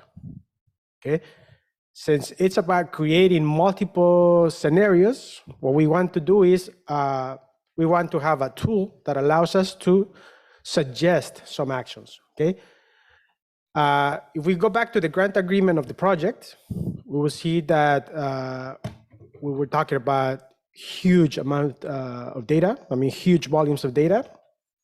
And that was the main purpose of the resilient supervisory control. Using this tool doesn't make sense if we only have 1, 2, or 3 nodes. It makes sense, and it starts making more sense as we add more complex interactions, okay? In any case, going back to the definition, what we try to do is a mapping from the current state of the critical infrastructures network. And by that, what we mean is the different nodes, they are interconnected. They somehow have an interaction between the nodes. And we want to do a mapping from the state of the network to possible solutions once we identify that some of the nodes are broken, okay? The overall idea of this module is to respond to disruptive events. So as I said, we create what-if scenarios. What will happen if a node breaks? Of course, we have the cascading effects. If something breaks, it's going to have an effect on the rest of the nodes. And we're going to see this cascading effect affecting many nodes. And what we want to be able to recover the overall network, not just a single node, okay? And the output of this tool is just a sequence of response actions. Okay, I'm going to show you an example. Now, this doesn't have, at least what we are developing at Barcelona Supercomputing Center does not have a visual aspect. But Mircea and his colleagues are doing a great job somehow showing the result of our module and integrating this result into the graphical user interface. Just to summarize, the purpose of the resilient supervisory control is to suggest a sequence of response actions in case of disruptive events. Now, talking about the functional description of the tool, what we have is, I just got this image from Mircea's presentation, because that's how they are doing the integration of all the work that is happening in the background. It's summarized we see it in what it says mitigation actions. We see what action should be applied on the network in which nodes. So that we can recover all our nodes. See, we have all the nodes in green. That means we have recovered them. The process is very easy. What we have is, we have the CI network has been disrupted. Either a single node or multiple nodes have been disrupted by some events. We call the resilient supervisory control through a REST API. What we get a response with a sequence of response actions based on the information that's provided to the resilient supervisory control. And what we get at the end, it's a critical infrastructure network that's recovered. Okay, that is fully operational. Now, going to the first one, that's not something that we do. The CI network disruption, it's provided by the end user. Okay, through the digital twin graphical user interface, the user is able to create what-if scenarios. What will happen if we disrupt 1, 2, or multiple nodes? What we see here is also we have the cascading effects. And we have some nodes that are, I mean, they didn't suffer any disruption because there was nothing in those nodes. But there are other nodes that went from green to red, completely out, or to yellow or any other state. Okay. Once we have these, the current state of the critical infrastructures network, what we have is, then we can call the resilient supervisory control. and as I said, through an API. But this module requires some information, some input information to guide the finding of the optimal solution. Okay. Now, as I said, we don't have any graphical clues in our development, but what we have is something like this. We need some information such as cost constraint. Let's say it's a maximum budget that we have available to suggest actions. So we have a given amount of money or a given amount of resources. It can be anything, okay? But of course, for us, it's mainly about money. How much money does do I need to recover my full my overall network? We need the list of predefined actions. Now, most of you heard about the Chat GPT, right? We've been hearing a lot about generative artificial intelligence. Well, that's going to bring us to another level. But for now, that's I mean, we still don't have much to do with it. But for now, those response actions have to be predefined, and those are provided by the experts. Okay, we need other pieces of information. I'm going to discuss them later, but this is what you provide to our module. How do we call the API? This is all the code that's required to use our module. So it's very easy. It's generic module. It takes, as long as the input has the structure that I'm going to show, everything should work for any living lab or any use case. Okay, so it doesn't require, this is the client code. This is what has to be implemented if you have your own digital twin and you want to integrate it in your digital twin. Now we go to the sequence of actions. Once you call the resilience supervisory control, it's going to return a sequence of, it's going to be a sequence. So it's going to tell you exactly the order in which you need to apply response actions and which nodes, in which nodes you need to apply those actions. Okay, this looks very ugly, and that's the output of the resilience supervisory control. But then it's the job of whoever is working on the graphical user interface to interpret these. What we return is a JSON file. So it looks really strange, but in order to include it in as a component in the digital twin, Mircea and his colleagues and also the other living labs, they're doing the job of interpreting these results and show them in the graphical user interface. As a result, what we have is we recover the all the nodes that were somehow affected, either directly impacted by disruptive events or as a result of the cascading effects. Now, I'm almost done with this. Just to talk about the design, okay?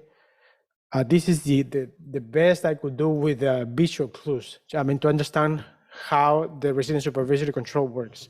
What we have is different inputs, okay?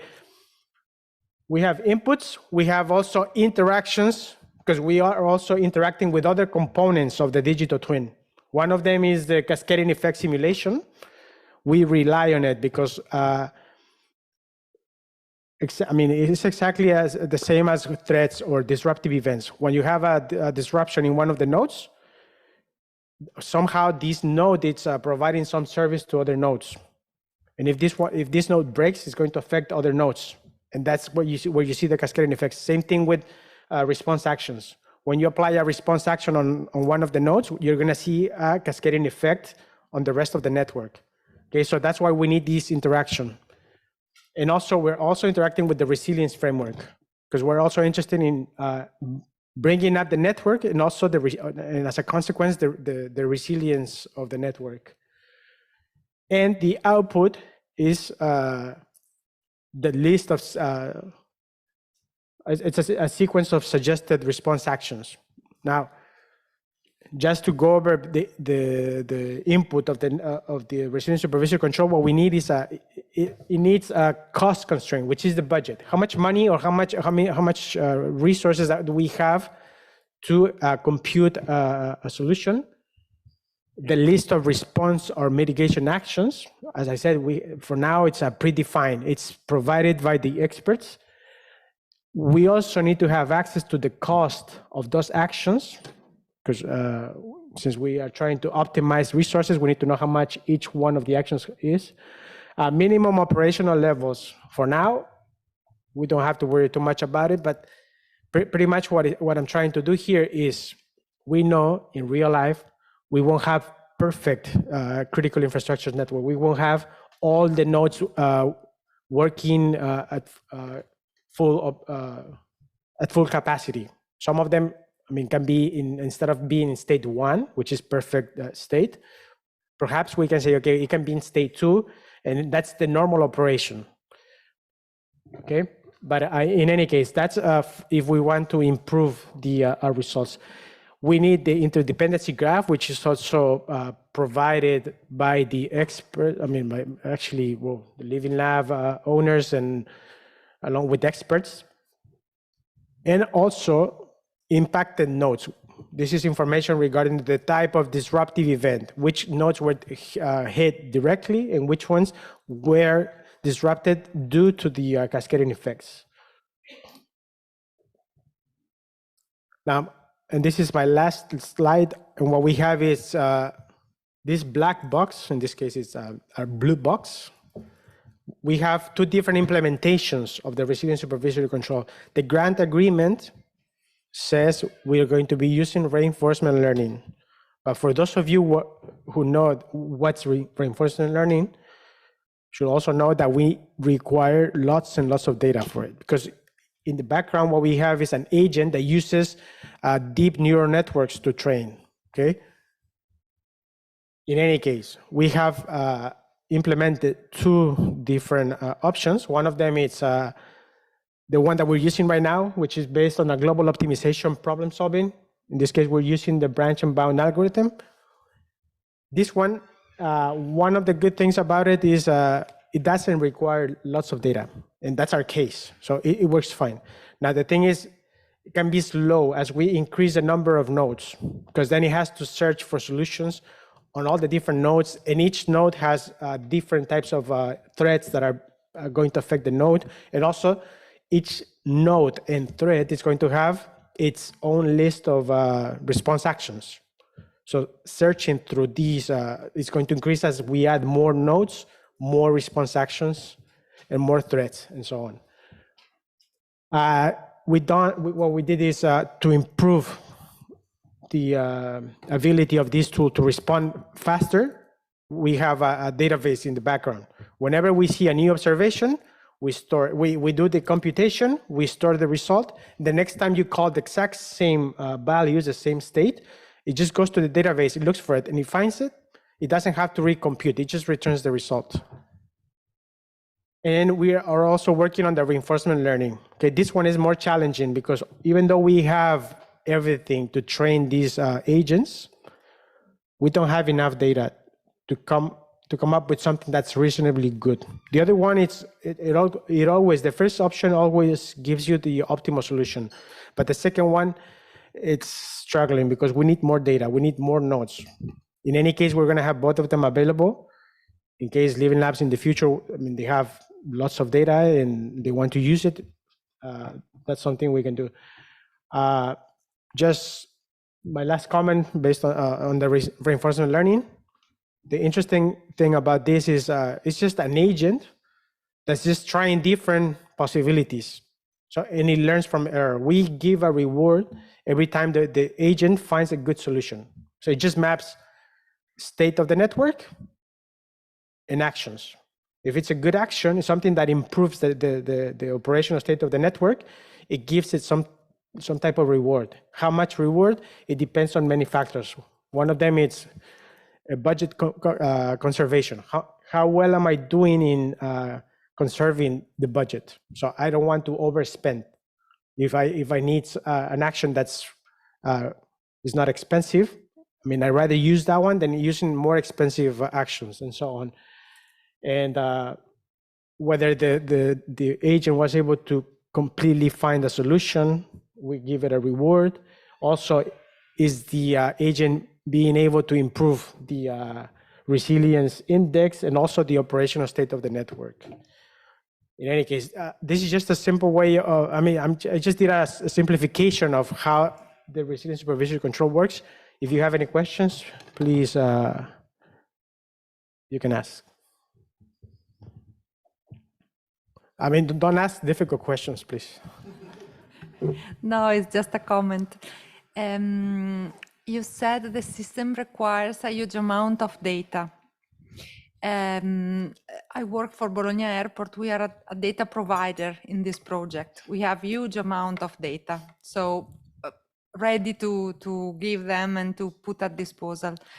Our problem was mainly that not working in this specific domain, we could not imagine till now that we saw very clearly which was the purpose to provide the data, and especially it was difficult to understand how to describe the interconnection between nodes. In example, node 1 in condition X would produce an effect on node 2 and in condition B, and node 3 in condition A again. So I don't know if it's in your idea, but it would be useful for people not working on these issues to have a sort of input mask that will drive you in giving information about how nodes can interact one to the other, in example, because we tried to describe it, but it was difficult. Some connection were doubled, but it was difficult to capture all the complexity of the system. I don't know if it's pertinent to this session, but this was one of our main difficulties. So to be able to describe in a simple way things we know, but we cannot represent in tables or in writing. It's not an easy task, even for us. I'm not an expert on this. Actually, AIT, they are the ones who are doing all this work. For us, well, we rely pretty much on what all the other partners are doing. That's a good thing about PRECINCT project, because I'm not an expert on that, but I know some other partners have expertise on this. I cannot answer your question, but I understand your. It was even for us it's challenging. Understanding all those details, even for us, is challenging. We're just providing a tool that assumes that a perfect world. Of course, we have some. It accepts some random things happening in the data, but even for us, it's challenging. Understanding all these connections and validating it is also challenging. Thank you. I would just, I can only validate what you said, because we had a meeting with Antwerp, as I said, last week, and they said we have 700 critical infrastructure nodes identified for the city.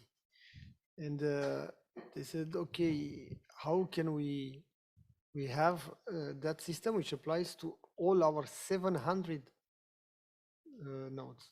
So it's really a challenge. Huh? It requires a lot of time and a lot of iterations, I think.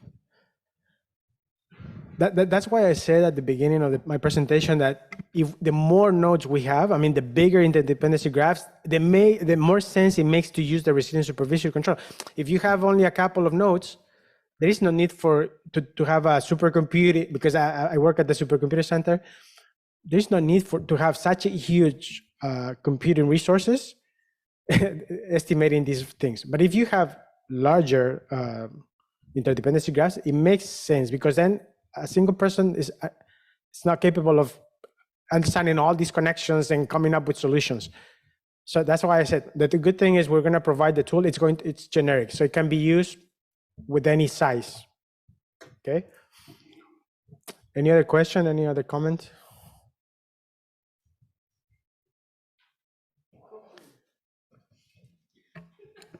So I think you need a coffee. We all need a coffee. I see your face. So we go to a coffee and we come back at 3:45 to continue with the second part of the training. Okay. Okay. Thank you.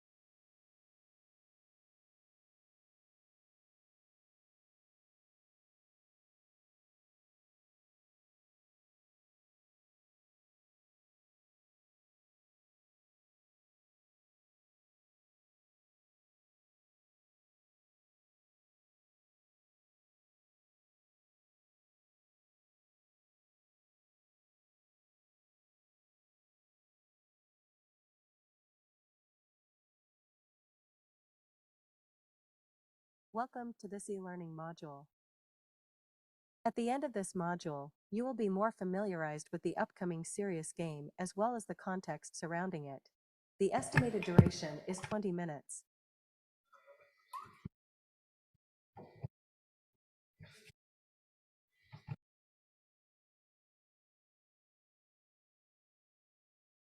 Welcome to this e-learning module. At the end of this module,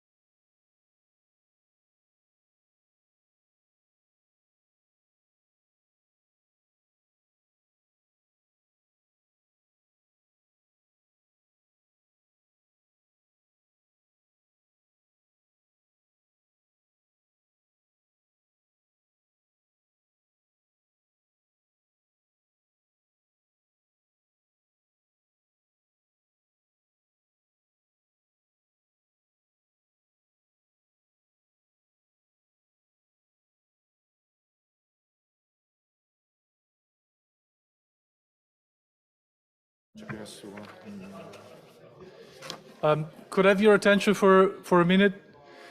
So who is interested in the standardization breakout session? So standardization breakout session is going to be in the Berlin room. And everybody else is here for the other breakout session.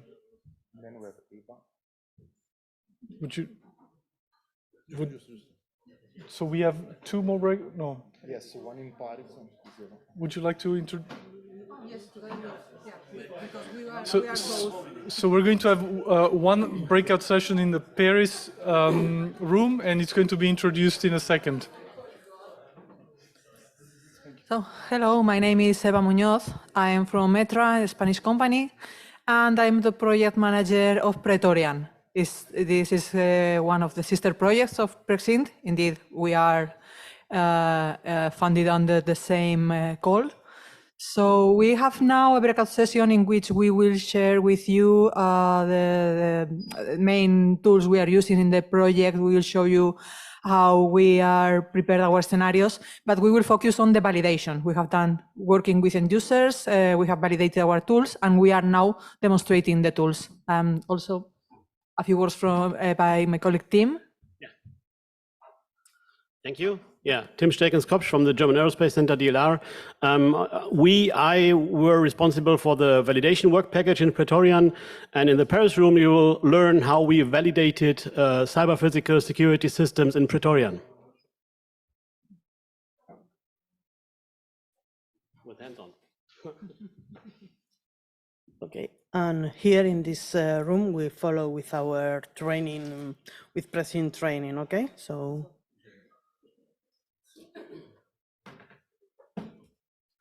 Yeah. So just for clarity, if you want to go to the standardization group where I'm going, it's Berlin. If you want to go to the Praetorian workshop, it's in the Paris room. And if you're staying here, you're continuing with the PRECINCT training. Good luck. Okay. Thank you, Jan. As you wish. So now we continue with the training, the second part of the training. This module, this part that Benoit is going to present is in the flow of simulation and response. So is regarding the e-learning module. After this, we are going to have three more pieces of the training.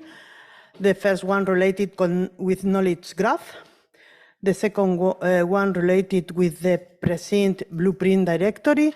And finally, the one related with the BDIS. Okay, BDIS from engineering. Okay, so I pass the floor to Benoit, and we have more or less 10 minutes. Oh, sorry. We have more or less 10 minutes, 15 minutes for this presentation. A slot for question, and then we continue with the other. Okay. Okay. So let's start. I'm Benoit Borins. I'm working for Acodis, formerly known as ACA. We changed our name recently. We are partners of PRECINCT, and we are in particular leading the work package 2 about the development of blueprints that will be explained by Gibrila in the next session. And we try and contribute with our partners to the development of the serious game with Neurogames. Maybe you know that if you attended, especially if you attended the workshop in November, you know that PRECINCT is developing an innovative serious game that allows to train operators, but not only that, the goal is really to collect information about their behavior in face of some simulation, in face of what the digital twins that we develop also in the project are reporting, and to analyze these elements, these behaviors element, and the data that are collected there, and to have a kind of learning by doing that is exploited then in the project. We estimated that before getting into the serious games, operators and main stakeholders need to understand what these serious games are about, what is expected from them, what they are going to learn, and what kind of data will be collected through the usage of the serious game. So for us, it has been quite evident to think that we shall develop a very simple. So you will see here a very basic module, a learning module that beforehand, before the usage of the serious game, explain the different operators why this serious game is there, what it is about, and what is expected from the serious game. So it's just an illustration about how operators in the different living labs will be possibly prepared to use the tools. So maybe if you can go to the next slide. I go to the next slide. Here we need some support from our technicians to click on the link. So there is a link provided to the different operators that are engaged in using the serious game. And if you click next, start, yes, you see that. E-learning module. Okay, it starts. At the end of this module, you see that there are you will be more familiarized with the some upcoming chapters series game, as well that as the are context surrounding it. describing The why estimated duration is 20 minutes. what the series game is about. Maybe you can close the. Sorry, I forgot to tell you the comment part. Clicking on the right hand side so that we can see the. Yeah, no, just sorry. You can remove that. You can exit that. You can exit that. Okay. No. Sorry. Let's come back.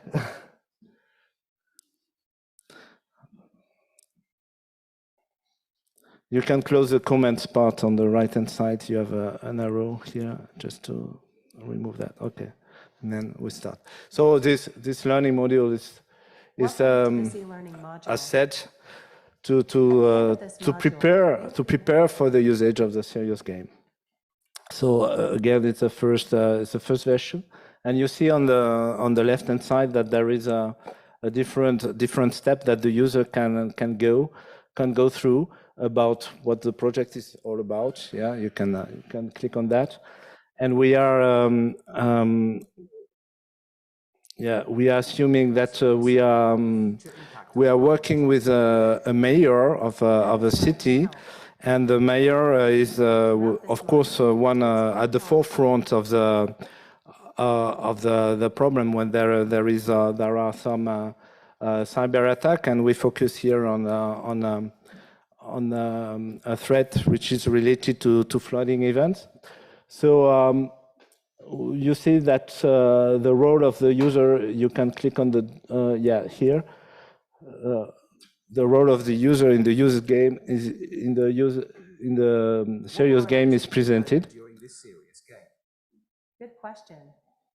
In this serious game, you will be able to test different crisis management solutions based on his own experience, as well as experience gained through the serious game. Okay, so you can click the next one. What are the benefits for the city where I am the mayor? In your role of mayor and defender of the city, this serious game will make a real difference in terms of security and resilience management, increasing notably automation and accuracy. It will also impact the critical infrastructure as efficiency will increase and costs decrease. Okay, so the serious game at the moment is really to validate the interpretation of the data, which is collected by the digital twin, and also data that are used from other sources to be presented to the user, so that he can learn how to increase efficiency and resilience of in this case of some ports. The example we take here is the port of Antwerp. And we represent here for the user the information flow and the very goals of the serious games. So you can click on the next one just to. Yep. I already have some experience in this area. It's all about analyzing the situation, communicating and. You are right, but there's more to it than that. The whole serious game fits into the different stages of disaster management that you can see here.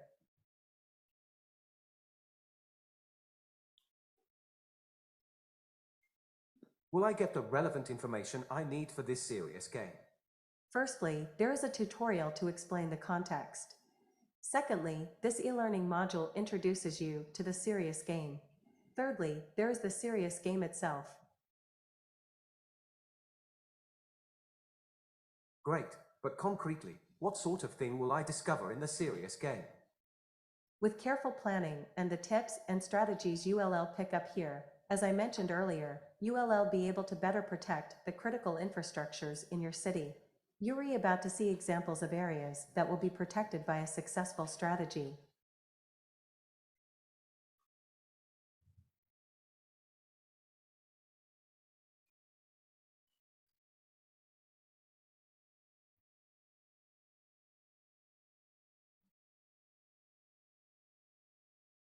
Okay, nothing new here. You have heard about that this morning.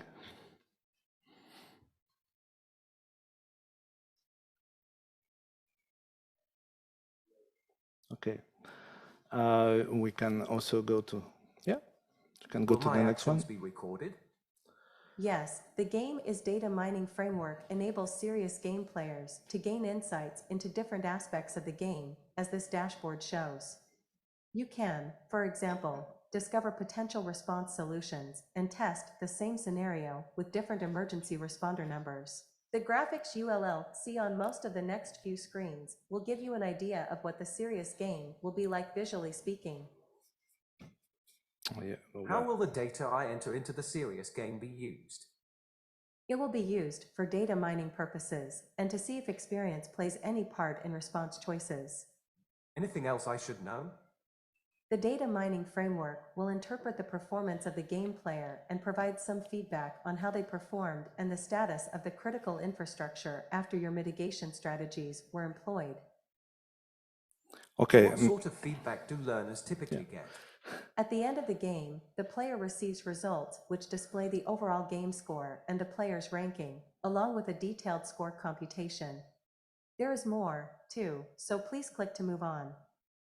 Okay, so I think you can play again. You can play again the module. So the main word here is awareness. Is to make the operators aware about what the serious game is about the data mining features we have in the serious game, which are useful for improving the systems and the set of tools that are deployed in the situation.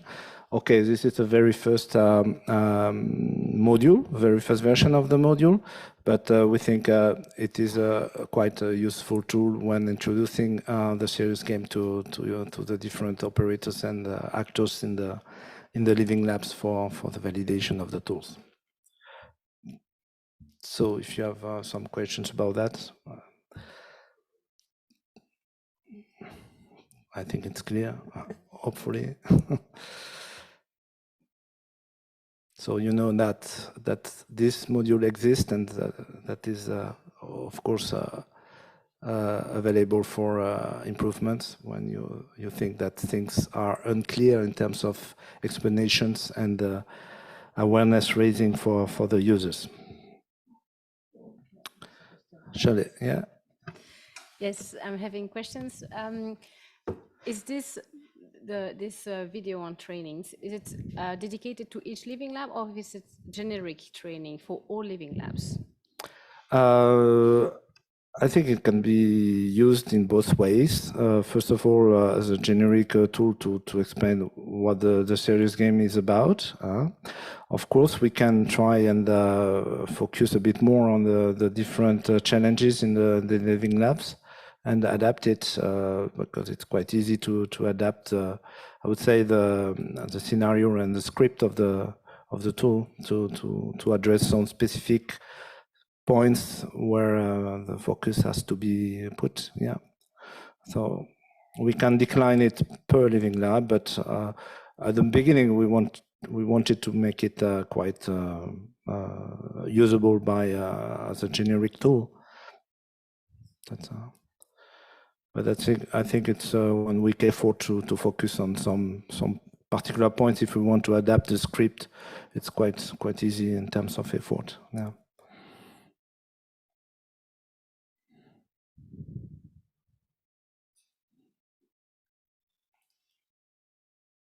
Okay, no more questions. Okay, thank you. Thank you. Matt. So, thank you for the support on the technical side. So now I think we are going to pass the floor to Stefan, that is online. So I don't know, Hi, Stefan, if you want to share your screen or we continue with our... You can continue with the slides and I will take... Sorry, we cannot hear you, at least here. Can you hear me now? No.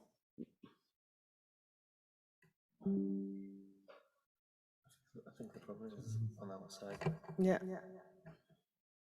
It shows I'm not muted. We Still start, not. but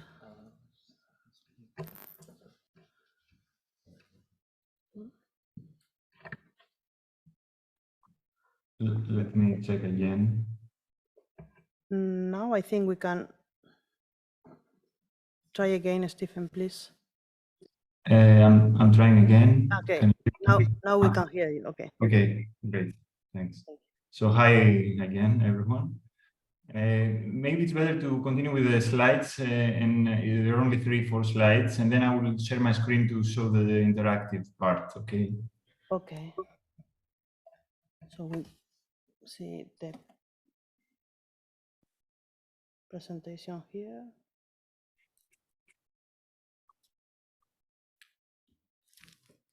We can see here the presentation. Now I can't see it. I'm seeing you and Nicola. No, here we share here the presentation. Okay, so you should present your presentation. Okay. I will share then. Okay, thank you. I have the latest from the shared folder. Let me just browse there.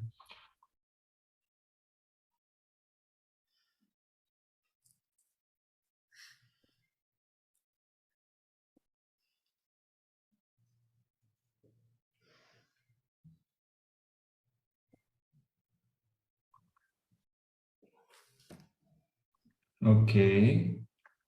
Now you can see my screen. Yeah. Okay. So first of all, let me say that I'm sorry that I could not I was not able to be there physically to participate in the project. But at least I can be there with the digital means and then give you this training session. So the tool we are going to show today is a tool we're developing in Connecta as part of the PRECINCT project. It's about a knowledge graph. My name is Stefan and I'm a technical manager, and this tool is a part of Work Package 2 tools that's also deployed in the Living Lab digital twins. And the goal of this tool is to provide a method to take all these semantic representations of the CI assets and put them in a data structure, a knowledge graph structure.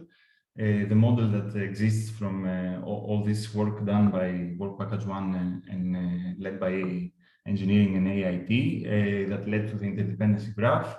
The goal is to take this and put it in a knowledge graph, and then on top of this, to give a way to the technical partners to be able to enrich this structure with more data from the Living Labs, and also like both ways to enrich and take out data depending on the exact use case. And the idea was also to encapsulate some validation of this data as they come in. We ended up doing a schema-based validation using shackled rules.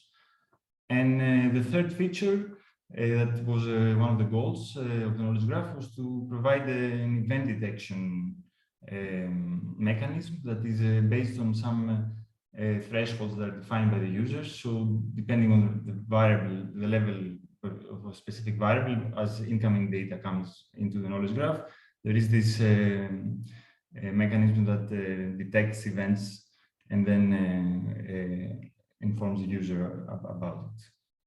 So this is an overview of the technical architecture of the knowledge graph tool. So we use a Neo4j graph database to store the knowledge graph structure. And the interface, the REST API interface that we built was in a Python web server that provides all these features that I mentioned. So to the data providers, a way to a REST API to push data, to the data consumers, a way to get data from the knowledge graph. And of course, this validation with the cycle shapes using some rules that are provided again by the users. So I will give examples to all of this, and so it will become more clear. So yes, as I said, there is this REST API interface. Of course, the tool is meant to be a technical tool for software engineers. So for people to integrate in the back end, it was not meant to have a UI. So it was mostly everything was without a user interface, but just for the purposes of the project, we have some basic UI. I will show you something more tangible. And the main features that our APIs cover are, as I said, the instantiation of the knowledge graph, starting from the interdependency graph, then the upload of some rules, schema-based rules, the trigger rules, the thresholds that are going to detect events, the uploading of the new data, and exporting the knowledge graph of some specific data. We have some documentation here for those who are interested to see more. And now this is a screenshot from the UI that is provided by Neo4j. This is a direct UI from the graph database that also provides an endpoint that you can query using their language, Cypher language. And we will see that now in an example. So now I wanted to show a demo with an instantiation of a CI. Now it's going to get tricky with the sharing because I think I'm just sharing the presentation. Are you able to see my browser now or not? Not we see No. the. Can I share the whole screen or I have to change every time?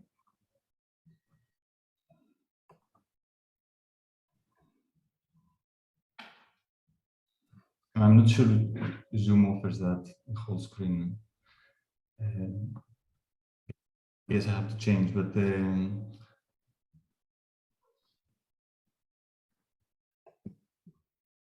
so now I think you can see my browser, right? Yes, now we see the browser, yeah. Okay, this is the main endpoint, and I want to invite you to also visit the website where we host the Neo4j, actually the endpoint. So this is the one that I wanted you to see.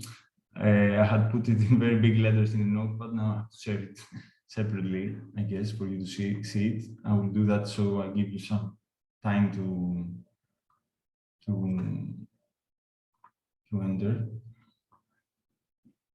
Okay, I think now you see very big letters with an IP address.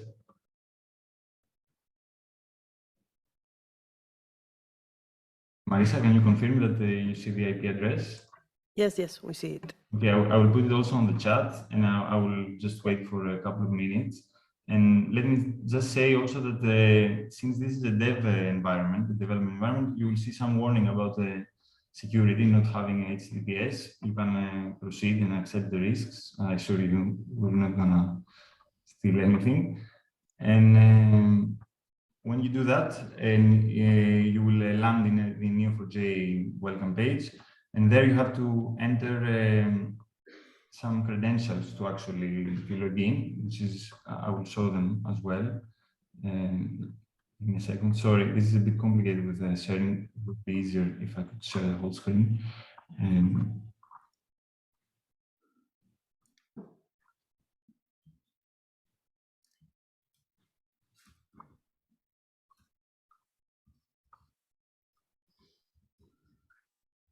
Going to locate the chat. Okay, then putting in the chat.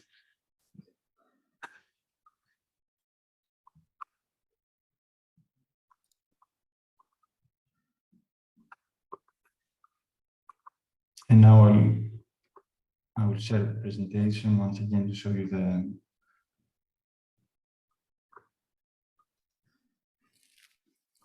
the credentials. So these are the credentials you can use. I don't know if someone has managed already, sorry, to log in to the Neo4j endpoint. If one person succeeds, then we can move on.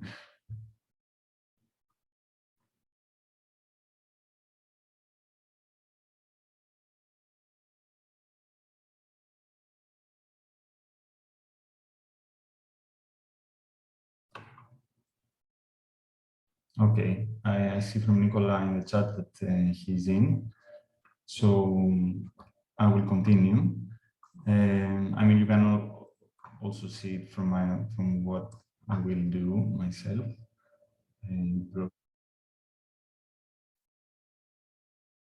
Okay, so now the first step is to upload the graph. As I said, we have to choose a JSON file in the format of the dependency graph, as it is in the cascading effects simulation engine software.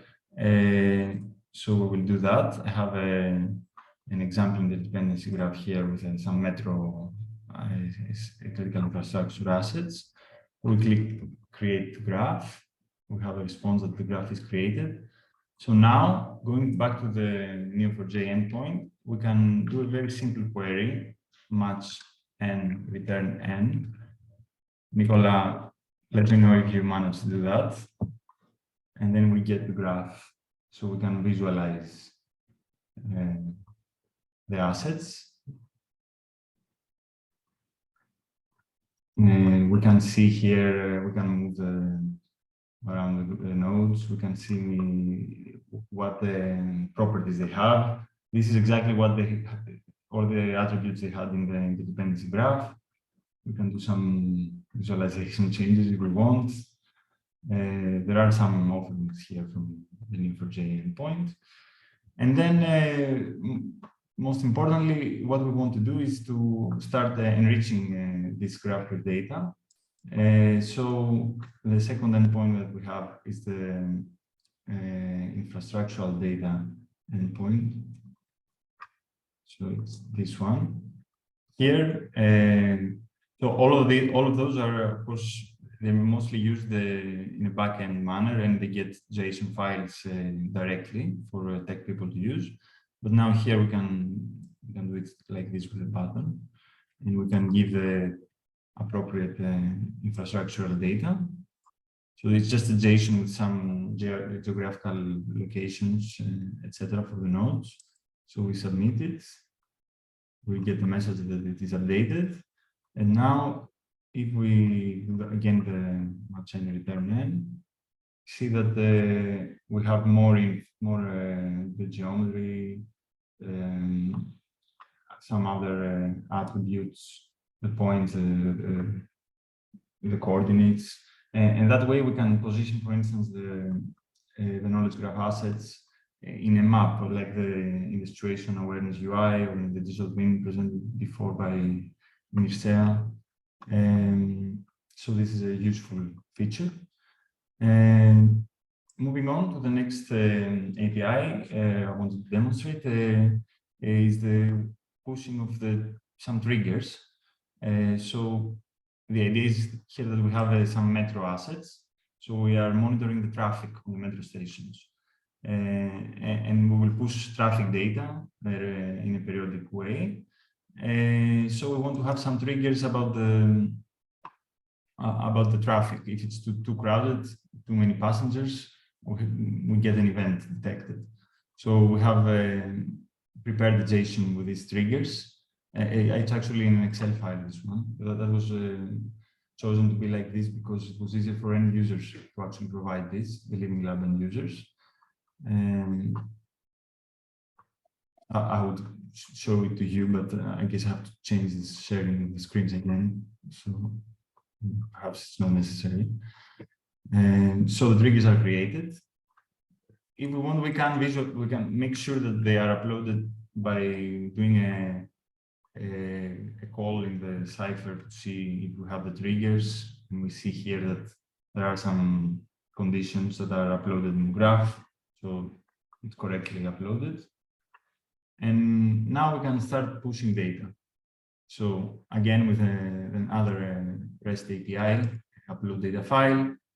I have prepared two types of data, one with regular data that we don't get any events, show the difference. So this is regular data. And with that, we don't get anything. Just the data are actually, they're pushed here. So we can see that there is some traffic, but these are, the values are not very high, so there's no detect event. The triggers are not triggered. And now, to finish, I will do another push. Data, and I will give some high traffic data. And then we see that we get a response with metro station blocked, metro station crowded, or heavily crowded, depending on what we have defined. And this is useful for us in the digital twin in the Living Labs, because, for instance, in Living Lab 3, we use this to get events that are then used to trigger the AIT model for the cascading effects. And we can see the potential danger that could happen in the infrastructures. And I think that's all I wanted to show. There are some more features if you're interested. I mean, there is documentation. We have a technical team. I have to give a lot of credits to Eleni, who's also in the call, for doing Eleni Bulverichou for doing this work. So let me know if you want to see something more, if you have any questions. I'm here to answer. Hi, Stefan. Hi. I think one of the things maybe worth mentioning is the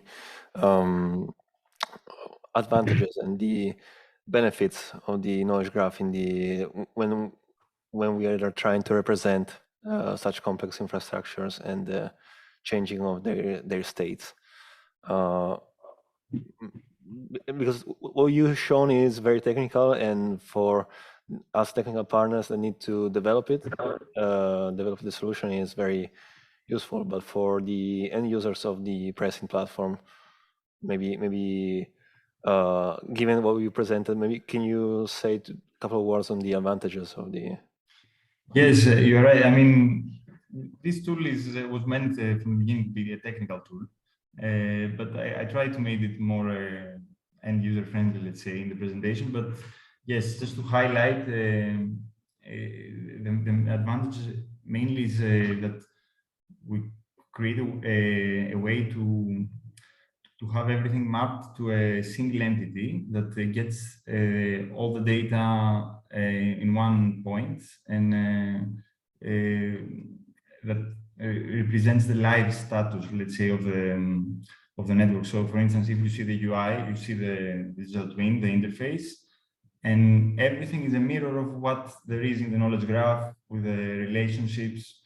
I guess for the end users, they don't interact with it directly, but everything that changes and happens in the screen, in the monitor of the digital twin, is actually a mirror of the knowledge graph, at least for Living Lab 3, but potentially for anyone who wants to use it.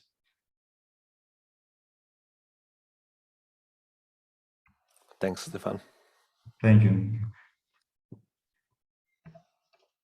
There are more questions for Stefan? No. So thank you very much, Stefan, for your presentation. You're welcome. Now, Dibrija is going to present the knowledge graph, no, PRECINCT Blueprint Directory.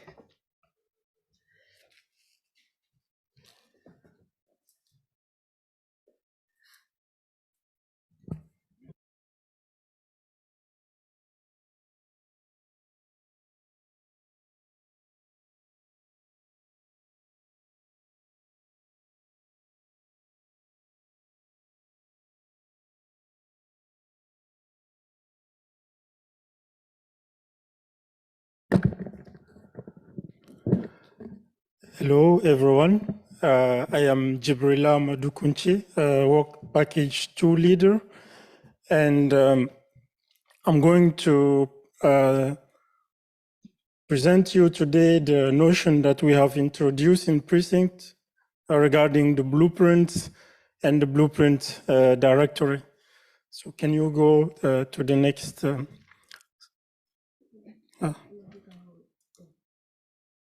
Okay, so my presentation will follow this agenda. I will introduce the aim of my presentation, what you should take,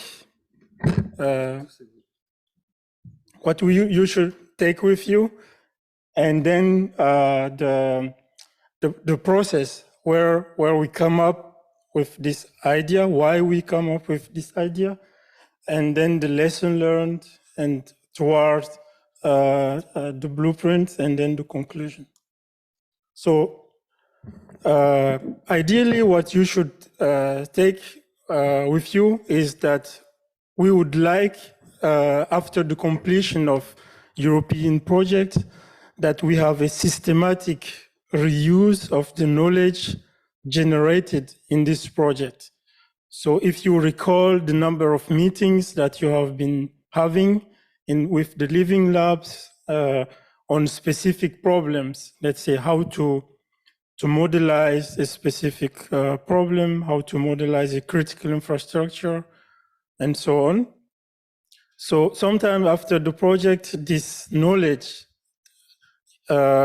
is lost in deliverables. You need to go through deliverables and find out what has been done. So we would like to come up with a way that simplify this reusability.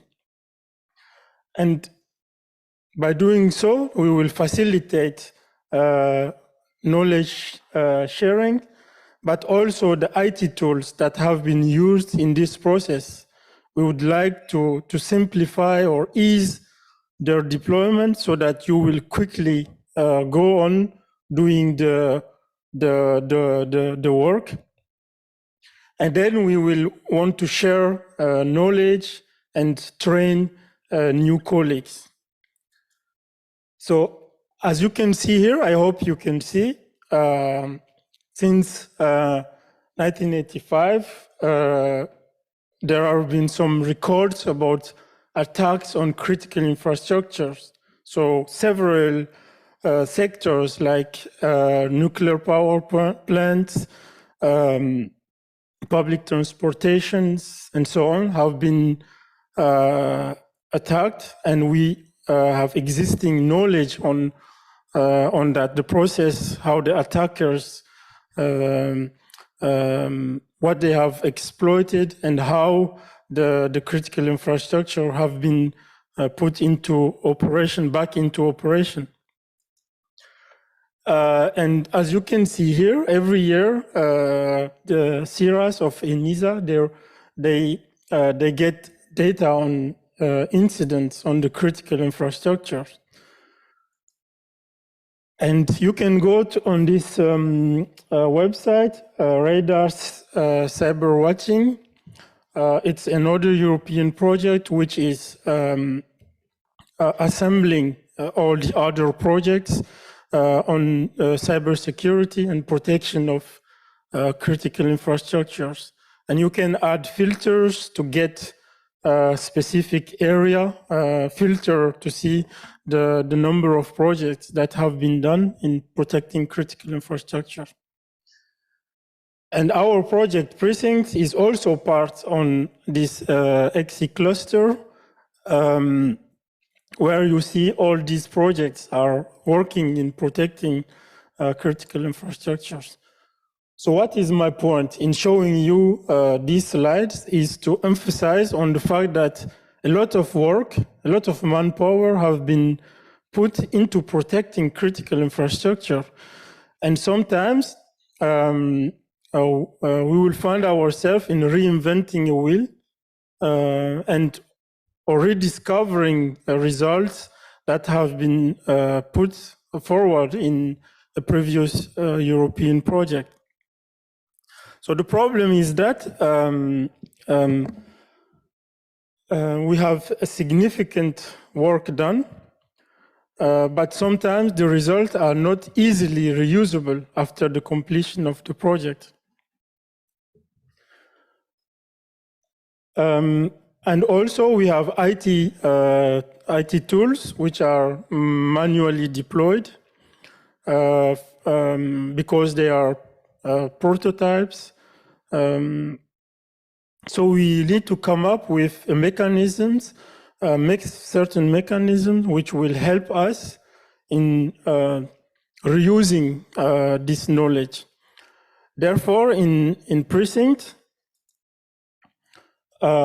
we have introduced a concept, and you can see it mostly as an approach to facilitate reusing result of previous projects.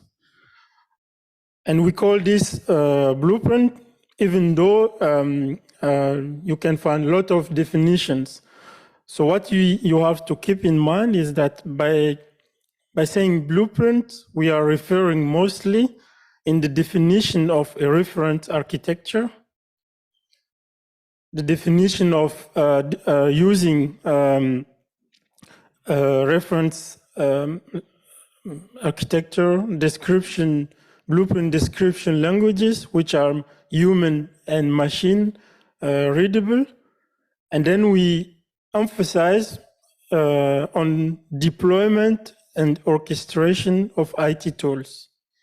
So by using blueprints, we would like that after each of the projects, we define a set of reference architectures which are aimed to generalize a set of solutions, derive from these reference architectures concrete architectures, and these concrete architectures are implemented. And then you can use a description language such as Ansible, Puppet, but in PRECINCT we have used Oasis Tosca to deploy and orchestrate your IT infrastructure used in the project. So, for example, I hope you can see it here as illustrated on this slide. There are several reference architectures derived from existing big data products.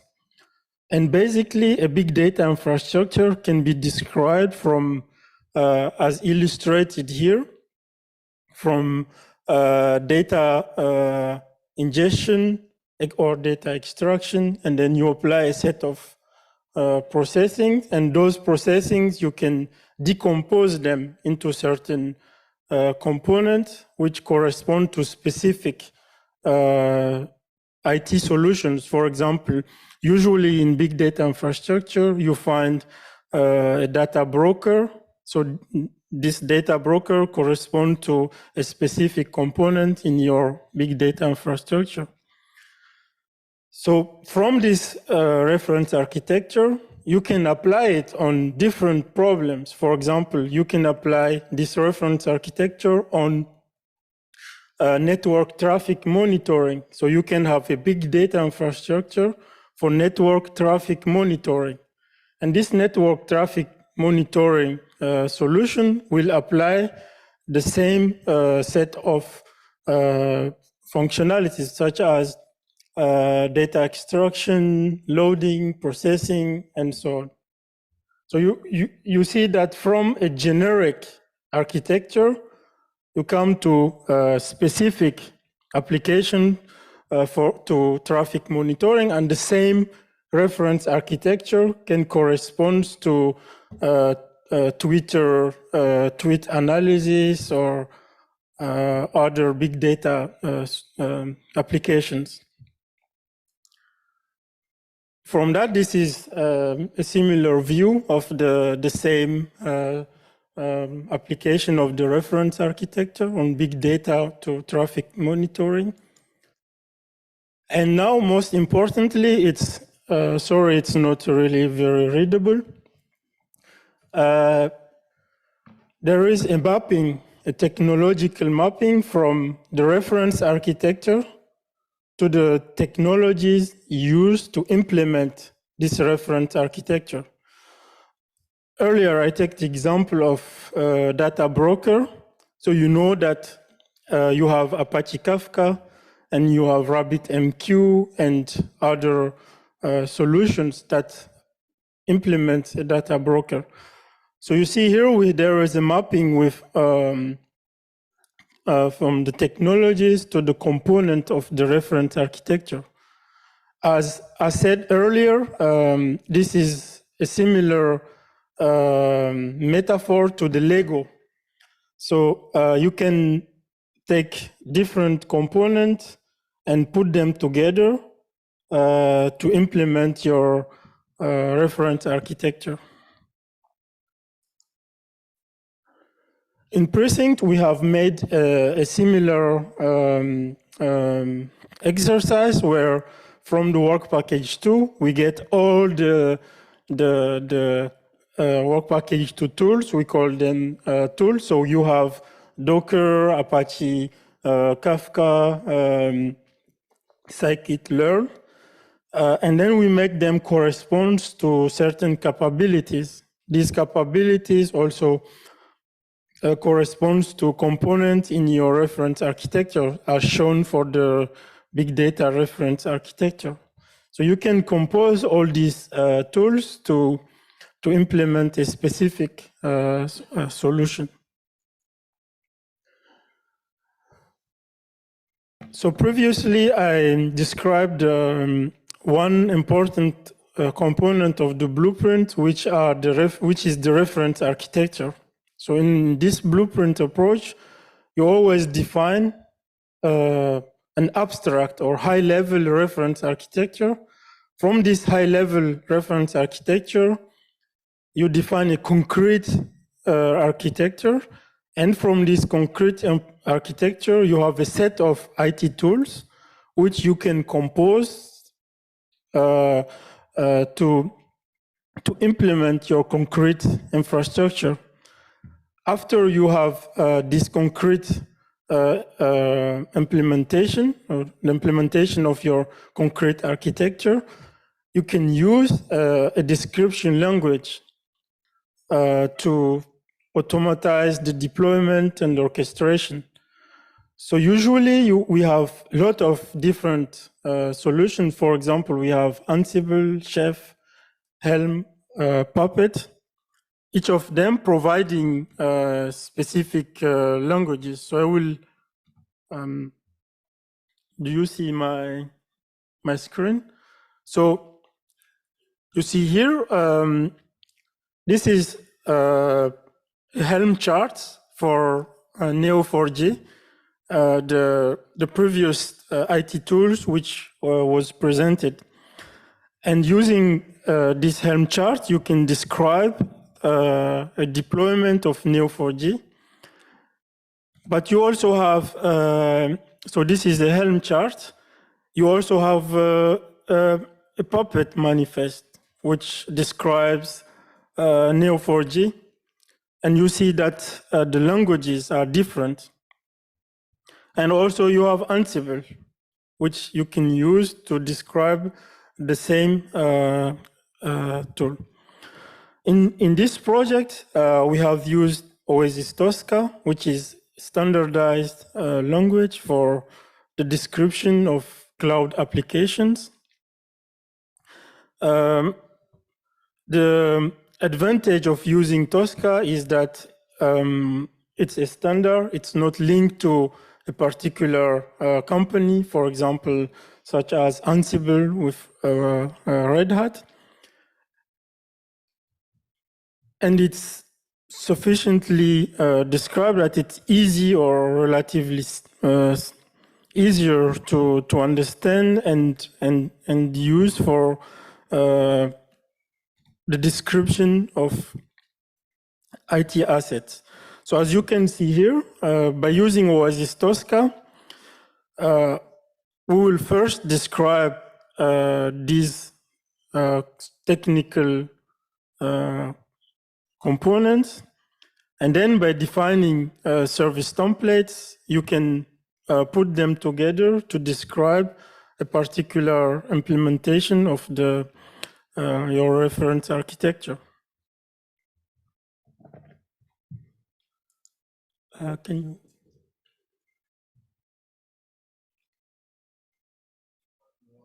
Yep.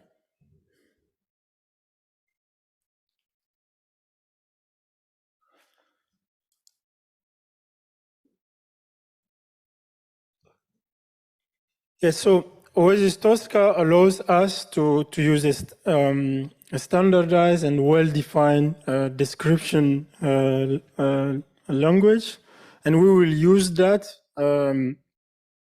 in Precinct to create what we call the blueprint repository.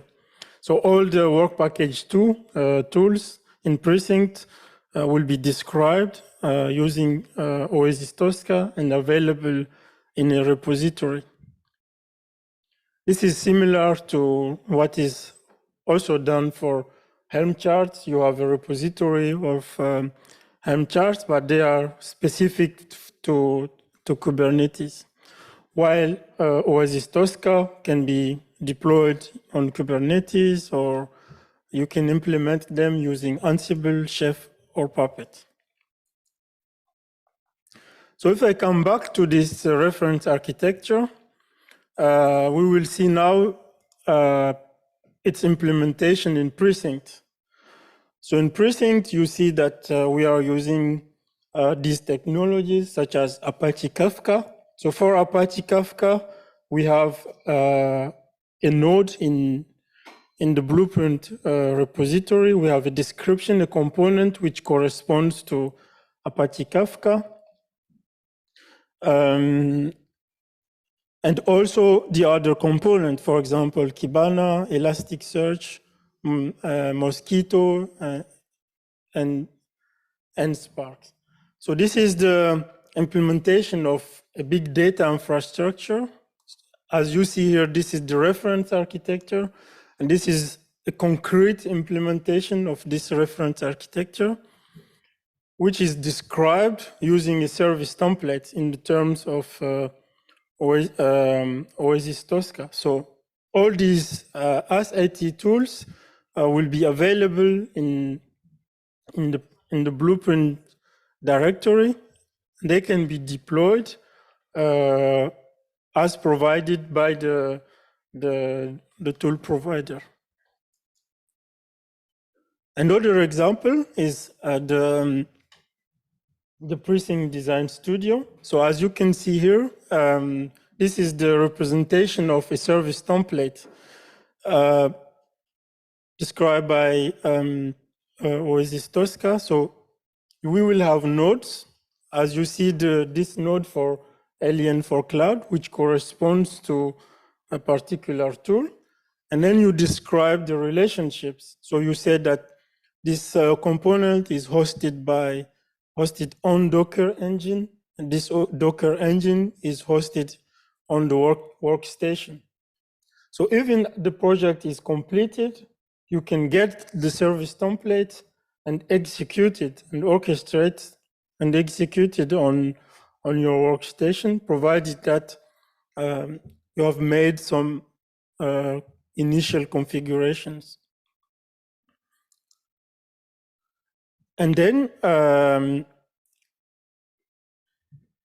to summarize, what is the process of applying and using the blueprints is that, let's say that we have, in the project, we have discussed on how to implement a big data infrastructure in the living labs.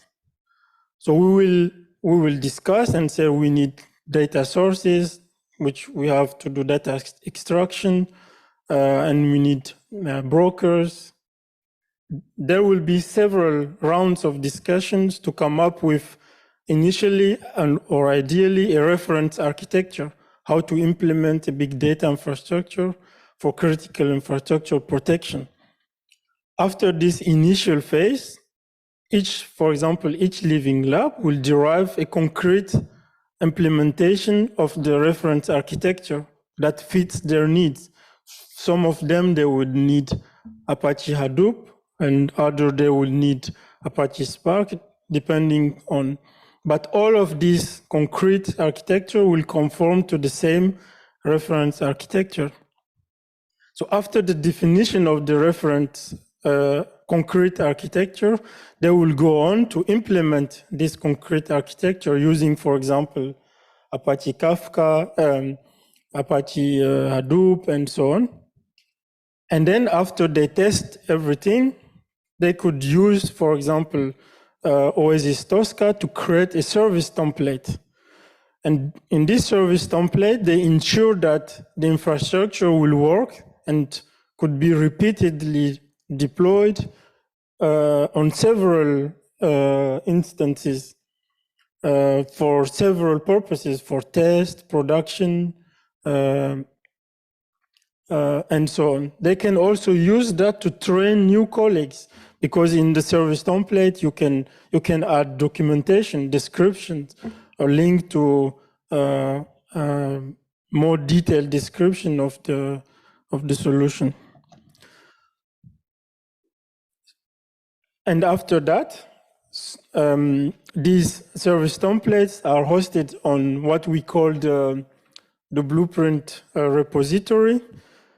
And the idea is that you can use tools such as Git to clone a repository containing the service templates, modify some elements to adapt it to your deployment. For example, if you want to deploy it for test purposes or production purposes, and then you deploy it in the test environment or the production environment. They can also be used to transfer knowledge.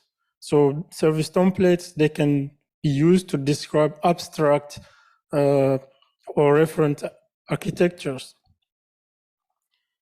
So that's it for my presentation. I hope it was clear. If you have any questions, please feel free to ask. Thank you.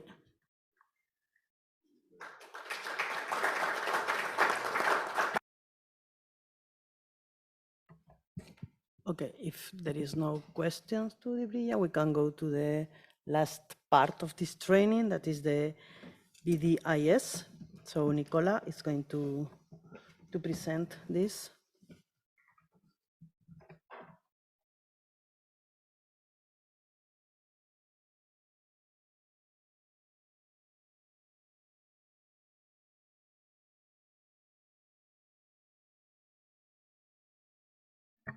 Okay, good afternoon, everyone. I know it's late. This is the last presentation of the day, or at least of this breakout session, and I'll try to keep it light, especially for the people that have flown in today. I might be a little tired. I'm presenting today the BDIS, which is the Big Data Infrastructure as Services, which is a platform that allows, based on microservices, that allows us to design, deploy, and execute big data analytics workflows. This allows us to analyze big data and look at it and try to gain insights from it. As I said, the objective is to, through BDIS, to facilitate the users in the creation of big data workflows and to allow them to visualize this data. This platform is very flexible. It can work with numerous modules, and some of them can be custom prepared by the users and developed in many platforms such as Python, Apache Spark, Flink, or any Docker container. So this flexibility allows us to create workflows as the one you see on the bottom left of the right, sorry, bottom right of the picture, where we can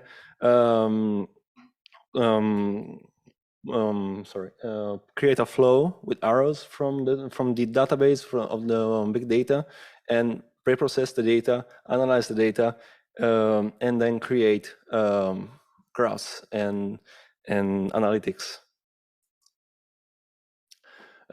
trying to explain briefly the process of the BDIS is first, the data is collected through the message broker, and then it is filtered and normalized in a way that we can make it uniform. Then this data is passed to the BDIS platform and is preprocessed, and then it goes through the workflows that can be defined by the user. That is the case of the previous chart with all the lines and the blocks. And then these results can be forwarded to Elasticsearch that allows us to create graphs and interfaces that are visualized through Kibana. And this, at the end, I'll show you also a little demo if we have time. Provide the user a very nice and beautiful way to get insights from the data that by themselves may not be that interesting. So, for example, here you can see one of the dashboards that can be created with Kibana and Elasticsearch using the BDIS platform. And one of the things one of the outputs of the BDIS is advanced analytics and data exploration, allowing users to zoom into the data and see what's going on. These dashboards, as you can see here, we have different graphs and different tables. These dashboards can be customized to the user needs. For example, in the case of PRECINCT, we have been working with this dashboard on Living Lab 4, allowing us to do analytics and forecasting of how many people will be there in the airport and in the roads and for example, the Marconi Express train that will go from the airport to the city and vice versa, and allows us and the end users of the solution to plan ahead and have a forecasting of how many people will be there. Here, for example, is an example, a workflow we have created for Living Lab 4. We take a couple of data sets, we process them, we use time series, we use the inhomogeneous Poisson process to forecast how many people will be there, and then all of this data is then sent to Elasticsearch that will help us show these results on the map. And as you can see on the bottom of the slide, you can see one of the dashboards I will show you in a moment, where this information can be seen. This graphical representation of the data of the Living Labs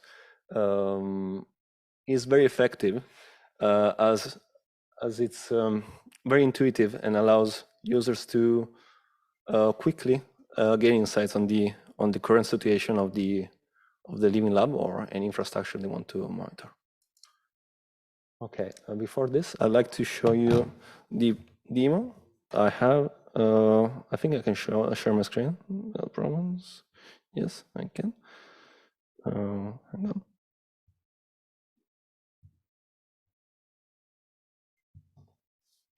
Okay.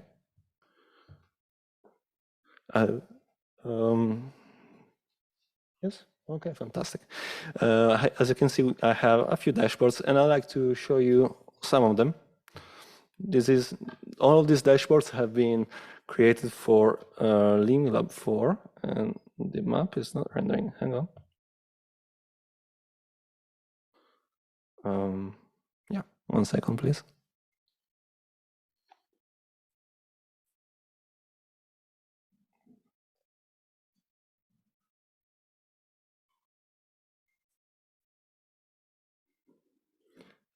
I apologize. I have a lot of dashboards open.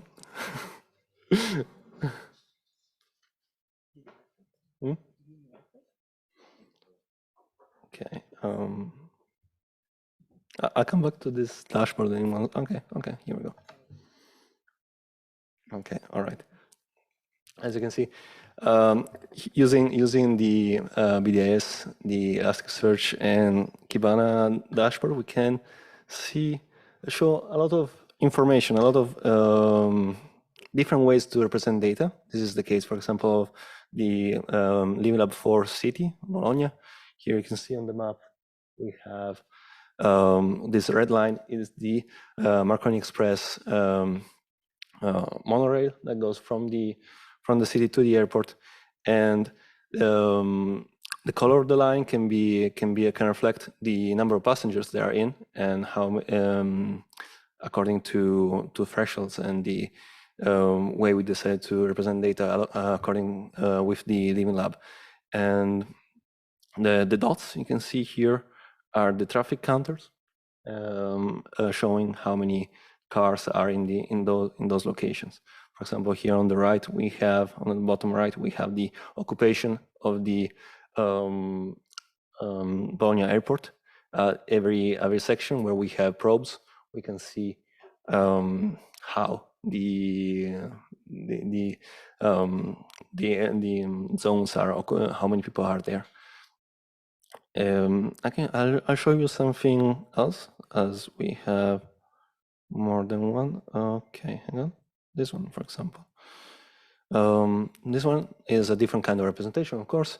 This is relative to the network data. Let's see, one of the maps has not rendered. Let's see if we are lucky and it works or not. I'll try to close a couple of the dashboards, sorry.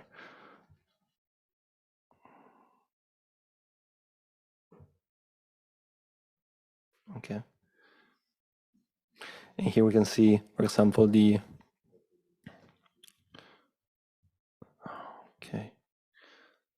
number, how many traffic data and how they are distributed over the time period. And this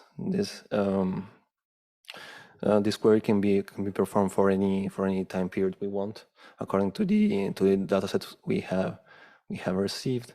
And once again, here there are other ways we can show the data and allow users of this dashboard to gain insights, for example, on how many people are at the airport. As you can see, before 6 here, in every week, nobody is present, and then by the time they arrive, the color changes, and you can see there is a pattern. Easily can see there is a pattern of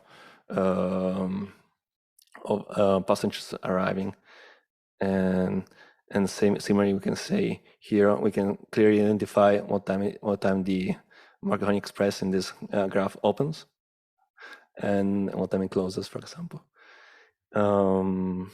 Okay. Similarly for the taxis, I can see you can see when the flights stop arriving and when they start again. Okay. If there is any questions, I think maybe now it's a good time to ask them. If you want to see something specific, or otherwise, maybe you can close here. Let me know.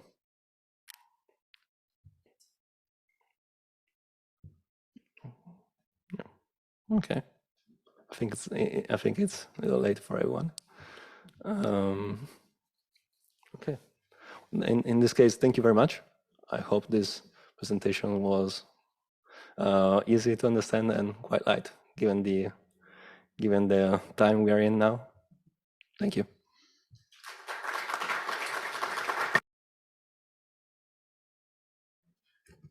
Okay, just one more thing is just if you remember at the beginning.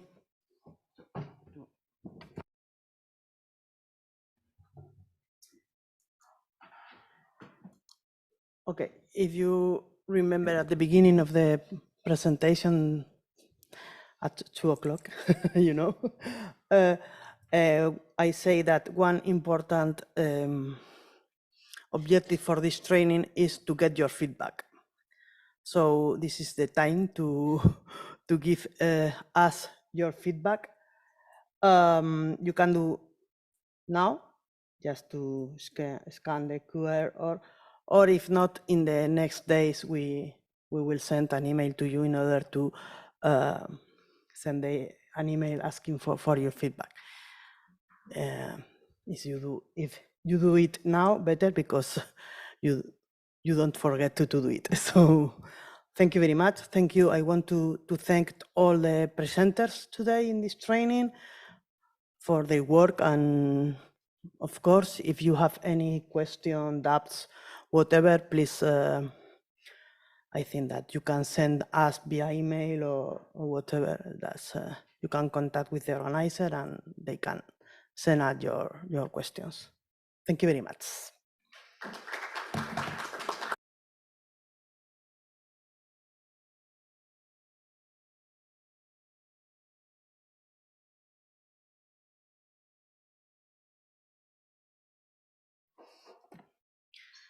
I'm going to put the link also in the chat. So